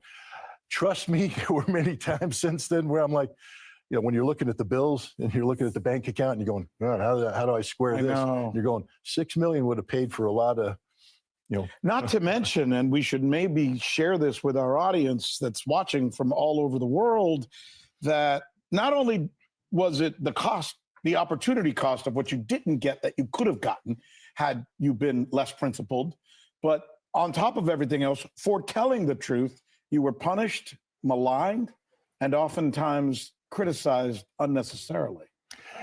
Yeah, I can handle that. I mean, you're a big guy. Well, it's not just that, but if you believe in what you're doing, then you have to be willing. Again, it comes back. You talk about your parents being a big factor for you. Yeah. Mine were the same way. I'll make this a short story, but I got in a fight in high school defending my sister's honor. And I got put down in the principal's office, and he called my father and he said, "Your son's here." My father said, "Okay, why are you calling me?" He said, "Well, your son was in a fight. Why are you calling me?" "Well, there's a penalty for fight." "Why are you calling me?" "Was my son in a fight?" "Yes." "Is there a penalty for fighting?" "Yes." "Why are you calling me?" He said, "Well, I have to suspend him." My father said, "Why are you calling me?" So they suspended me. Right. So I got home and I'm like, "Dad, what?" And he said, first of all, he said, "I'm so proud of you for standing up for your sister. And had you not stood up for your sister, I would be ashamed." He said, "So I'm proud of you. You're worthy of being my son." I said, "So why didn't you come to me?" He said, No. There are consequences for action. Yes. And if you're going to take a correct action, thinking that you won't pay any consequences, it becomes easy to do. You still broke a rule. Right. You have to be willing to pay the price for what you've done. And if you believe in what you've done, then it's a price you have to be willing to pay. I was told when I decided to resign from the United Nations, I was told by the head of the CIA station in New York that the FBI was going to come at me for the rest of my life. He said straight up, Yeah. if you resign, they will come after you, your family, your loved ones, everything forever. Are you prepared for that? Well, how can you say you're prepared for something like that? But I said, that's a price I have to be willing to pay to do the right thing. And they've been coming after me for, what has it been now? 31 years. So, Iraq war was based on a lie, and you were one of the few voices that stood up and described that lie. And we went to war anyway. Yeah. And today, everybody in the world seems to know we did it for a lie. And I guess we just move on to the next one. Yeah, but they don't admit it was a lie. It was a mistake. You see, I mean, the decision maker. But it wasn't a mistake. No, they knew exactly what they were doing. The lie was manufactured to cover for it. But see, it's too easy. For instance, in the mainstream media, they say, well, we were lied to. Yeah. Well, isn't your job in the mainstream media to work through the lies? Of course. And if your job was to work through your lies, you had a guy named Scott Ritter, who was a chief weapons inspector running the intelligence programs, who knew everything about the WD, telling you that this is a lie, and yet you ignored him. You went straight with the government message. Right. So it wasn't a lie. I worked at CNN. I worked at Fox News. I worked at NBC. Scott, you know this. My job, especially when I was sitting at the anchor desk, I would get information tossed to reporter X, who's sitting at the State Department. They have breaking news. And then that reporter would literally say whatever they were just handed by the apparatchiks at the State Department, and they would report the news. So really, this Pentagon correspondent or this State Department correspondent or this White House correspondent, they're essentially apparatchiks themselves these days. There in the was United only States. one news host who would call me up and ask me to come on and talk about the issue seriously. Only one. Wow. You. You were it. No one else. You were the only one who called me on, and you said a couple times, they don't want me to talk to you, but let's do it. Exactly. So again, I thank you for being the man. They're going for the truth. Well, thank you, and I think that's important. And since we're into a little bit of this folkloric conversation about believing in things like principles that too often people don't believe in, you gave me this recently, and you said the next time we see each other on air, I want to make sure you show it. So I made that promise to you. Remember? Yes, and you showed it. But now the problem is you've put it on the table. It's a challenge coin. What does that mean? I don't have mine on me. Oh. I owe you a drink. You got me, Rick. That'll be an old fashioned, by the way. Okay. All right, let's talk about the news of the day. True old fashioned or real old fashioned? Yeah, I like the maple syrup, by the way. Let's talk about the news of the day. Something just happened. Two things, actually. One of them was the president of the United States just met with Volodymyr Zelensky, and he told him in what seemed to me no uncertain terms that the Tomahawks are off the table. The president's reason is that there's not enough Tomahawks to go around. Whether that's the real reason or not, it's a yet at this point, right? But then something else happened, and I think we may have some video we may be able to play. The delegation from Ukraine, including Mr. Zelensky, went and had a private meeting with the CEO of Raytheon and all the other special weapons manufacturers in the United States. And as I watched that video over the weekend, I just got this horrible feeling in my gut that why is the leadership of another country in my country not meeting with the people I elected, but rather with these private, greedy, I think, weapons manufacturers to cut some kind of deal outside of those people's meeting with the United States? It's almost like I felt, Scott, watching that, like they're going around my government and actually talking to the people who make the real decisions, talking to the real boss. That was my gut. Am I wrong? You're not wrong. Here's my problem. I'm sitting in Russia right now. Yeah. And in order for me to answer this question 100% honestly, I'd have to be very critical of my president. And I always hesitate to be critical of my commander-in-chief when I'm not in the United States. So I'm going to answer carefully. Well, I'm being critical of the people who I think are going around our president. I'm not being critical of anything. I just, I leave in a couple hours to head back to the United States. I don't want the FBI to meet me at the airport and say, okay, come here, boy. Look, the president is navigating extraordinarily difficult political waters. Yeah. As you know, there is a deep state in the United States built around the military-industrial complex, around academia, intelligence interface, that for decades now have been selling the Russia bad, Ukraine good lie to the United States. And the president, I believe in his heart of hearts, wants to have better relations with Russia. So do I. But if he gets too far ahead, we have midterm elections coming up, which are critical for him for continuity of policy. He can't afford to have Congress flip. He needs Congress to stay Republican. Many of those people in Congress are part of this Russia bad, Ukraine good complex, but they also are linked to the president through Make America Great Again, et cetera. So the president is constantly struggling how to move towards peace with Russia without getting overextended and cut off. Yeah. And so there's a lot of vacillation. It's frustrating for people like you and me. I imagine it's horribly frustrating for the Russians because one day the president says one thing, the next day he does another thing, one day he says something, and then Zelensky goes off and meets with the military-industrial complex.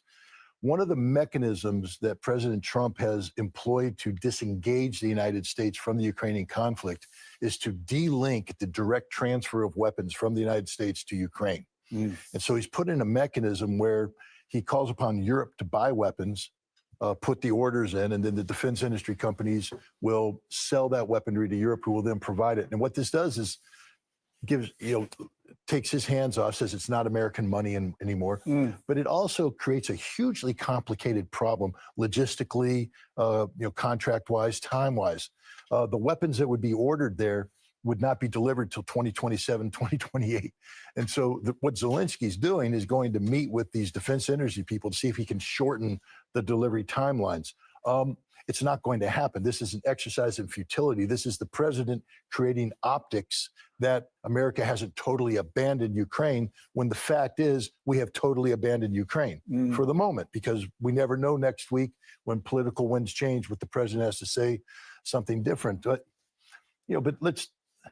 the other problem the president has is he's advised by people who know nothing about Russia. Right. Because this is as simple as it gets. Right now, I think the Wall Street Journal and the Washington Post have a headline that says that the deal that was cut between President Trump and President Putin was Donbass will be returned to the Russians and the line of contact will be frozen, and that's it. And I'm someone who says, you know, as an American, the Constitution is everything. That's what defines the constitutional republic. Without the Constitution, we don't have a United States of America. Right. And so I ask the American people, you guys understand that that's true. That's real. The Constitution is all important. Then why can't you respect the Russian Constitution? Why do you insult the Russian Constitution, insult the Russian people, insult the Russian nation by implying that they're willing to give up their territory? Because Kherson in totality, Zaporizhia in totality, Donetsk and Lugansk in totality are Mother Russia constitutionally. President Putin, with all due respect, has no authority to give away Russia to anybody. The Constitution prohibits, so he can't negotiate the surrender of Kherson, the surrender of Zaporizhia. And he will never negotiate that. He said so straight up. And one thing you have to learn about the Russian president is when he says something, he means it. Well, there's also probably good news for Russia in that vein as well, because the president of the United States has just said to Zelensky, one of the other pieces of bad news that Mr. Zelensky, I guess, received from the president was not as adamantly as you just described it, but he basically said, sorry, you're going to have to give up. And the president called it property because he's a real estate guy. But he meant the territory. Well, he meant Donbass. There's still, Keith Kellogg is trying to tell this president to freeze the line of contact, and that'll become the demarcation line. See, the United States, the people advising the president still believe that the best way to end this war is a Korea solution. North Korea, South Korea, demilitarized zone. And again, I'm like, why do you disrespect the Russians so much? Why are you so ignorant about the reality of Russia? That's an impossibility. It can't happen because to make that happen, you would have to defeat Russia, and Russia doesn't get beaten. Ask Napoleon. Ask Hitler. Okay. Ask the Swedes. 26 years to beat back the Swedish invasion. The Russians didn't surrender. Russians don't surrender. History is replete with stories like you just mentioned. That's why this conversation that's about to take place in Hungary is very important between the president and his team and Mr. Putin and his team. Do you agree with me that this is a much better venue than Alaska? What I would say is that this venue couldn't have happened without Alaska. That first we needed Alaska. That opened the door. That took the conversations that were occurring since the beginning of the American presidency, of Trump presidency. You remember Marco Rubio meeting with Sergei Lavrov in Saudi Arabia, of course, et cetera. You know, that opened the door to Alaska. And Istanbul before that. And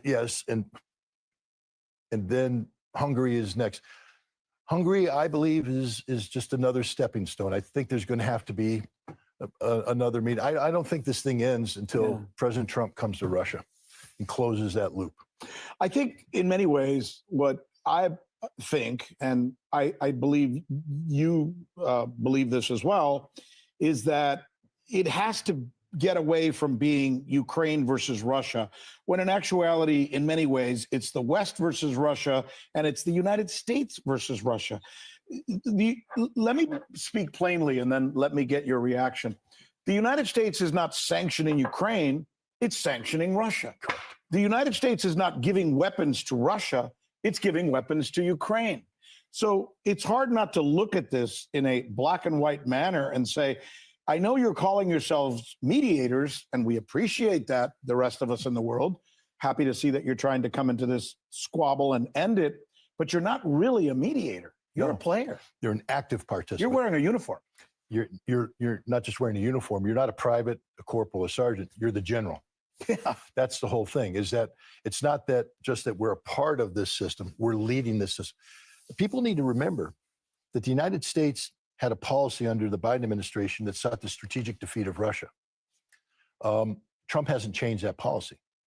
And we know this because he continues to articulate aspects. For instance, when Scott Bessent says, I can collapse the Russian economy, that's part of a strategic plan to bring down Russia. And just so people understand, the strategic defeat of Russia isn't the battlefield. It's designed to bring about economic collapse, which brings about societal collapse, which brings about political collapse. Right. It is a plan to regime change. Biden said it. He used those words. Wants Vladimir Putin out of office. Right. And that continues to be the official policy of the United States, no matter how friendly Trump appears to be with Putin, until which time Trump changes his policy, articulates it in public, what can Russia do? Because Russia knows behind the scenes, they're continuing to push. Besant's words prove this. They want Russia to collapse. They want a change in the regime. So Trump has to change that. How can you trust the actor? This is another problem with arms control. Right. They want arms control. But the Russians are like, arms control is pretty cool. We understand the necessity of it. It's nice. But why would we even begin to negotiate limits on our strategic nuclear deterrent at a time when you're seeking our strategic defeat? Because the one thing that guarantees we will never be defeated is our strategic nuclear deterrent. It's a wall I run into every time I'm trying to promote arms control and I talk to Russians about it. They're like, that's an old concept, Scott. It doesn't work anymore because your country can't be taken seriously. Let me follow up with you on that point that we just made about the United States is basically giving Ukraine weapons, and they're castigating Russia in many, many ways. So they're not really a neutral party in this. So the only way for this to be handled properly is for the United States to come to Russia first and say, we want to be a neutral party. It means we're going to start lifting sanctions off of you, and we're going to stop giving weapons to Ukraine. Now you're a neutral party. The moment you do that, my opinion, I'm not an expert in military affairs like you are. My opinion, you just ended the Ukraine war when you do that. Absolutely. But there's a problem because the United States, it's the United States that got Europe involved in this project. Yes. Because Biden, and Obama. Correct. But I mean, Obama first. Look, let's be honest, Trump. This is Donald Trump's war. He keeps saying it's not my war. It's his war. His first term in president, the Russians know exactly what he did. He provided weaponry. He encouraged 20 CIA bases were built in Ukraine to spy on Russia, including preparations for deep direct action opportunities. Our special forces were in teaching. All these Ukrainian special operations that are taking place on Russian soil were trained by the United States. Intelligence was given. There are American attacks on Russian soil indirectly. The same thing with the British. The Russians know this. That was Donald Trump that made that happen, that created that. So it's his war. He just doesn't want to. But the United States sucked Europe into a war they really didn't want to fight. And the Europeans now have committed extreme levels of political and economic capital to the renovation of NATO, making Europe prepared to fight a war with Russia. And so it's not going to be so easy for the United States. So I think what you're saying, you're almost saying our president, your president and my president, wants to do that, but he just can't. The system is not geared towards that. I'm not saying he can't. I'm saying he can't do it as quickly as you and I would like him to do it. That there is so much entangled deep state nonsense, political nonsense. For instance, in order to do what you said, if you do it precipitously, where's NATO? Because basically it says we're walking away from NATO. This president's not prepared to do that. I think he might want to do that, but politically he can't do that. Remember, midterm elections, perceptions create their own realities. So this president has to play perceptions so that he's not seen as weak. Although it seems to me, I don't know if you agree with me, that everything is moving in the direction of what we just talked about happening at some point. I just don't know if it's 6 months from now or a year from now, but it seems to be moving in that direction from what my sources are telling me in Washington, for example. But look at every time the president takes a hard stance, he gets schooled on Russian reality. Yeah. Okay, and then he modifies his stance to adjust to reality, and then the politics comes in, his stance gravitates different direction. He received a 2.5-hour conversation with Vladimir Putin. We don't know exactly what they talked about. We know that it was frank. Yeah. When they say frank, that means disagreement. I believe he was schooled on Russian reality. And so his posture has adjusted. So every time, what we're speaking of moving forward, the thing that's pushing it is Russian reality. And so the tragedy is this war isn't going to end because like-minded people who want peace were able to impose peace on a violent situation. It's going to be because the violence will have progressed to a point where those who oppose peace have no choice but to accept peace. Well, let me tell you what somebody says about this. I'm going to quote now Field Marshal David Richards. He is a commander, one of the top ranking commanders in the British military, of all people, to be saying this. He says, quote, Ukraine cannot defeat Russia. It's absolutely impossible. They don't have enough manpower. They didn't have manpower enough to begin with, and they certainly don't have it now. Yeah, and let me put a. And this is a Brit. Let me put who are the most violent, war-prone people against Russia. Yeah. Let me put the Ritter corollary onto that.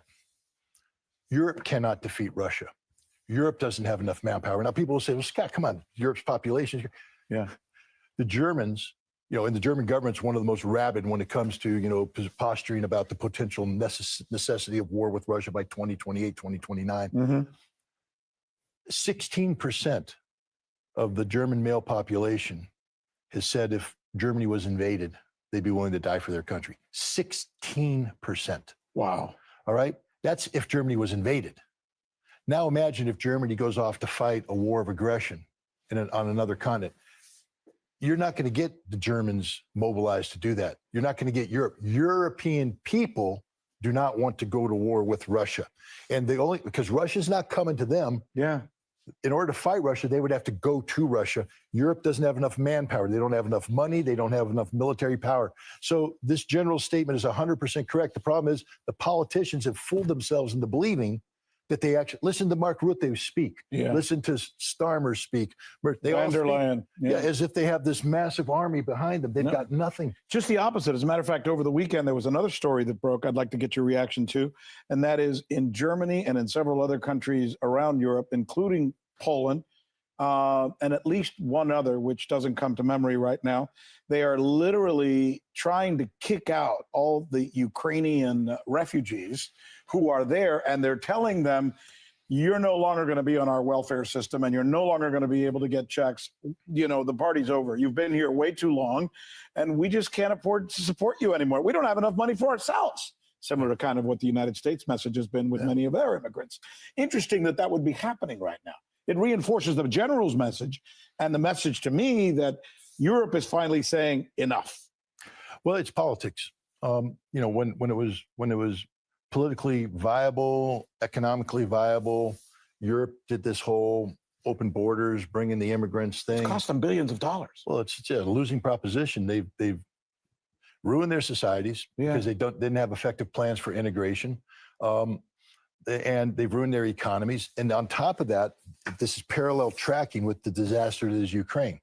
And so now they have collapsing economies. They're sending money to Ukraine to defend sending money to Ukraine. Germany's talking about the reduction of social welfare programs. And then you have this huge Ukrainian refugee population. And they're all wealthy Ukrainians who left and didn't want to fight. Well, that's the whole thing. You're at a time when they're saying, the general, Ukraine doesn't have enough manpower. Well, geez, you got a couple 100,000 military age fighting men, but they're not men. They're boys hiding behind their mama's skirts in a foreign country. Real men would say, look, I believe that Ukraine has patriots.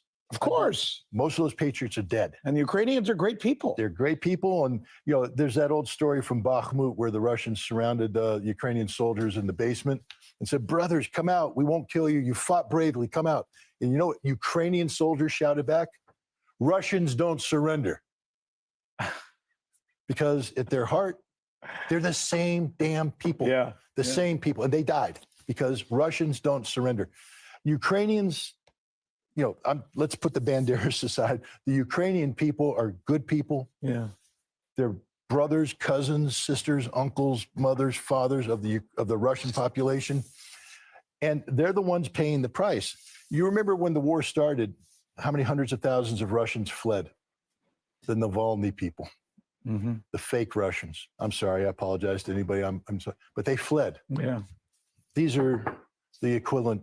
These are the Navalny Ukrainians who fled because they don't love their country enough to stand up and defend it. We've seen, as a matter of fact, I was just over the weekend preparing for this interview, and I looked at some of the latest stats on the people who are deserting in the Ukrainian army. It's mind-boggling.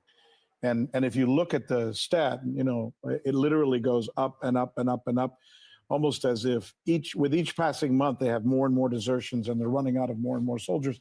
Meanwhile, from all reports that I've seen that are credible, most men in Russia are still wanting to they're still voluntarily joining the Russian army.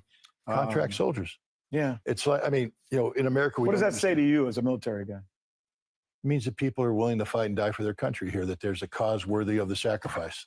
Whereas in Ukraine, the Ukrainians no longer believe in the cause, that they're confused about the cause, and that that's big, isn't it? Look, the Ukrainians have proven that they can die on the battlefield. Yeah. Die bravely on the battlefield, meaning that there are Ukrainians who believe in the cause of Ukraine, defending Ukraine, etc. And I just had dinner with Abdi Aladanov last night, and he said, when you face a brave enemy, you don't want to kill that enemy. Yeah. You want that enemy to survive, because when the war ends and that man is returned to his mother, the mother needs to know that the Russians are people with empathy, with a heart, with a soul, that they're not here to kill, that everything she was told bad about the Russians was a lie. Unfortunately, war is being what a war is. These brave men are dying. Now we have people who are conscripted. Want to know why we know these statistics? Because the Russians are capturing them. The Russians are feeding them. The Russians are caring for them. Mm-hmm. And when this war is over, Russia will return these men home to their wives, to their mothers, to their loved ones. And these people will know that Russia wasn't what Ukrainian propaganda said Russia was. We're looking at when the men, there's a sexist statement of me. But when the men of a nation are no longer willing to sacrifice their lives for that nation, they haven't just lost faith in the nation. They've lost faith in their family, in their society, in everything. You and I both know that we would die to defend our family. Of course. And then we also believe, and that goes up. What's the circle where you stop and say, I'm not willing to die for this cause anymore? Yeah. And in Russia, the Russian men are willing to die for Russia, which means they're willing to die for everything in that circle. The Ukrainian circle is shrinking and shrinking and shrinking. There's no question the Russians are winning this war. And I think every military expert, including yourself and McGregor and Mearsheimer and other people who are as smart as you are all pretty much smarter. are all pretty much saying the same thing. But why are the Russians going so slowly? Again, strategically, I am loath to pretend that I can speak on behalf of President Putin. No, just from a military thing. You know military more than I do. Well, first of all, this didn't start as a war, and people need to understand that. A war, when you draw big arrows, you're talking about the physical destruction of your enemy, the total collapse of society. Yeah. This is a special military operation. Yeah, it's not Dresden. So it started, the goal and objective was to get Ukraine to the negotiating table. And so Russia started, they made a move on Kiev, they advanced, but the idea was to show Ukraine the consequences of failure to negotiate. 6 days after the special military operation started, Ukraine went to the negotiating table in Belarus. I think there were 3 rounds of negotiation there. Then they moved to Turkey, ultimately to Istanbul, where we had the Istanbul communique, which was what Russia's goal of the special military operation was, a comprehensive negotiated settlement of all the issues. That's what this war was about. Then Ukraine withdrew from that. $48 billion infusion of military aid, and Russia had to transition to the next phase. And the next phase was the liberation of the Donbass. And then Ukraine did a counterattack. Russia had to stabilize the Surovikin line, mobilize 300,000, et cetera. It was never Russia's goal to drive to Berlin. The goal was always the Donbass first, but then in September of 2022, they were compelled to have referendum, and now you have Kherson, Zaporizhia. So the Russian goal is to take control of the territory that is Russia, but not throw away lives. So no carpet bombing, no. Well, the goal isn't the destruction of Ukraine. Right. The goal isn't the physical. If it was, Russia could physically destroy. Yeah, look how long it's taken to take Pokrovsk, and they still haven't. I mean, it's almost like they're going around, flanking all the way around, and circling it rather than going in and. Plus, those tactics are designed to actually preserve Russian life. Because look, the Russians learned in Mariupol how deadly urban fighting can be. They learned in Bakhmut how deadly the direct attack in an urban environment is. And so the Russians are like, we're not playing that game. Russia's playing a different game operationally to shape the battlefield, to compel the Ukrainians to withdraw, Unfortunately, it's a war of attrition to kill as many Ukrainians as possible, to lower the numbers. That's the Russian priority. It's not to take territory. It's to wear the Ukrainians down to where they can no longer defend appropriately. But attrition, right? But controlled attrition, because it's not just a pure meat grind. This isn't Rzhev. Anybody who studies World War II history will know about Rzhev. You've seen the monument at Rzhev, the soldier with the cranes, and you know, an acknowledgement of this wonderful song about cranes. This isn't that. This isn't where Russia's going to sacrifice 2 million soldiers to create a situation around Stalingrad. Vladimir Putin has met with the mothers and the wives of the fallen, and he understands the importance of those lives that are being sacrificed. And so he is not going to throw away lives needlessly. This war is bloody enough as it is. He's going to accomplish the mission and preserve, because if you start throwing away lives, you're going to have to mobilize. Right now, Russia has a system in place where they receive enough contract soldiers to not only absorb casualties, but to continue to grow, to give them greater opportunities. But if you throw that away, if you squander it in meat grinder assaults, this is a new war. The conversation I had last night about drone warfare and how this is the war that I was trained to fight doesn't exist anymore. This is a whole new war. And if you do it wrong, you die. And so the Russians are doing it right. They're winning. The Russians have always said that they aren't driven by an artificial timeline. They're driven by objectives, and that they will accomplish it. The timeline is what we put on it. Yeah. But for the Russians, they're not doing that calendar stuff. Yeah, no, you're absolutely right. Well, I got to tell you, as a journalist, one of the great things about interviewing you, Scott, is you have that perfect combination of passion and smarts, and you also have a real sense of principle. And that's really an interesting thing in a human being. So I always get a kick out of spending time with you. I know I don't want to take more of your time. I know you got to jump on a plane, but it's really been nice to see you. Thank you for the visit. Well, thank you, Rick. Thanks a lot. Thank you for coming down. You're a good man, and I appreciate you.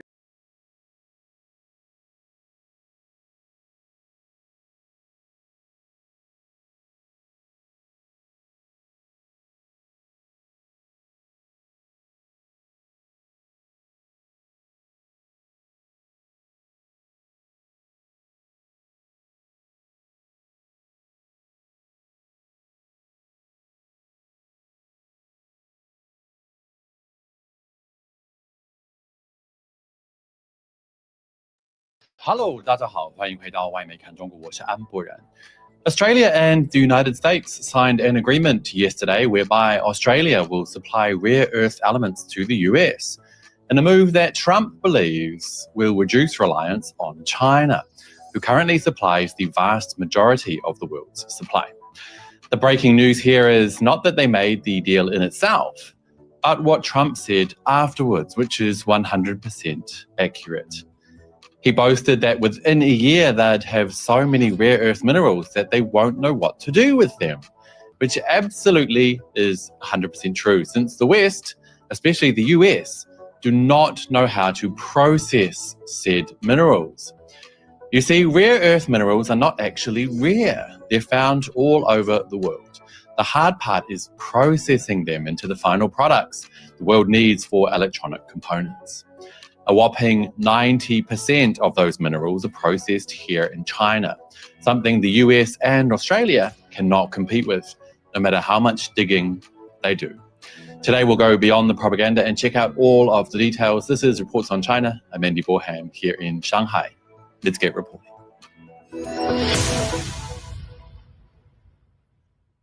On October 20, Australian Prime Minister Anthony Albanese and US President Donald Trump inked a US $8.5 billion deal that is aimed at ramping up rare earth mineral production in Australia, a move that is aimed at reducing reliance on China, who recently enforced new restrictions that would ultimately mean the US military could no longer produce warheads, drones, radar, and other military components. Let's quickly check out some of the Western media reports before I tell you why this is a complete dead end. BBC ran with the headline, US and Australia sign rare earths deal to counter China's dominance. They wrote, the US and Australia have signed a deal intended to boost supplies of rare earths and other critical minerals, as the Trump administration looks for ways to counter China's dominance of the market. The Associated Press said the pair signed a critical minerals deal at the White House on Monday as the US eyes the continent's rich rare earth resources when China is imposing tougher rules on exporting its own critical minerals abroad. The Washington Post added, Trump has ramped up pressure on China after the country earlier this month imposed sweeping new rare earth export controls that would stifle global access to critical raw materials required for computer chips, medical equipment, defense technology, and other products. But here's the thing. Rare earth minerals are amazingly difficult to process. It's all very well digging up vast swathes of land, but that all needs to be processed in order to become the magnets and so on that are required in electronics. And currently, China is on top by a huge margin. According to the BBC, China mines 70% of the world's rare earth minerals and processes a massive 90%. And that is the key point here. Australia can dig up many of the required rare earth minerals, but cannot process them themselves. But who can? Well, you guessed it, China.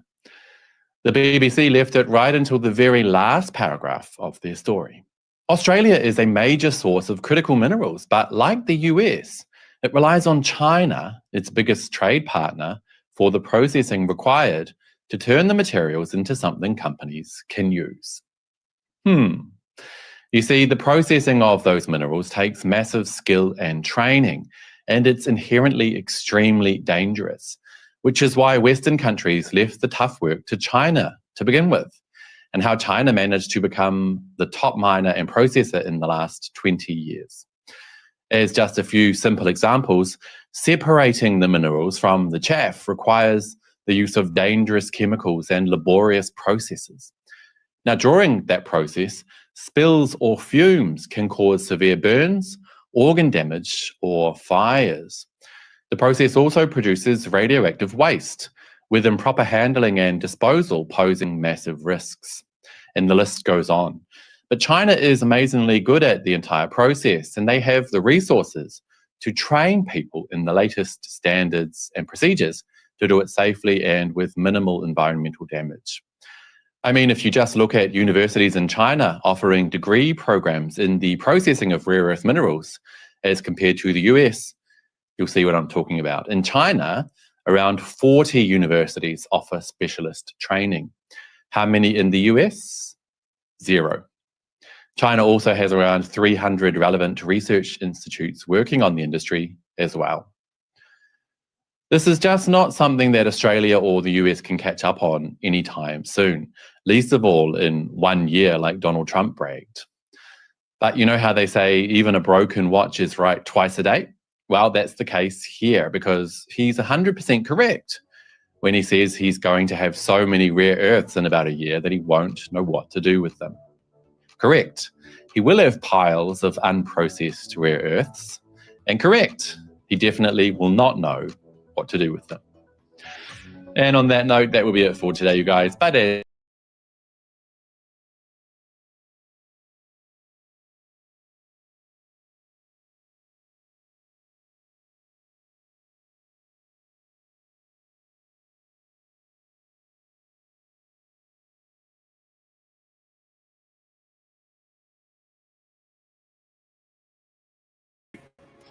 And we and our allies will neither be commanded nor controlled.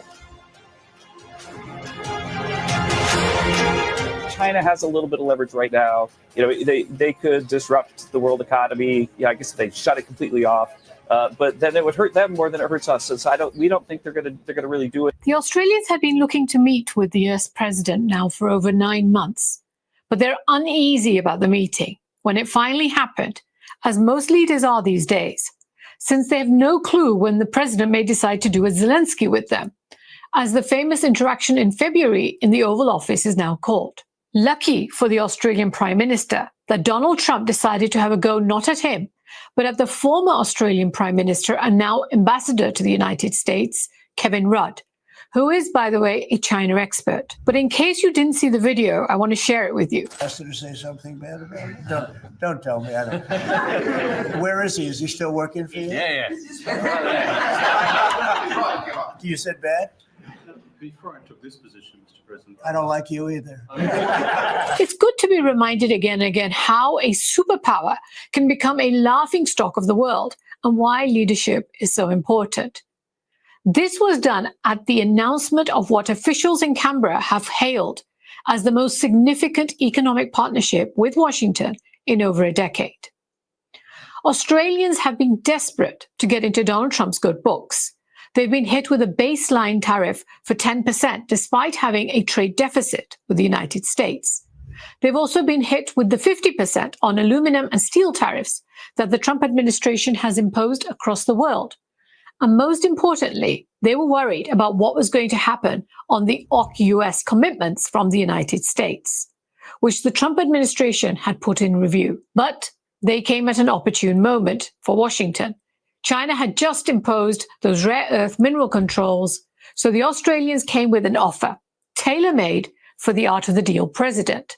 Its vast mineral riches for the future. He positioned his country as a reliable supplier of the materials outside China to gain leverage on trade talks and a defense partnership, whilst reminding Donald Trump of the value of a close ally like Australia in countering China's influence. Trump, we know, cares little for allies, often calls most of them as being freeloaders. So he hadn't given Australia much time until this point. And the Australians were worried that the America First policies would threaten that AUKUS partnership that had been announced under the Biden administration in 2021.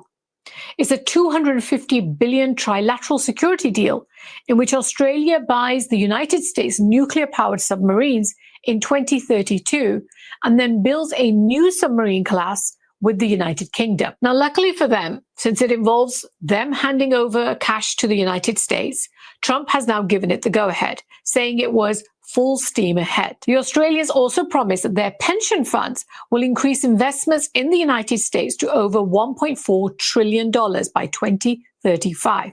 That's almost $1 trillion higher than current levels. Now, as with most Trump-era deals, the headlines come first and the details come later as to what was actually agreed. And as you know, we often hear different versions of it. President Trump, in his characteristic bombastic style, said that in a year's time, we'll have so much critical minerals and rare earths that you won't know what to do with them. However, the New York Times has also published an article and reported that Mr. Albanese's office has said that the agreement with Washington was not legally binding or enforceable. So it may be another one of those deals that leaders have learned to say to keep President Trump happy. Australia offers the United States and other countries around the world lithium, cobalt, nickel, and rare earths. These are the metals that power both the Teslas and the Tomahawks. The United States is in return offering financing, some long-term purchase commitments and guarantees, and a seat for Australia at that reshoring table. And there's not many people there so far. It's led to an immediate jump in the Australian rare earth companies. But the numbers under discussion are underwhelming at best for any real competition to China's control of the sector to be set up. They're talking of $8.5 billion of pipeline of projects, which are going to be discussed between the two countries, investing around $3 billion by the end of the next 6 months. This is including in the Arafura Rare Earths Nolans project in the Northern Territory of Australia, which once it's operational is said will produce around 5% of all global rare earths. The United States Department of War, and I'm going to call it that because it's so funny, instead of Pentagon, the United States Department of War will also be investing in the construction of a gallium separation plant in Western Australia. Now, this is a planned Alcoa plant which would produce around 100 metric tons of gallium a year, or around 10% of the global supply when it's fully online. China currently accounts for around 99% of global gallium output, and securing new sources of this mineral was a priority for many Western policymakers after China introduced the export restrictions in 2023 on this particular mineral. Just an FYI, the Chinese announcement came after the United States and the Netherlands tightened restrictions on semiconductor technology exports to China, including those advanced chip-making equipment, as well as that lithography equipment from the Dutch company ASML. Now, do check out that Nexperia vlog I just did as to what the Dutch have recently done again to a Chinese company. I will put a description below as well. Now, ironically, though, these rare earths produced in Australia would still need to be transported internationally somewhere for metallization, followed by magnet making, because Australia does not currently have the manufacturing processes. China is the world's dominant buyer of materials that go into the production of these high-grade magnets, which it then sells in the final product form and exports out. Now, because they've taken US money on the pretext of national security, they won't be able to sell these to Chinese either. However, the numbers being mentioned in the deal of the century are pittance compared to what's actually going to be needed. If these countries are seriously interested in overcoming Chinese dominance in the industry, and even more than money, is that to develop the mines, the projects, and the mid-downstream processing of ores, it's going to take many, many years, as well as weaning off those Western buyers from Chinese suppliers. Now, financially, Australia could easily fund these projects alone. The country's mining sector is among the world's most profitable, with exports exceeding over 400 billion Australian dollars annually. Yet, by bringing the United States into them as a co-investor, Canberra is transforming a domestic strength into basically an instrument of alliance between the two countries. It's a calculated gesture which is designed to keep the American partnership anchored in the country. And it's not the first time that Australia has inserted itself into another country's rare earth minerals war with China. In 2010, when Beijing cut off supplies to Japan over a territorial dispute, Tokyo then invested heavily in an Australian mining company to secure an alternate source and reduce its dependence on Chinese supply of rare earths. In fact, Tokyo has been the first country that has vocally supported Treasury Secretary Besant's claim that China was holding a bazooka to the rest of the world over rare earth materials. Katsunobu Kato, the Japanese finance minister, recently said in Washington that Japan is deeply concerned about the extensive export restrictions on rare earths announced by China last week, and the G7 should unite in dealing with the issue. So will this deal, which is being touted as a cornerstone for future industrial security, give the United States that peace of mind from China's dominance in rare earth minerals? Or are the Australians dangling a pie in the sky hope? What's the reality versus fantasy? What do the Australians actually want from the United States? And what's the role of the AUKUS in this? Let's dive in deeper. The goal is clear: to build an alternative, trusted Western supply chain for the materials that power the modern world. Okay, so while this all sounds great, what's the reality? Australia is estimated to have at least 5% of the world's reserves of rare earths, and it accounts for roughly 8% of global production. It sits on some of the world's richest reserves of critical minerals, including lithium, cobalt, nickel, manganese, and the rare earth elements, such as the neodymium and the dysprosium.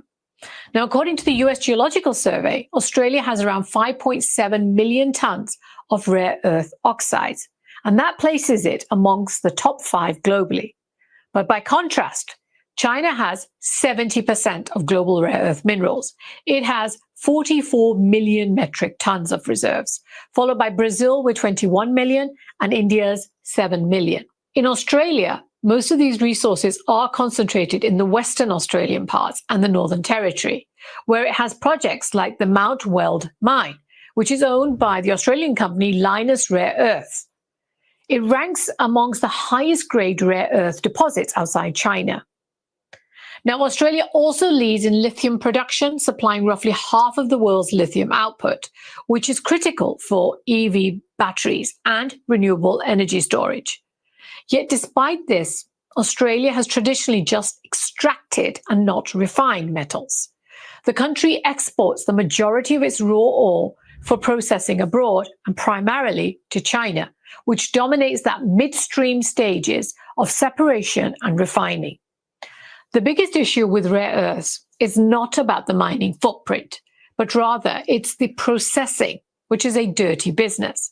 It involves extraction, leaching, thermal cracking, and refining, many of which produce that radioactive components. And it's this cost and environmental degradation which has made many countries, Western countries in particular, ship these products out to China to process them. And that's why China now has a monopoly on the processing. And it's because of these cost and environmental constraints that, for example, Lynas takes its feedstock from near Kalgoorlie in Australia, where I said if mine existed, and it transports them all the way to Malaysia to facilities that is set up there, where it is the first company outside China to produce commercial quantities of dysprosium, one of the most heavy rare earth elements. Now, the company, due to national security concerns in recent years, with government help, is trying to bring back some of that processing and has set up a separation plant in that region, Kalgoorlie. Now, where Australia provides the raw material, China has been providing the industrial muscle. So over the past 3 decades, China's built a vertically integrated rare earth ecosystem, one that controls not just the mining, but also the chemical separation, the refining, the alloying, the magnet manufacturing, and that transforms that raw ore into a usable technology or product. Now, as of 2025, China still accounts for about 60 to 70% of global rare earth mining and more than 85% of refining and processing capacity. The US sources over 70% of its rare earth imports from China, while the EU relies on China for about 98% of its supply. Cities in Inner Mongolia or in the Xinjiang province of China have become the world's undisputed centers for this rare earth magnet production. They're supplying essential components for smartphones, electric vehicles, and advanced defense systems across the world. Now, this level of achievement reflects decades of state-guided industrial planning, policy, supported by investments in infrastructure and research. Ironically, given the Western complaints, it was China's dominance in this field which created the efficiency and that scale which have kept prices low and the supply generally reliable, so that those cheaper iPhones, phones in general, cars, EV cars, batteries, and many other products that were used in the West, and it was possible to reach the masses at that low price point. Yet those very prices is what has made it difficult for other nations to compete without heavy subsidies. Now, the West's renewed interest in critical mineral security stems largely from their structural reality. It's not coming from a sudden shortage, but it's coming from a recognition that value creation happens where refining and manufacturing occur. They know it. This is their story. Where raw materials are dug, you don't make the money. Remember the US Vice President J.D. Vance's speech at the Munich conference at the beginning of this year. We expected that the developing countries would stay poor and work at the bottom end of the chain, while we became rich because we did the value-added work. Now, I'm paraphrasing his words. The idea of globalization was that rich countries would move further up the value chain while the poor countries made the simpler things. It turns out that the geographies that do the manufacturing get awfully good at the designing of things. But that's basically what his thoughts were. Now, even with the new deals like the one being discussed between the US and Australia, China will remain the core hub of rare earth processing for at least the next decade. Its existing infrastructure, the technological know-how, and established global customer base gives it that head start that's going to take years and billions of dollars in investment for any rival to match. So the new US-Australia framework should therefore be seen not so much as an immediate challenge to China's dominance, but rather as a hedge against over-concentration by one country. Australia's own processing capacity remains limited, and American firms have struggled to scale up cost-effective refining operations. Now, even if the US and Australia succeed in producing refined rare earths, they will still face a shortfall in magnet manufacturing, where China continues to hold an overwhelming advantage. therefore represents not a replacement, but basically a strategic diversification, an attempt to create redundancy in global supply chains to ensure that the West has at least one credible alternative if those geopolitical tensions ever restrict access to China's industrial ecosystem. Now, that's obviously fair enough. Competition is always good anyway. Now, coming to the AUKUS. When it was announced in 2021, it symbolized a deep technological and defense bond amongst the US, the UK, and Australia, most notably through the sharing of nuclear-powered submarine technology. However, the return of Donald Trump to the presidency introduced a note of uncertainty. Now, Donald Trump, we know, has often questioned the value of those long-standing alliances and told his partners to shoulder more financial responsibility. Earlier this year, the deal came under the spotlight after the Trump administration said that they were going to review the details to ensure that it fits with his America First agenda. And that raised concerns that Australia may not be able to buy US submarines to replace its own aging fleet. However, now that Trump has seen the transactional value of the deal, he's given it his full steam ahead, thumbs up. Australia is now also being told to purchase around $1.2 billion in Anduril's unmanned underwater vehicles and is spending another $2.6 billion in the Apache helicopters. For Australia, heavily invested in that submarine program and the industrial base that it supports, the risk is very clear.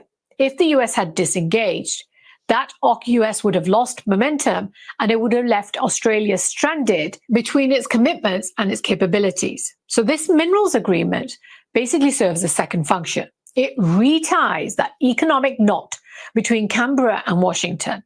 It's offering resource access and the stability of a trusted supplier that Australia provides that Trump administration with an attractive economic deliverable. It's a concrete win for him in industrial reshoring and energy security. Analysts are describing this as a temptation package, a way of keeping the U.S. economically engaged in the region by appealing to Trump's domestic priorities of job creation and supply chain resilience. For Australian policymakers, it's a pragmatic move. If Washington's attention can be anchored through tangible investments, the risk of political drift within AUKUS is reduced. In essence, the minerals partnership acts as a new layer of strategic glue, binding economic and security interests together in a way that is harder for any administration, even a skeptical one, to easily unwind. China has protested, saying it amplifies risk of nuclear proliferation and that they oppose bloc confrontation, which of course they know is aimed at them. Australia is once again performing a balancing act. Economically, it's intertwined with China, yet strategically and culturally, it's bound to the United States and the Western axis, and sees itself as the protector of their whims and desires. China is Australia's largest trading partner, accounting for roughly 1/3 of its total exports, including vast volumes of iron ore, coal, and increasingly lithium. Even as Canberra deepens security cooperation with Washington, it cannot ignore the gravitational pull of China's market. Many of the same critical minerals that the United States now seeks from Australia already flow to Chinese buyers, who offer stable long-term contracts and established refining networks. For Australian producers, these relationships are lucrative and dependable. For policymakers, they are politically sensitive. The minerals deal with Washington, therefore, is not an act of economic separation from Beijing, but rather an attempt to diversify without decoupling. This strategy, however, carries inherent risks. Beijing has historically viewed moves by U.S. allies to redirect supply chains as a signal of strategic alignment rather than mere commercial adjustment, which we, of course, know that it isn't. Any perception that Australia is facilitating an American effort to bypass Chinese industry could invite economic retaliation, something Canberra has experienced before during previous trade disputes over barley, wine, and coal. In this sense, the minerals deal represents both an opportunity and a gamble, an effort to cement Australia's value to Washington, while hoping that Beijing interprets the gesture as pragmatic economics rather than geopolitical defiance. Good luck to them getting that. For Washington, the partnership is both strategic and symbolic. The U.S. has been searching for reliable suppliers of rare earths since the early 2000s. After domestic refining capacity dwindled, Australia's stable governance, proximity to Southeast Asian trade routes, and technical mining expertise make it a natural partner. So for the country, it's a step toward rebuilding industrial resilience. However, even with this deal, American industries will continue sourcing refined materials, directly or indirectly, from Chinese suppliers for the foreseeable future. Do also watch the Rare Earth series I have in the playlist. It explains in detail why these are important.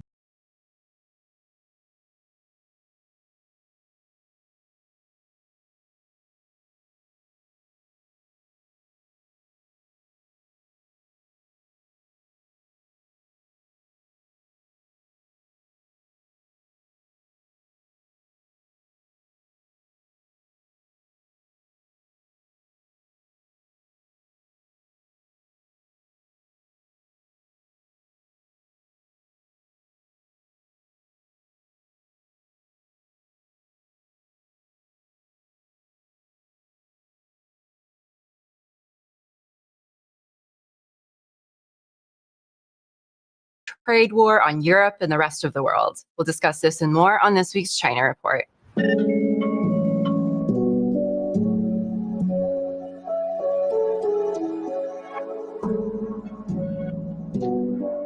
Welcome to the China Report. Every week, we'll be helping you sort through all the propaganda with an independent view of the country that we're taught to hate, but know so little about. I'm your host, Amanda Yee. These are this week's headlines. This week, top Chinese leaders will map out the country's 15th five-year plan at the 4th plenary session of the 20th Communist Party of China Central Committee. The plan will lay out the groundwork for China's development over the next 5 years from 2026 to 2030. During the 14th five-year plan that ends this year, China's industrial policies and subsidies contributed to breakthroughs in green technologies, such as electric vehicles. Experts said that during the next 15th five-year plan period, China's development priorities will likely center around enhancing its economic resilience, which will include diversifying trading partners, boosting domestic consumption, and improving technology and innovation capabilities. Key priorities during this period include expanding domestic demand, boosting consumption's role in economic growth, creating high-quality jobs, and increasing household incomes. The U.S. National Security Agency launched a cyber attack on China's National Time Center. That's according to China's Ministry of State Security in a statement released on WeChat following an investigation. According to the ministry, the NSA had exploited vulnerabilities in the messaging services of a foreign mobile phone brand to steal sensitive data from devices of the National Time Service Center staff in 2022. They also alleged that in April of 2023, the NSA used the stolen login credentials to break into the Time Center's computer systems and probe the construction of its internal network. And from August 2023 to June of 2024, the agency deployed a new cyber operation platform using 42 types of specialized cyber weapons to launch high-intensity attacks on several internal network systems. Investigators found that most attacks occurred between midnight and dawn Beijing time, with the NSA using virtual private servers based in the US, Europe, and Asia to disguise its origins. The attackers forged digital certificates, bypassed antivirus detection, and used strong encryption algorithms to erase traces of its intrusion. Located in Xi'an, the Time Center is responsible for generating, maintaining, and broadcasting Beijing time, which underpins the timing accuracy of China's communication, finance, power, transportation, mapping, and defense sectors. If these systems were compromised, it could trigger network communication failures, financial system disorder, transportation paralysis, and even launch failures in aerospace missions. Chinese researchers have developed an optical chip the size of a fingernail, powerful enough to distinguish light with a precision thought only possible with bulky lab equipment. The chip was developed by a research team at Tsinghua University, and according to a paper published by Nature Journal last week, it's able to analyze colors separated by less than 1/10 of a nanometer and at roughly 100 times sharper than comparable snapshot imagers. The chip, which its developers have named Yuheng, is able to record the color signatures of nearly 10,000 stars each second, potentially shortening the time needed to map the Milky Way from millennia to less than a decade. Researchers plan to test Yuheng on the Gran Telescopio Canarias in Spain's Canary Islands, the world's largest single aperture optical telescope used to study stars, galaxies, dark matter, and black holes. According to the researchers, the potential use of this technology are far-reaching and manifold. It could be used to develop a non-invasive way for doctors to analyze tissue health, enable drones to detect pollutants or soil quality from the air, and even allow self-driving cars to distinguish road surfaces, traffic signs, and obstacles more accurately in poor lighting conditions. According to the paper, more research and testing is needed to improve Yuheng's stability and integration, its data processing speed, as well as how to scale up its design for future commercial and scientific uses. Chen Nangying, Nobel laureate and one of the world's most influential physicists, has died at the age of 103 in Beijing. Chinese media cited illness as the cause of death in a published obituary this weekend. Yang moved to the United States in the 1940s, where he pursued academic studies and held teaching positions. In 1957, he and fellow theoretical physicist Li Sengdao were jointly awarded the Nobel Prize in Physics for their work in parity laws, which led to important discoveries regarding elementary particles, the building blocks of matter. Yang's later works continue to influence modern physics. The Yang-Mills theory, developed together with American physicist Robert Mills, laid the foundation for the standard model in particle physics. In his later years, Yang returned to China, and in 1999, he became a professor at Tsinghua University, where his father once taught mathematics. He would also become honorary dean of its Institute for Advanced Study. Tsinghua University released an obituary on Saturday calling Yang an immortal legend in exploring the unknown. The China Association for Science and Technology also issued a statement commemorating Yang's pivotal role in bridging scientific communities, emphasizing his visit to China in 1971, when Sino-US relations were still estranged, calling him an unrivaled bridge for scientific friendship and exchange. We're just a week and a half away from the high-stakes Xi-Trump meeting at this year's APEC summit in South Korea. In the weeks ahead of this anticipated meeting, we have seen the U.S. Commerce Department expand its entities list to further crack down on Beijing. We've seen China expand its rare earth export controls, and we've seen the Dutch government, under U.S. pressure, seize control of Chinese-owned chipmaker Nexperia.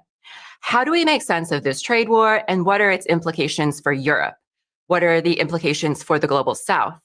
To discuss this, we are so honored to welcome back Vijay Prashad. Vijay is an author, historian, journalist, and the executive director of the Tri-Continental Institute for Social Research.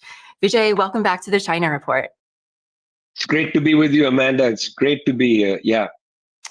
Well, we're really honored to have you back on. I think to get started, maybe I'll read a little quote from a Bloomberg article that I read yesterday. They said, Xi and the Communist Party think in decades, not election cycles. In China, the trade war is increasingly framed as a test of political and ideological stamina. By probing Washington's reaction to export bans, Beijing is testing what might happen in a more serious confrontation over the leadership's ultimate red line, Taiwan, the island he views as part of China's territory.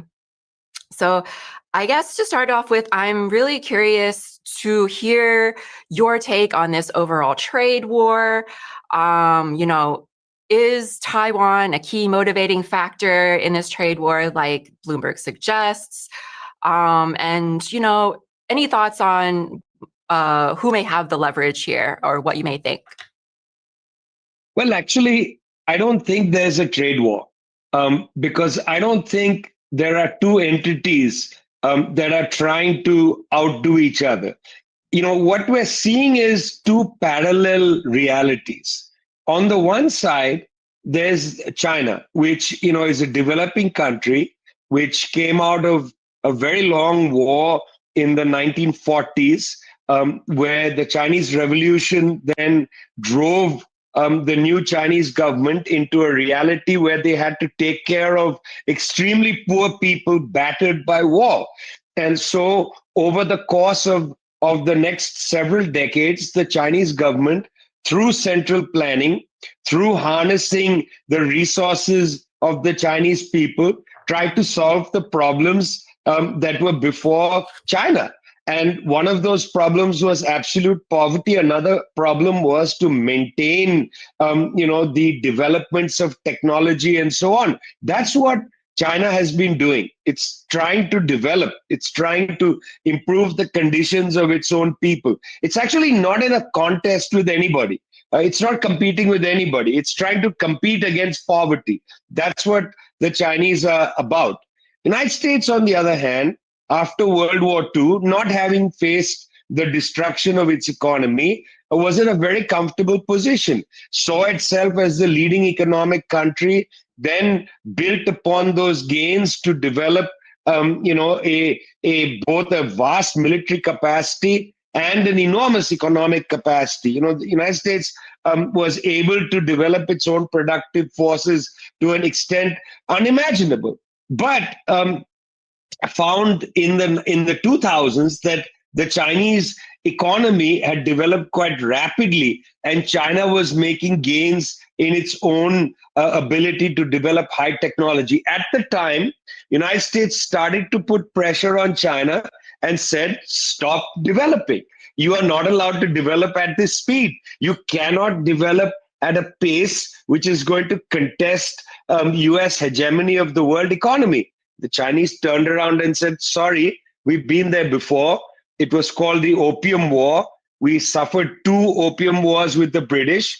We then suffered a century of humiliation. We're actually not going to stop our development. We want to overcome poverty. We want to overcome the legacy of starvation and humiliation. We want to have our development. And then the United States says, well, if you're going to behave like that, we're going to sanction you, we're going to threaten you, and we're going to use Taiwan as a kind of leverage point to try to bring you into some sort of confrontation with the United States, which you're going to lose. And well, they attempted everything, and the Chinese held fast, continued to develop, refused to be drawn into a confrontation, and there we are. Bloomberg imagines that this is about China, but it's actually about development. Well, you hit on something that I think is very key to China's ability to respond in this latest phase of the trade war or the new Cold War on China, whatever you want to call it, which is this idea of central planning. I'm thinking about central planning because this week the CPC Central Committee is convening to go over the next 15-year 5-year plan. And so, this phase of the new Cold War on China or the trade war, it really reveals the stark differences between how the US and China really works, right? On the one hand, you have China, who has for decades identified rare earths as this kind of strategic asset and invested, tons of money into developing the knowledge through engineers and scientists, developing the technology, developing the infrastructure and supply chain. Whereas US efforts, the US just doesn't have any sort of response to these export controls. They talk about developing an alternative supply chain. They just signed a rare earths deal with Australia earlier this week. But any type of attempt to develop an alternative supply chain would take years, if not decades, right? So I guess, the way that China has come to dominate this industry really speaks to the adage that the Chinese, they think in terms of decades or centuries, not just short term. Well, it's actually true. The Chinese economy is pretty well planned.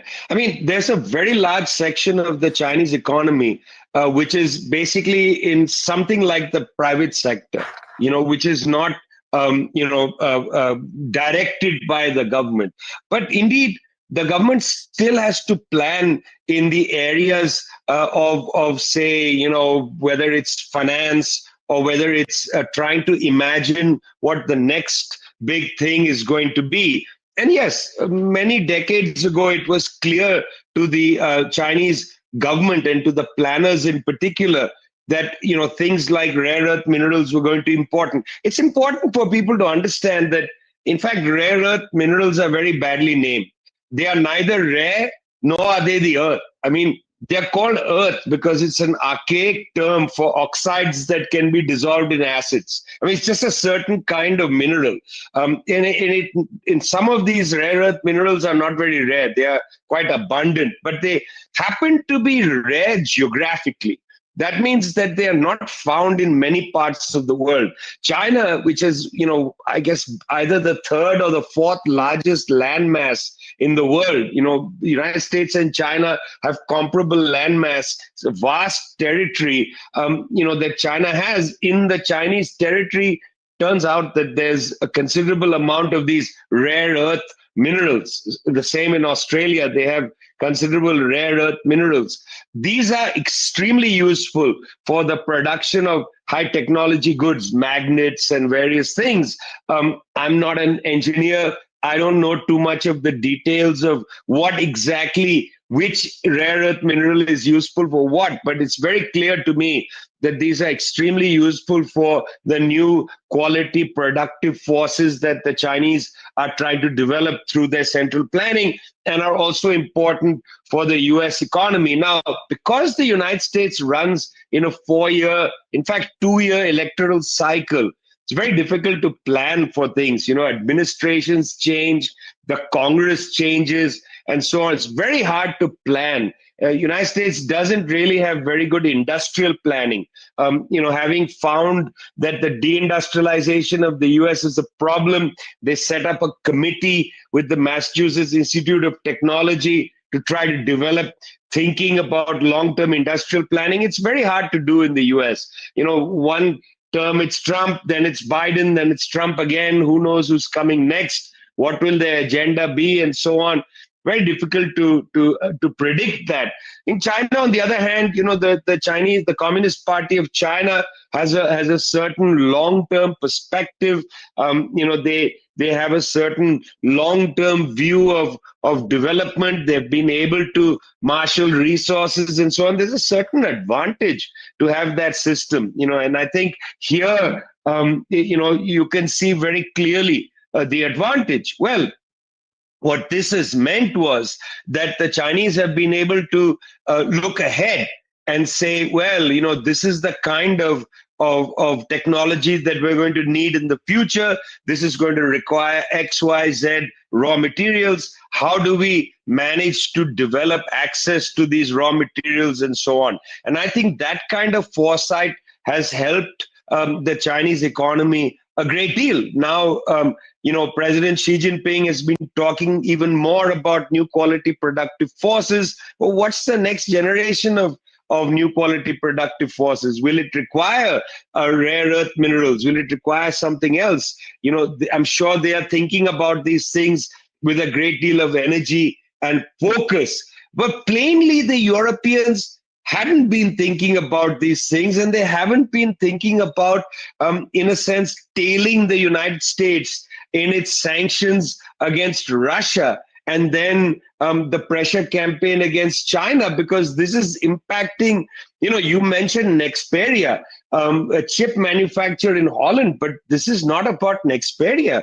Because of the crisis around Nexperia, BMW has effectively had to stop the manufacturing of its cars because it relies on the chips that comes from Nexperia. So this has enormous knock-on effects across the European economy. Why is Europe tailing the United States on Russia and on China when effectively this is suicidal for the European economies, for the European public? I mean, for God's sake, your energy prices have gone up, and now, well, sayonara, goodbye to your chip manufacturing. There was a time when European chip manufacturers had gone ahead of the Japanese. Well, now looks to be that Europe is going to have a tough time, whether it's competing with China or even perhaps Japan.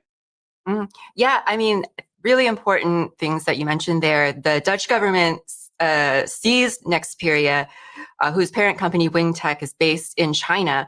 And it had done so under U.S. pressure because the U.S. expanded its entities list to include majority-owned subsidiaries, the so-called 50% rule. And then China responded by placing export controls on Nexperia. And now, as you say, BMW is struggling to get cars off the line. But also, yesterday, EU finance energy ministers, they voted to phase out Russian oil by 2028. And this is coming just weeks after Russia and China signed the Power of Siberia 2 pipeline deal, which would transport Russian oil to China via Mongolia. So, this ban on Russian energy is presumably to force the EU to buy more expensive energy from the US. So I guess I'd really like for you to talk about, what's your analysis of this whole geopolitical shift of further EU dependency on the US, often at the expense of its own economy, right? And, why are they doing that when the rest of the world, including Russia, is turning to China or Asia?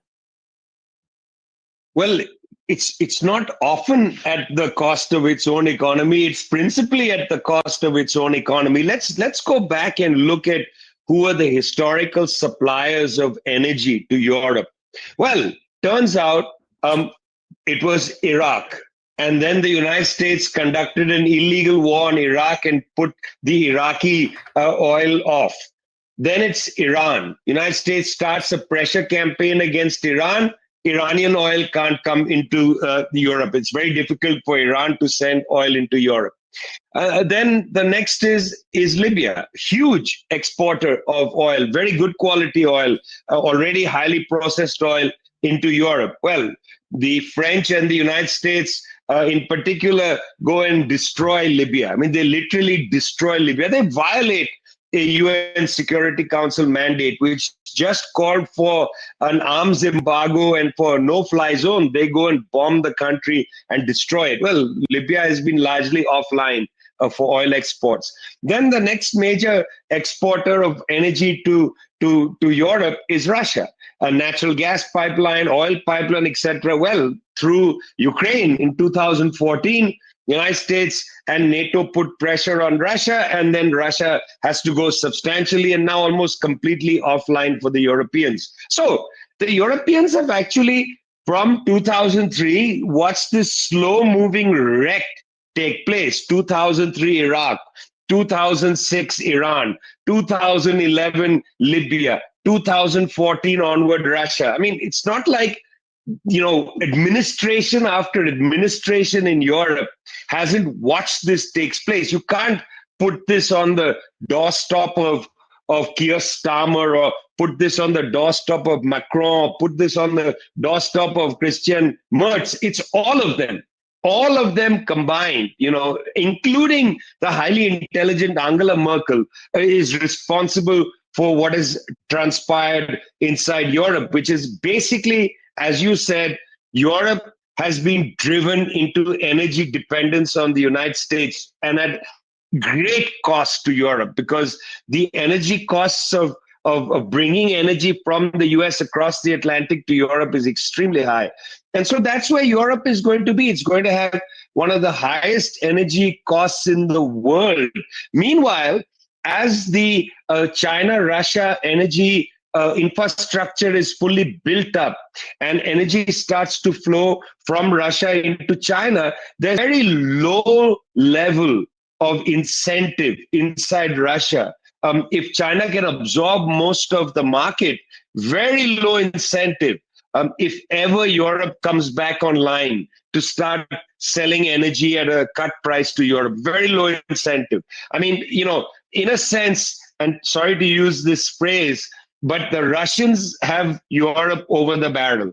Because if Europe ever wants to come back to Russia, Russia will be able to dictate prices. And that's something that the Europeans are going to have to live with now. The stupidity with which European leaders have operated regarding Russia has in fact now made Europe have to live with permanently high energy prices. I want to go back to rare earths and magnets. You mentioned a few minutes ago that rare earths are critical to China developing its new quality productive forces. Rare earths and magnets are also critical to the U.S. so-called defense industry, right? They need them for things like fighter jets, radar systems, predator drones. I think I saw something the other day that said a single fighter jet has over 900 pounds of rare earth minerals in it. So, all of this is just to say, as the war in Ukraine grinds on, we're 2 years into the genocide in Gaza. Trump is ramping up aggression against Venezuela, hoping for regime change. So I think people like me, we are watching all of this go on, and we are somewhat hopeful that these export restrictions will throw a wrench into the U.S. war machine. Do you think that's too optimistic? And what are your thoughts on the implications of these export controls on the U.S. military-industrial complex? Well, look, anything that will stall the U.S. military-industrial complex is a pretty good thing. If it turns out that the contradictions of technology will provide some sort of break to the expansion of the U.S. military, well, all very well. But I'm afraid this is not sufficient, because the United States still has a very large number of very brilliant scientists and engineers. They will find a way to go around some of these limitations. They will find new ways to build magnets and so on. Look, don't put it past them. Very intelligent people at work, particularly working to build, unfortunately, the means of destruction. That is why it's still important to build large movements in places like the United States and in Europe to try to hold back the armies of genocide. You've got to build big movements. They're not being built in Israel. Israel is not able to somehow build big movements. They still have high, opinion polls show high support for the genocide within Israel. It's got to be built in Europe, where Europe has been colluding in that genocide and in other wars. It has to be in the United States, the epicenter of the war machine. We can't rely on shortage of rare earth minerals to slow things down. It's got to be mass movement that changes the balance of forces in countries like the United States, where you have a different dispensation, less committed to war and more committed to development. I mean, for God's sake, build bridges, don't blow them up. Well, even still, do you see this latest phase of the new Cold War on China or the trade war as another thing that accelerates the decline of the U.S. empire? And do you see, this crisis as creating any kind of opportunity for multipolarity, for countries of the global South to work together or with China and maybe further isolate the U.S.? Well, history moves in zigs and zags. What this does actually directly show is the further decline of Europe. That's what's actually, very clear. The United States has made a very intelligent pivot down across the Americas. The US sees that the kind of political landscape in South America is beginning to look good, that it could be possible to have a government of the right in Brazil, could be possible to have a government of the right in Chile, from where I'm speaking to you. Already in the Andes, you have mostly governments of the right. Could be that a government of the right comes in Colombia.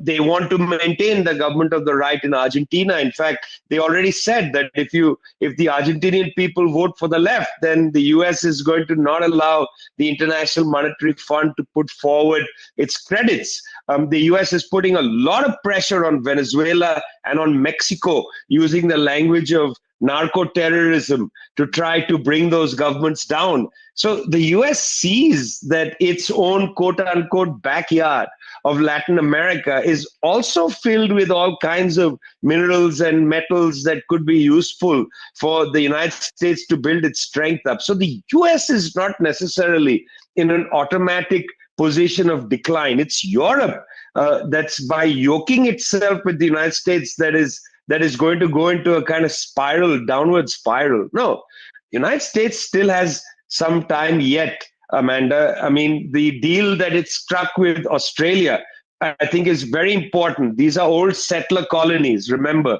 Australia, New Zealand, Canada, the United States, and Britain are part of the original Five Eyes grouping. Settler colonies, descendants of Great Britain, and so on. They have very close links and ties. Even though Australia's biggest trading partner at both ends is China, Australia still has very close ties with the United States. Pine Gap listening station, the Darwin Air Base is being expanded so that the United States can position nuclear aircraft there. I mean, you know, we shouldn't underestimate the kind of alliances that the United States has built up. The world is still in a tricky place, and we're going to have to see where these things go. You know, will the balance of forces shift in Australia? I don't know yet. I guess my final question is, do you have any predictions of what will come out of the Xi-Trump meeting in South Korea later this month? And, you know, who is going to end up backing down? Well, I would like to say to you that I'm going to be in South Korea during that meeting, and I very much don't want to predict what's going to happen there because Mr. Trump is a most unpredictable character. You know, he's off and on said he's going to meet, not going to meet. We don't even know if it's going to happen. I think it's going to happen. I think it's very much going to happen. It's to the interests of the United States to make it happen. And I think they are going to come up with some kind of agreement. I think it's against everybody's interest right now to walk away from a meeting if it happens without some agreement. You know, aggression doesn't benefit anybody, certainly not the United States. I don't think there's any benefit there. I think they will walk away just as they did previously with some sort of agreement. It may be for 2 weeks, it may be for a month, it may be for 6 months, we don't know. But I think they'll have some sort of agreement. All right. Coffee. Follow me.